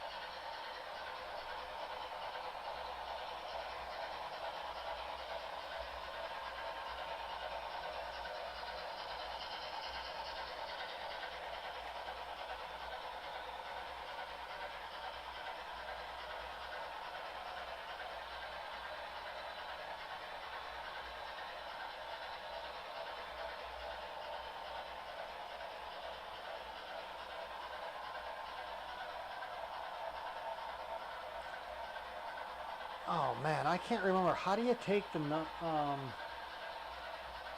how do you take the numbering off of an old car but not the paint? I can't remember how to do that.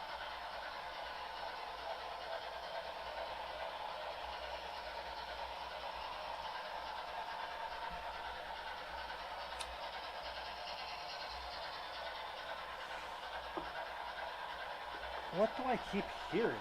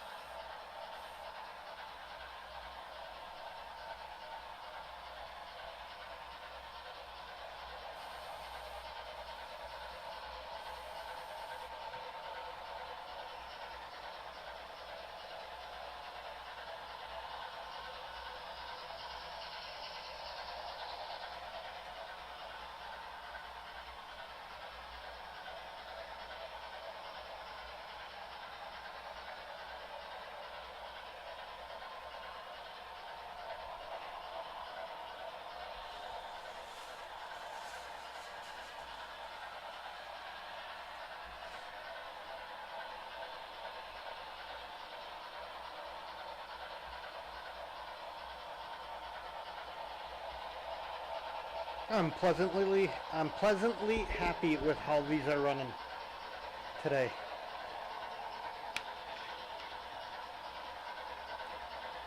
God damn it, modem, what the hell?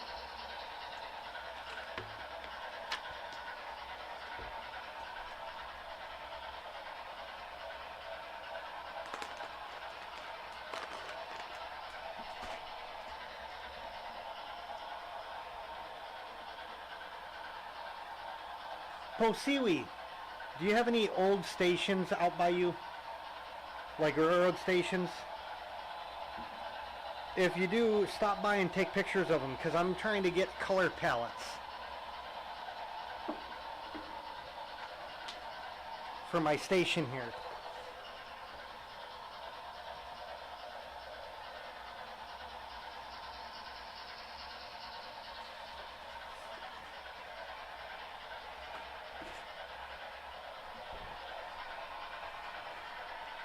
I got this beautiful model I want to start, but I gotta paint first.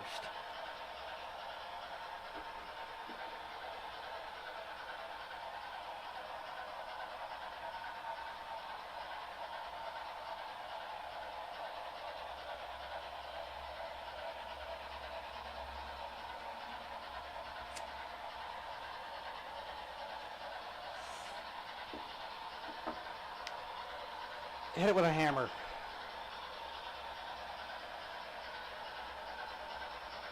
Damn internet.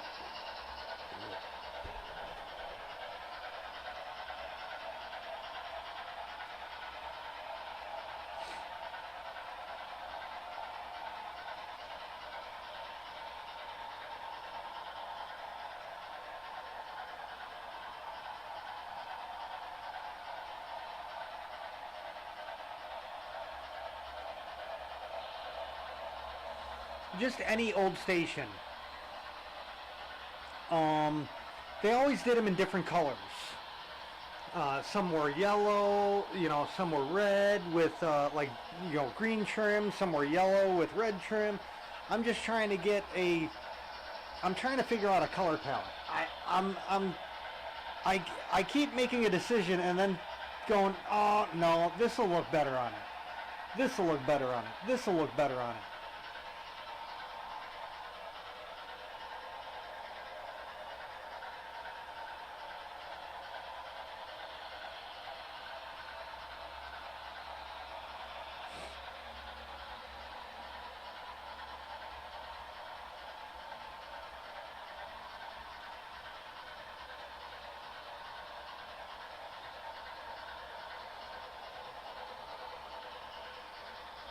Man, now I really can't wait to do the baggage and the RPO cars for this set.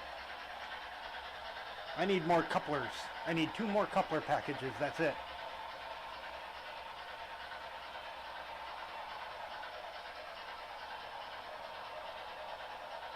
And being I'm not gonna run that car. Possibly I can take its wheels and put it on the Overtons. I'd like to run 3 coach cars, but that car has been giving me problems every time I ran it. Wait a minute, does that have pins? Yeah, it does.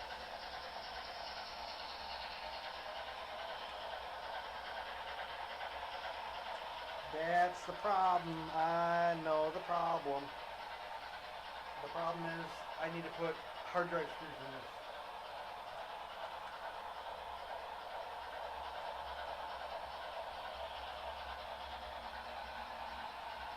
So I'll do that tomorrow.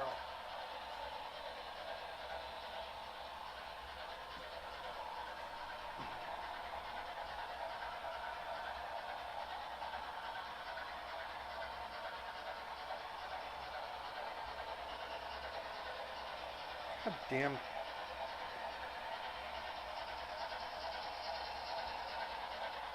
Hate this tablet.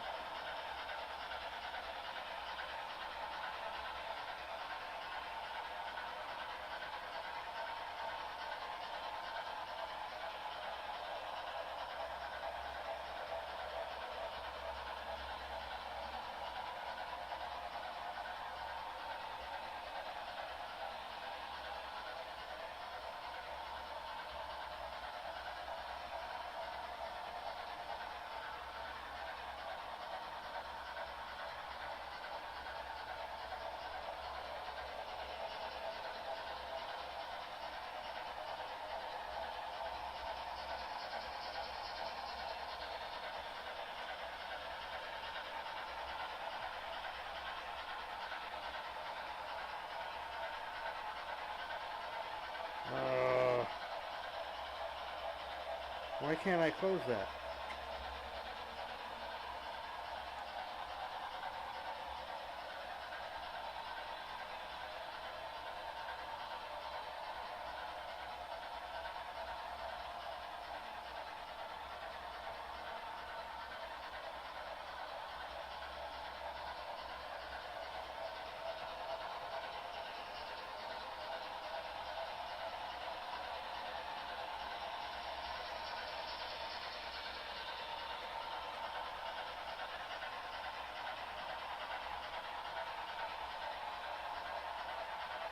Okay, fine. I'll restart y'all. Stupid tablet.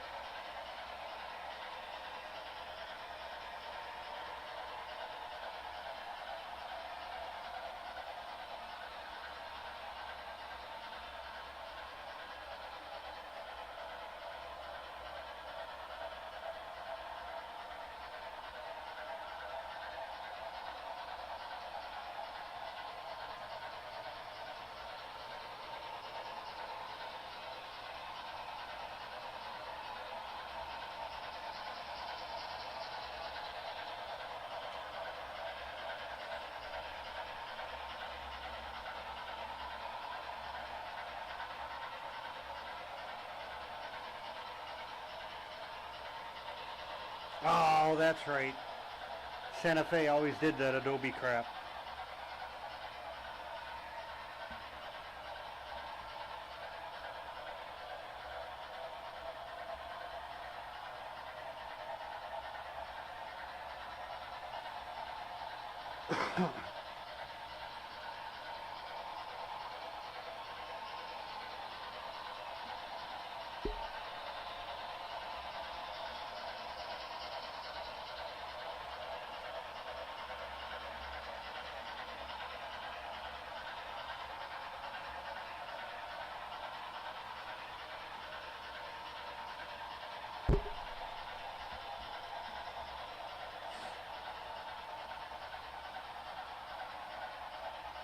That was a good call, Big Hoss.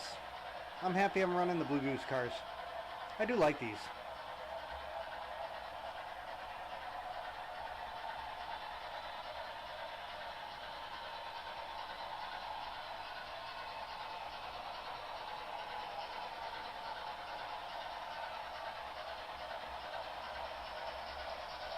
I so gotta find a diner.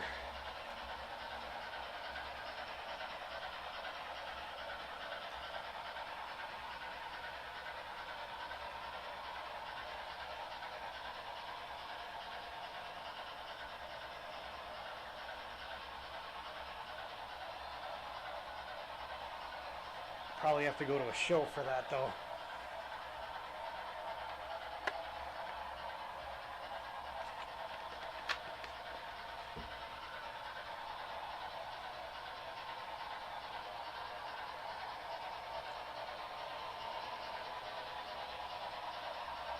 That, and I'm gonna figure out what the hell KD coupler goes on the back of the tail car. I know there's one for it. I can't remember though.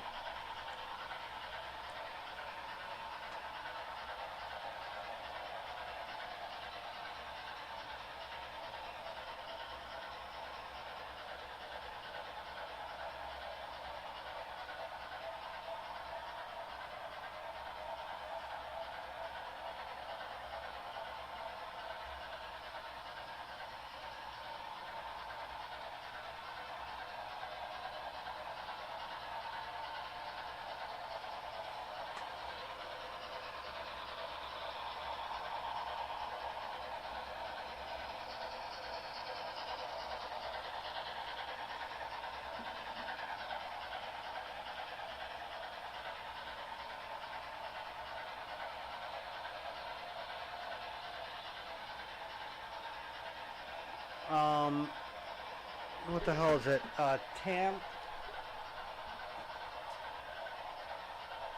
Tamurai color?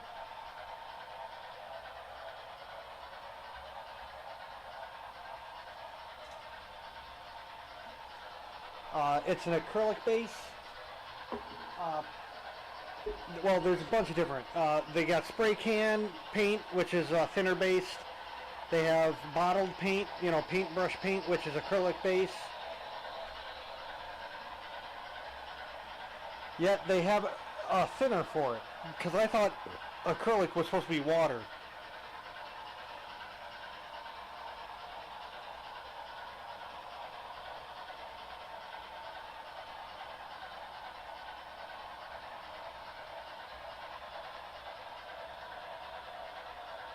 I don't quite follow that, but okay. I don't use that crap. I don't use it on my phone. I don't use it on my I don't use any of that voice-activated bullshit.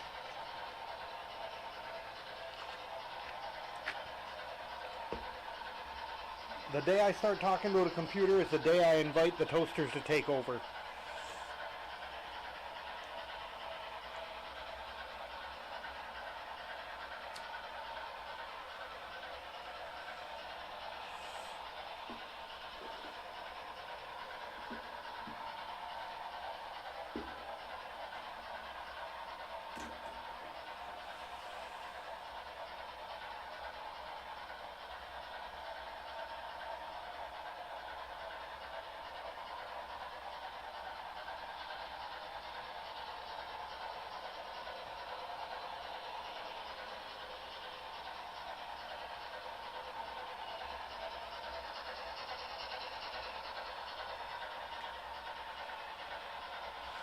Okay, then what is water?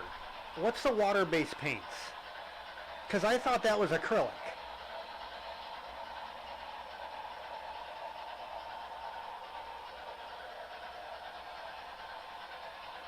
Because this isn't a, they say it's in a, well, hold on, let me get the manual out.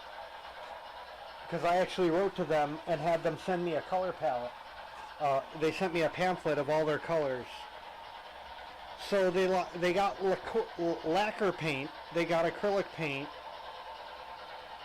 spray paint for plastic, spray paint for polycarbonate, spray paint for aircraft models.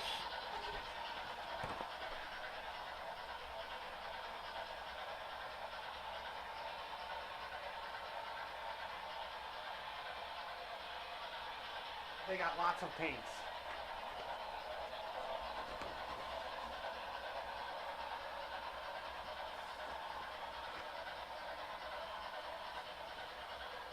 The only thing I recommend, tempera. Well, that's a nameable paint. Yeah, that's a paint company. I've heard of them before. With this paint, when you go in and ask, make sure you tell them what color you want to get the right one. Because I bought, they had gloss black and black, right? Yeah, gloss black and black, and I bought the black. Well, ends up the black is a semi-gloss, which kind of screwed me up in some of my modeling, but I dealt with it.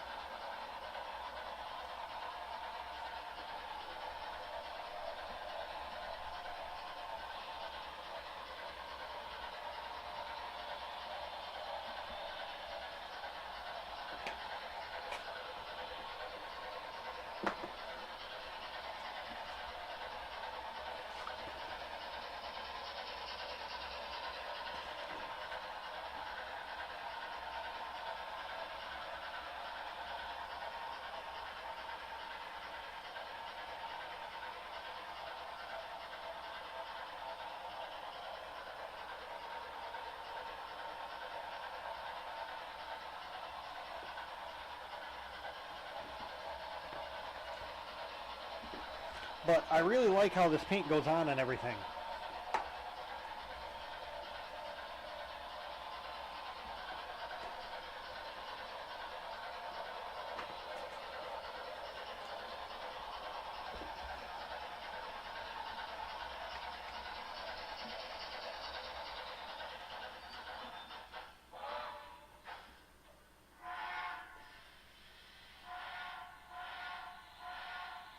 I'm going to put the daylight away. We're going to bring the Goose onto the outside track.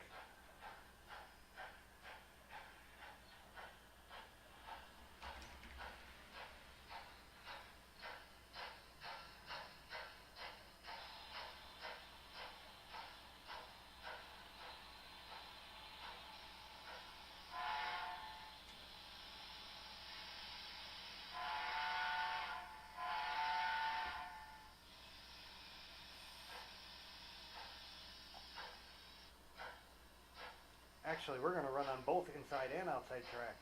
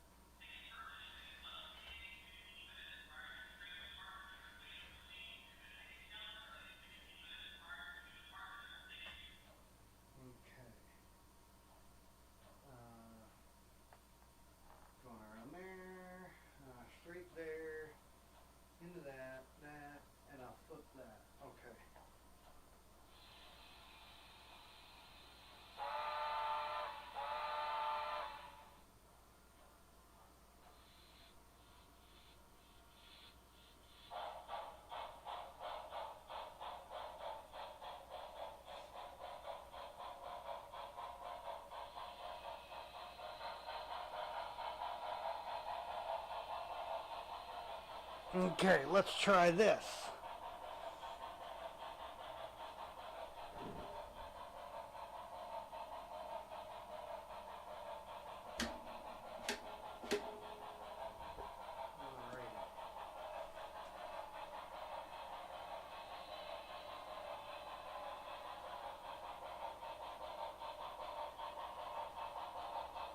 No.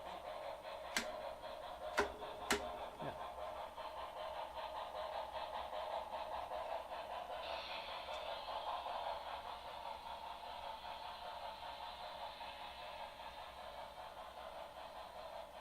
We're going to test it on the switch. Hopefully it all works right.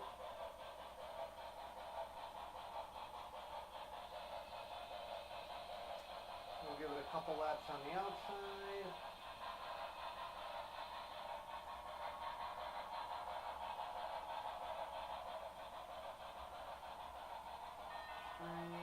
Straight, straight.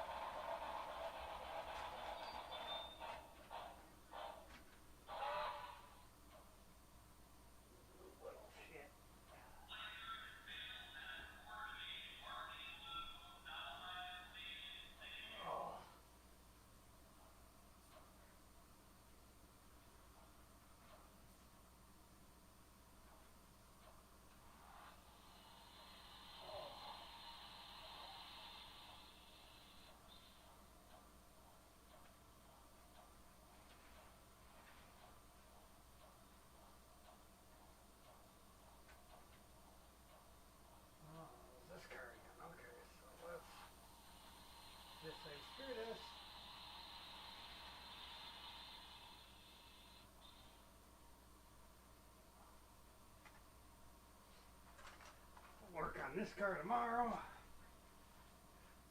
Along with deck. Aw, damn it.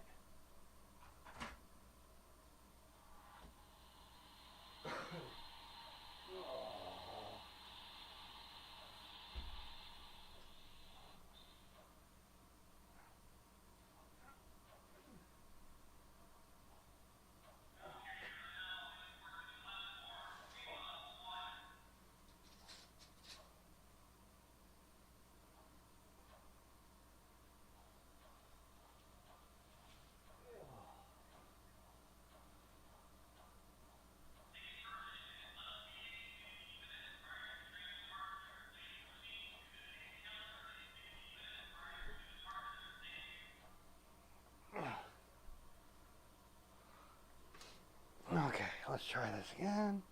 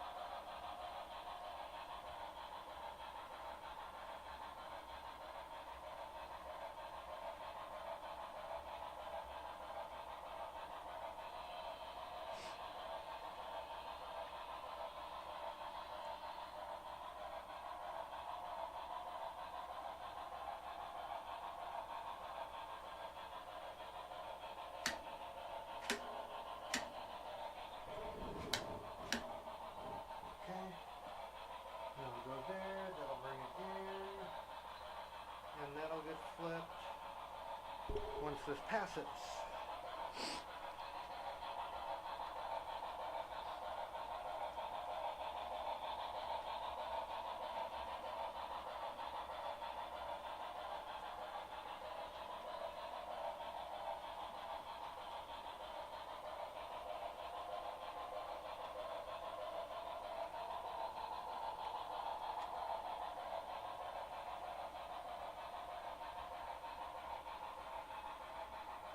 Okay, switching in.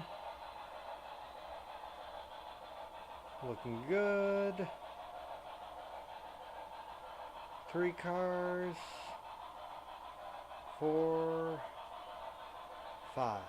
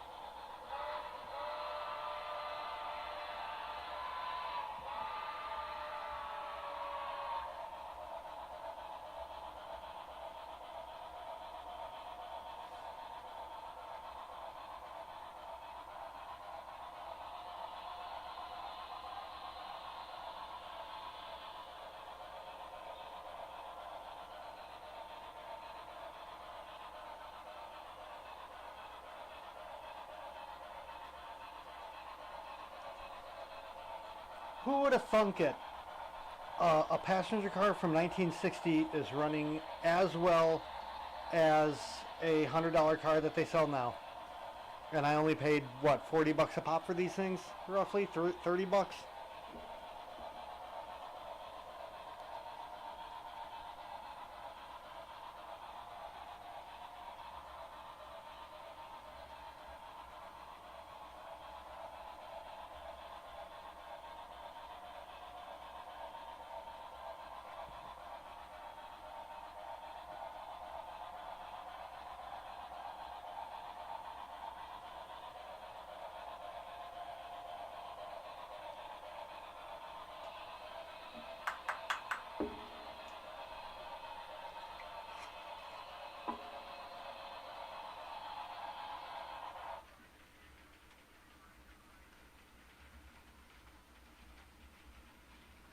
Really? Interesting.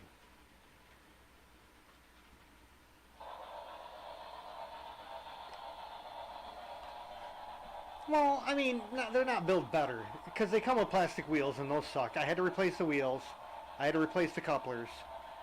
But I did that and they're running as good as any car now.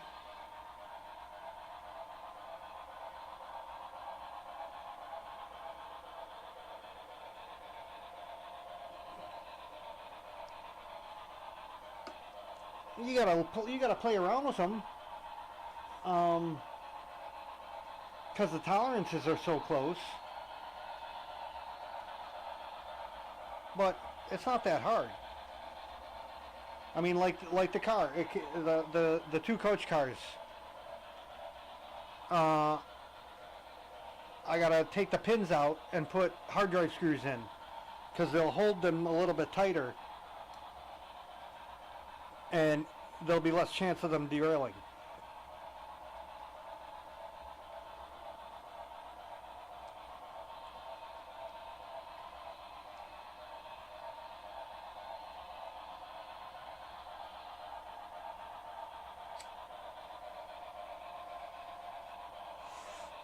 I can see paying $100 for a single car for a single train, but to spend $100 for every car for a single train, I think is outrageous.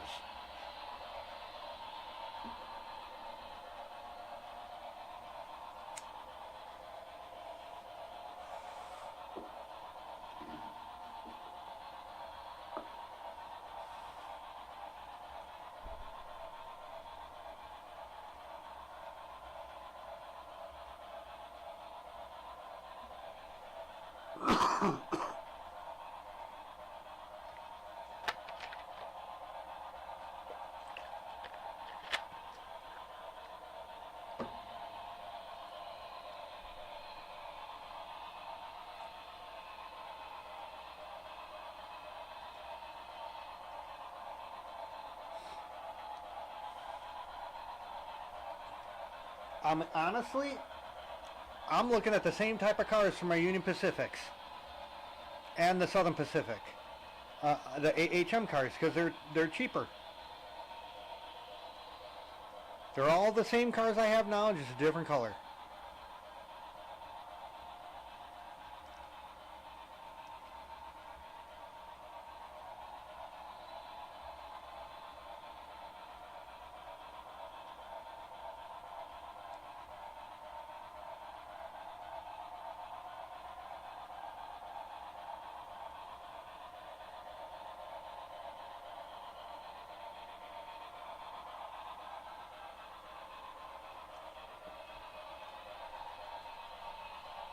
Even with putting the money in for couplers and wheels, it's still cheaper than a car now.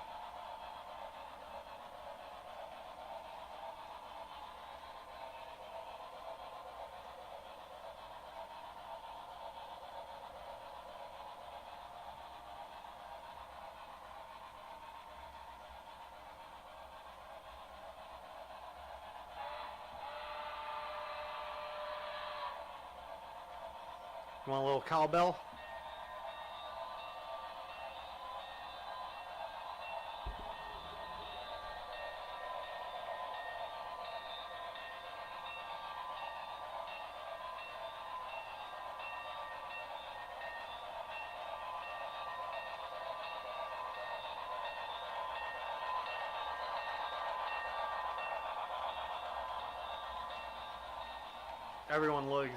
Everyone loves a little cowbell every once in a while.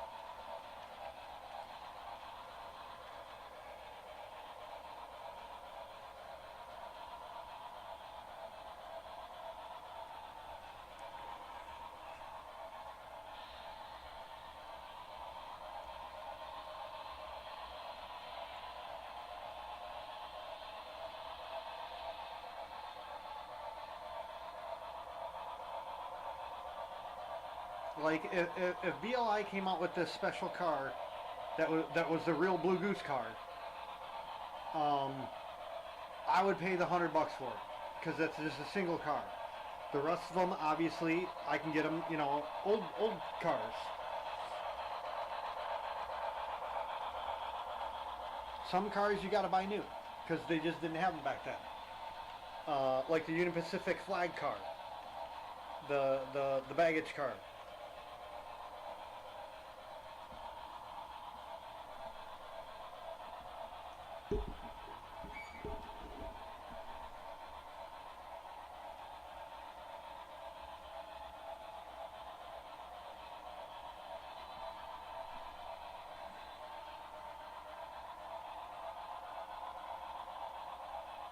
Other than that, I'd rather buy cars from like the 90s.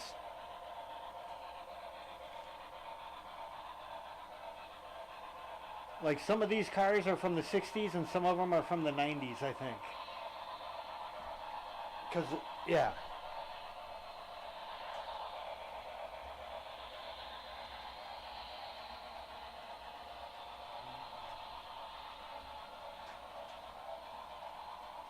Yeah. Like this car is from the 90s. This car is from the 60s. You can tell because they're two different. They both say Rivarossi, but one has the old Rivarossi logo, and then one has the new Rivarossi logo.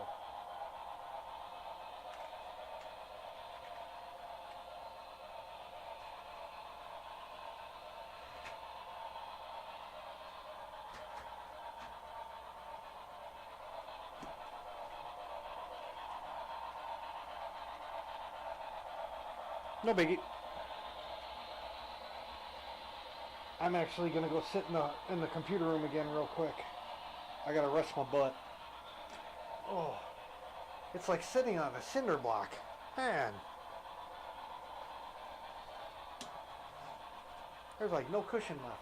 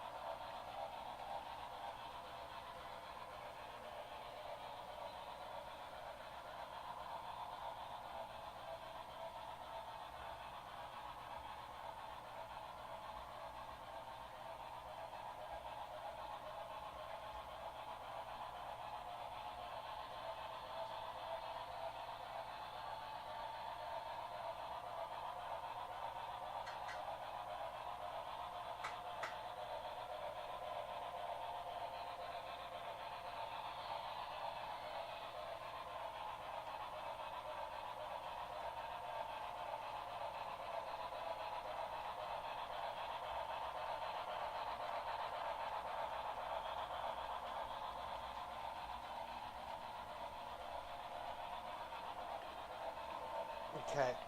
I'm going to call it at 7 hours, which is at 11:30.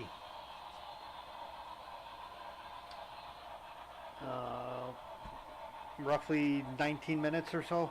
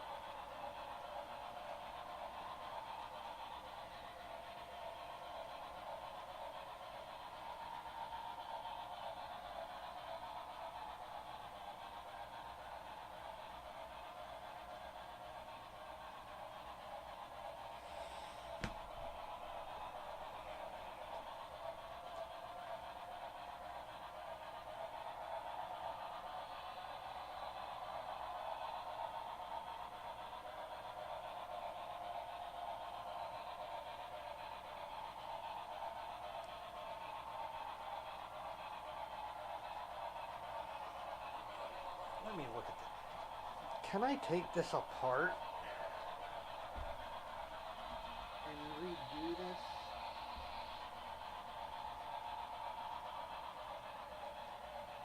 Yeah, I could.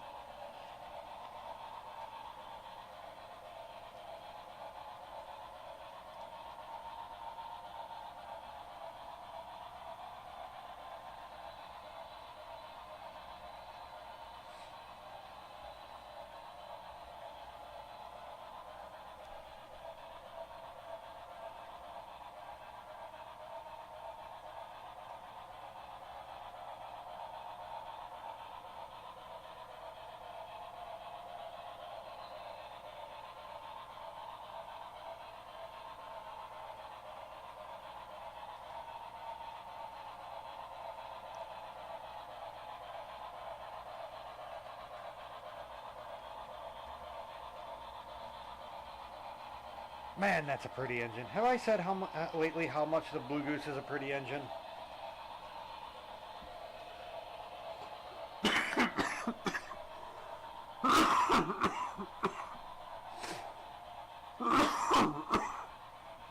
Wait.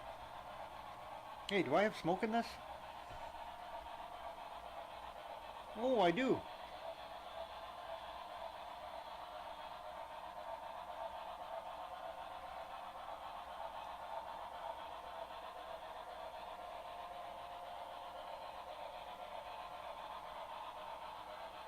Chugga, chugga, chugga, chugga, chugga.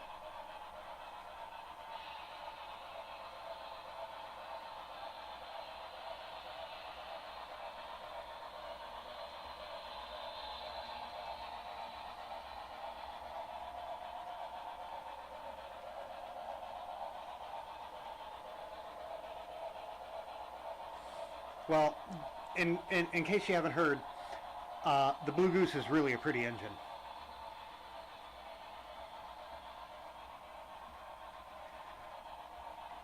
Which I don't get, because everyone says the Daylight is the most beautiful engine. And no offense, I mean, the Daylight's nice looking, but it ain't got nothing on a Blue Goose.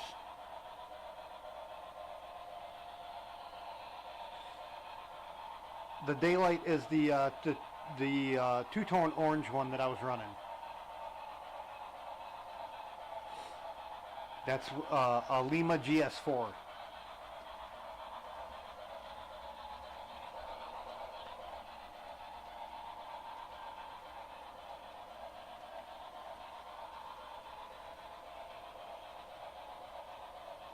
Oh, did you hear? They're refurbishing the Freedom Train. The real Freedom Train. Not the daylight Freedom Train. I can't remember who the hell it was. Was it a Reading? Might have been a Reading.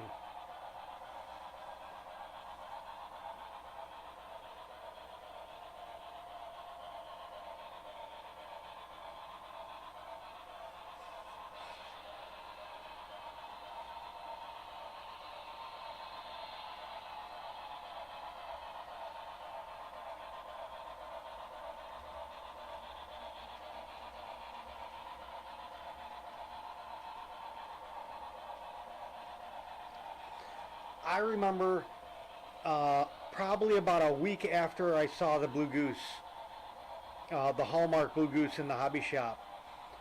I was talking about it left and right. I could, and my mom goes, "God damn, I'm tired of hearing about this damn blue train."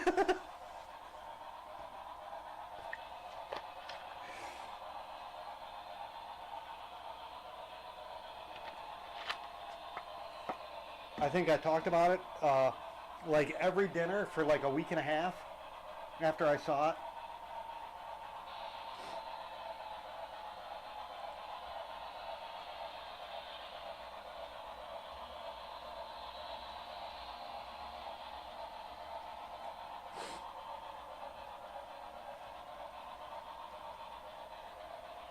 And honestly, this one looks better than the Hallmark. The Hallmark wasn't correct. This is the most correct version of the Blue Goose I've ever seen.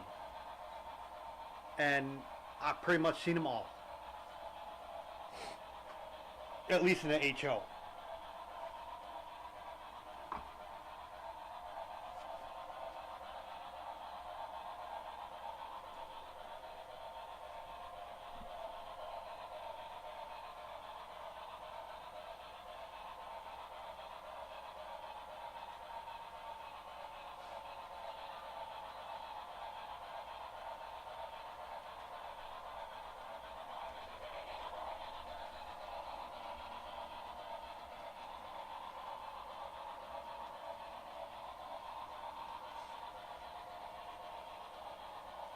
Are you talking about Kevin from California?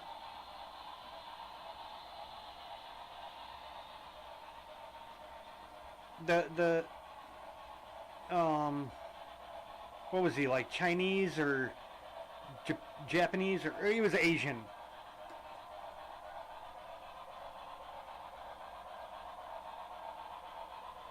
I can't keep names straight anymore.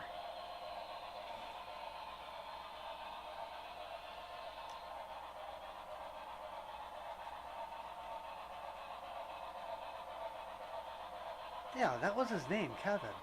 The kid that never listened to me.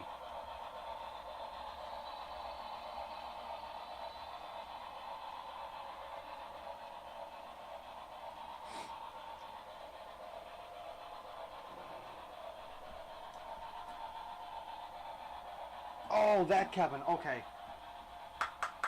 Am I crazy? Was the kid in California Kevin? His name was Kevin too, right?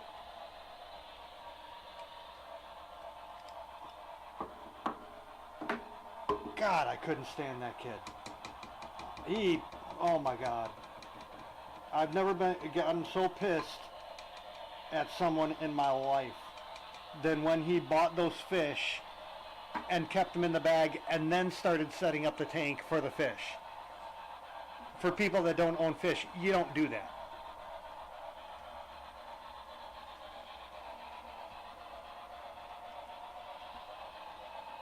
Oh God. Well, yeah, probably because did his fish all die? I ended up stopped watching him. Like I said, what he was doing to the fish just pissed me off.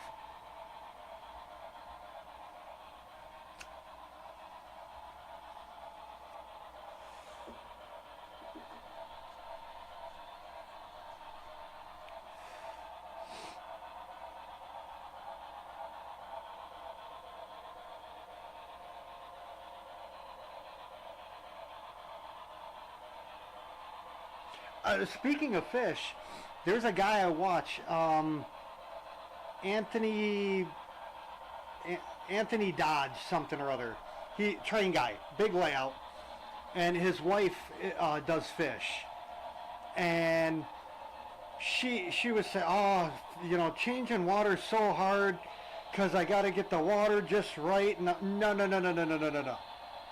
And I'm like, dude, seriously, ice cold water, just cold water from the tap into your tank.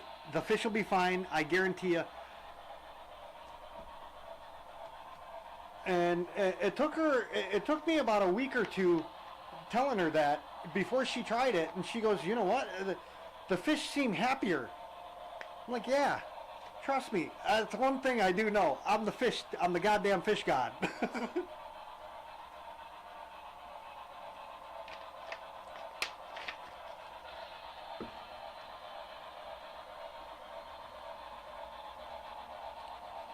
And no, that isn't the title I gave myself. That is a title that was given to me by customers I served. And they actually followed me from pet shop to pet shop, because the pet shop I worked at closed down, and I ended up going to another pet shop, and they followed me because I was the fish god. Hey, Real Fan. You're cutting it at the end of it. We're going to be ending in about 10 minutes. I've been going since 4:30.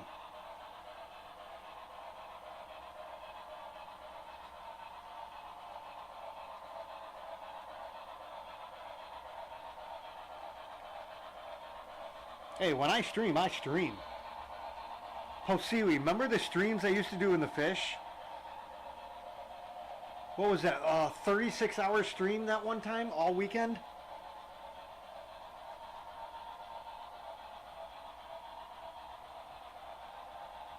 Oh man, you think the trained people are crazy.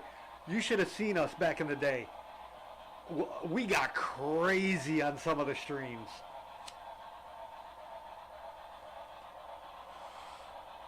What was some of the crazy shit we did, Posiwi? I know me and, what's his name?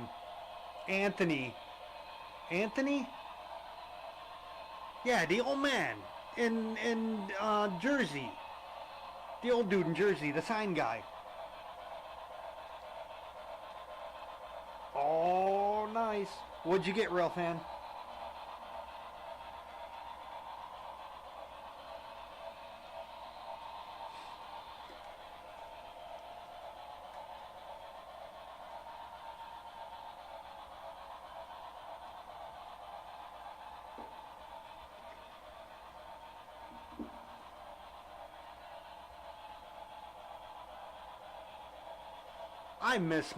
I honestly really do miss fish.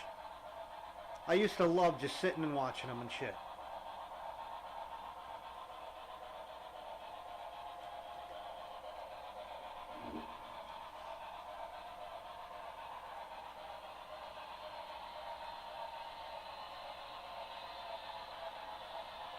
Well, 2 out of 3 ain't bad. You lost me at that CP crap. Unless it's Central Pacific. I can't stand those Canadian locomotives. They're so ugly. Oh, I'm sick of seeing them. I see them every day here.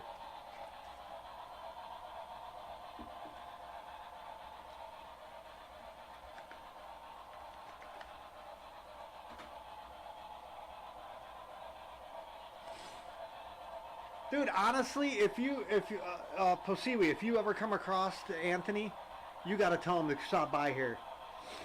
Because we could get into some, we could make some havoc. Me and him together, oh my God.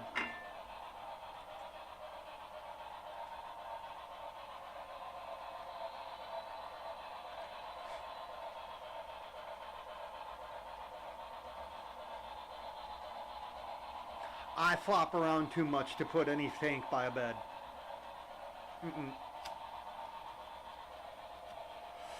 Because I'd get, my bed is electric now. I got one of those beds that go up and down at the feet and the head. I replaced my old Tempur-Pedic. The dog has that now. The Tempur-Pedic is actually under the layout.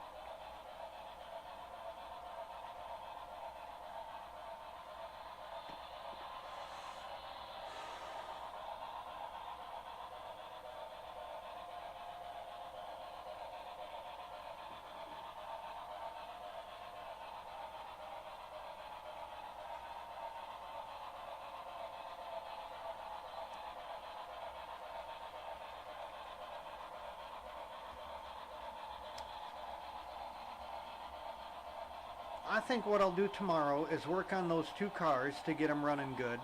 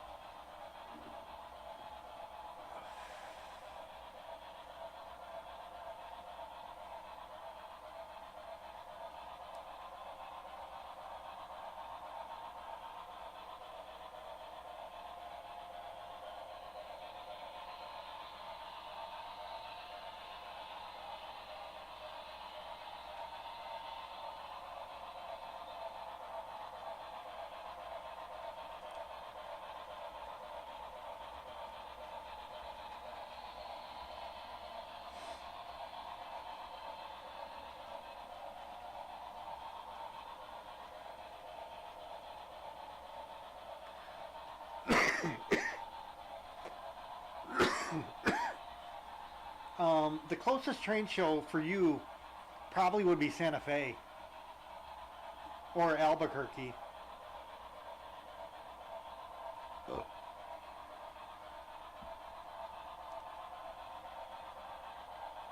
Oh, BOIs do.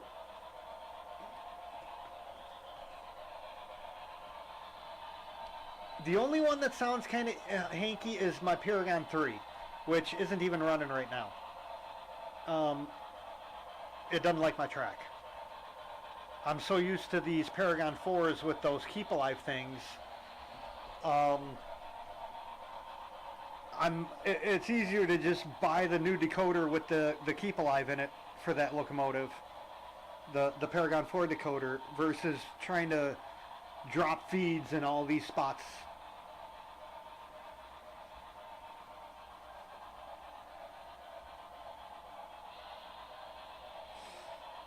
Sound works on DC.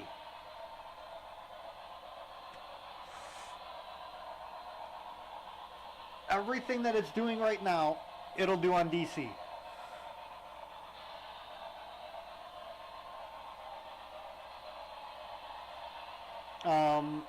To blow the horn and to use the bell, you got to go to BLI and get their DC Master, it's called.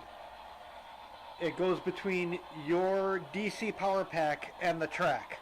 So it'd go, your wire would go from the DC power pack to the DC Master, and then the DC Master to the track.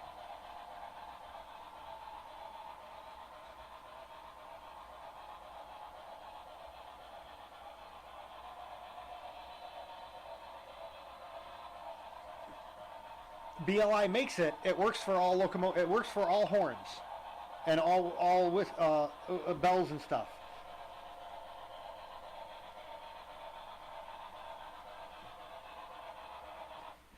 There you go.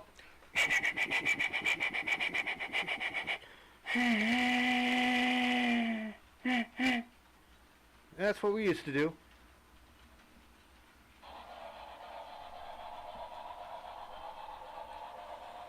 I know it works on, because we used it on my dad had it on his N scale.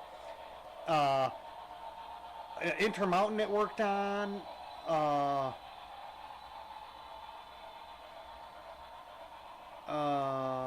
Man, I can't remember the sound locos he had. I know the Intermountain were sound.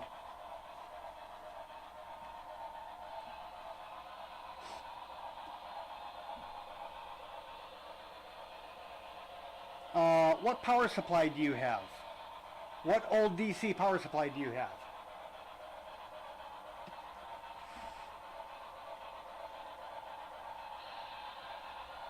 Oh, Bachmann? Yeah, don't use Bachmann. about $100. Go get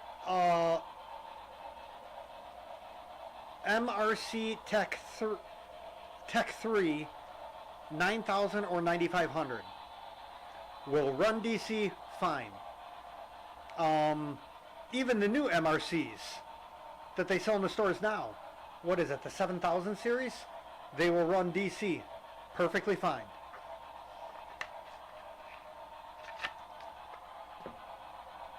Oh, a starter set, Bachman? Yeah. I wouldn't even run DC with that, no offense.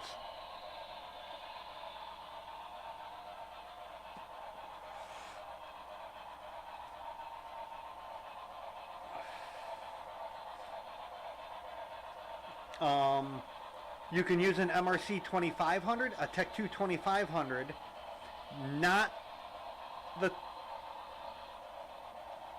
2400.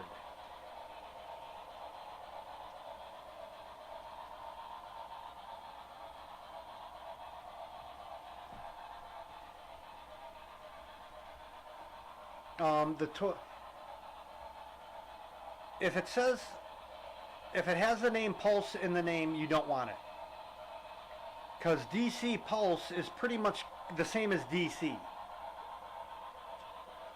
Or I'm sorry, DC Pulse is the same pretty much as DCC. What it does is it runs full voltage, but it pulses it, and that's what makes you be able to creep really good. DCC doesn't like that because DCC is a pulse system.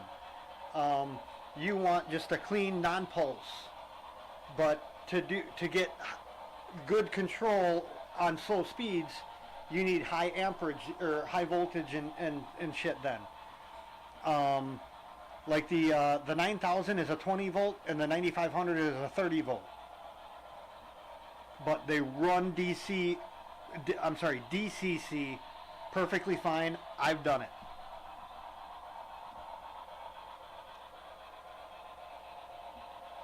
Shit, that's my second layout. Was a 4x8. It's still on my parents' ceiling in their basement.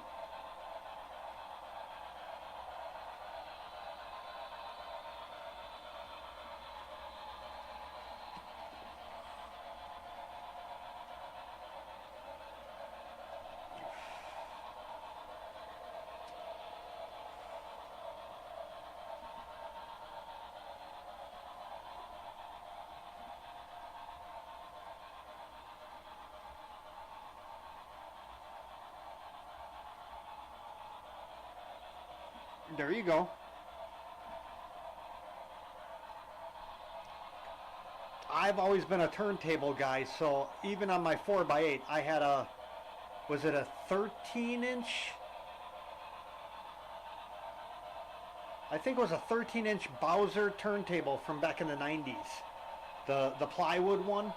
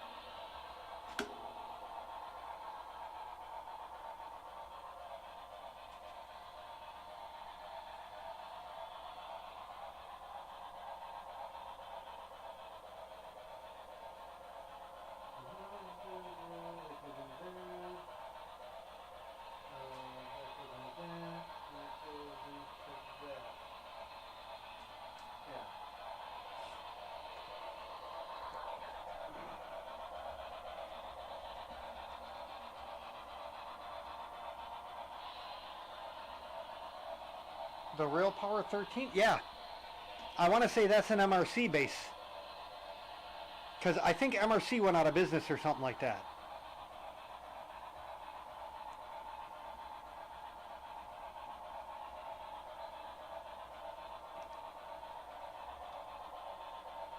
Yeah. As long as it doesn't have a pulse system, you're fine.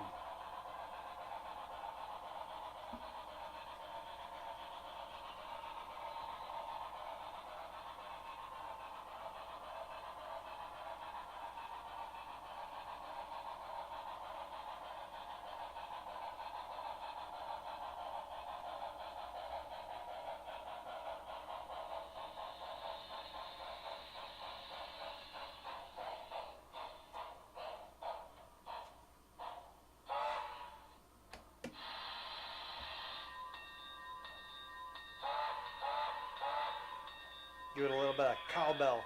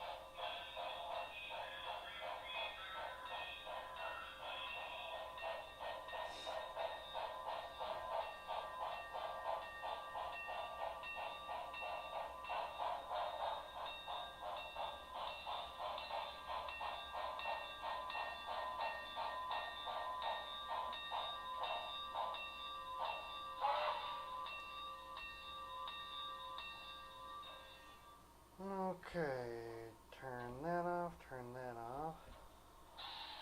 Turn lights off. And kill the loco.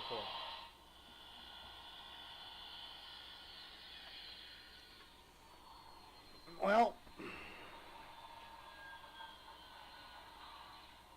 70 plus retail. Well, for $70 retail, I would go with the MRC. What is it? A 720 or 740 or something like that.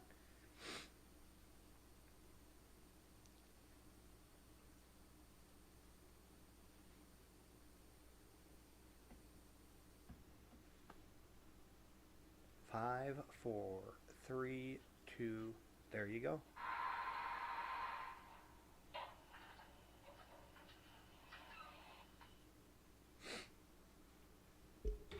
For some reason, they always do that. They always kick back on once the power's cut. I don't know why.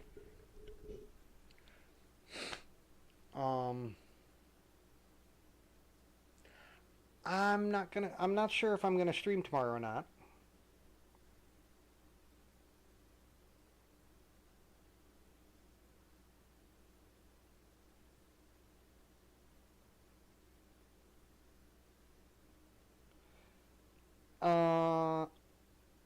Well, like I said, the only problem DCC would have is on a pulse system. Like I have an old trawler, beautiful, beautiful power supply, 5 amps, dual control. Man, you can creep a DC locomotive like you wouldn't believe, but it does not like DCC.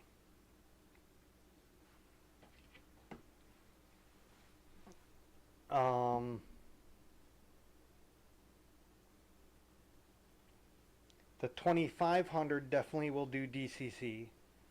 The 9000 and the 9500 will do DCC. And the what is it, Tech 4 or 5? 3? Did they skip 4? No, they're up to Tech 7 or something like that now.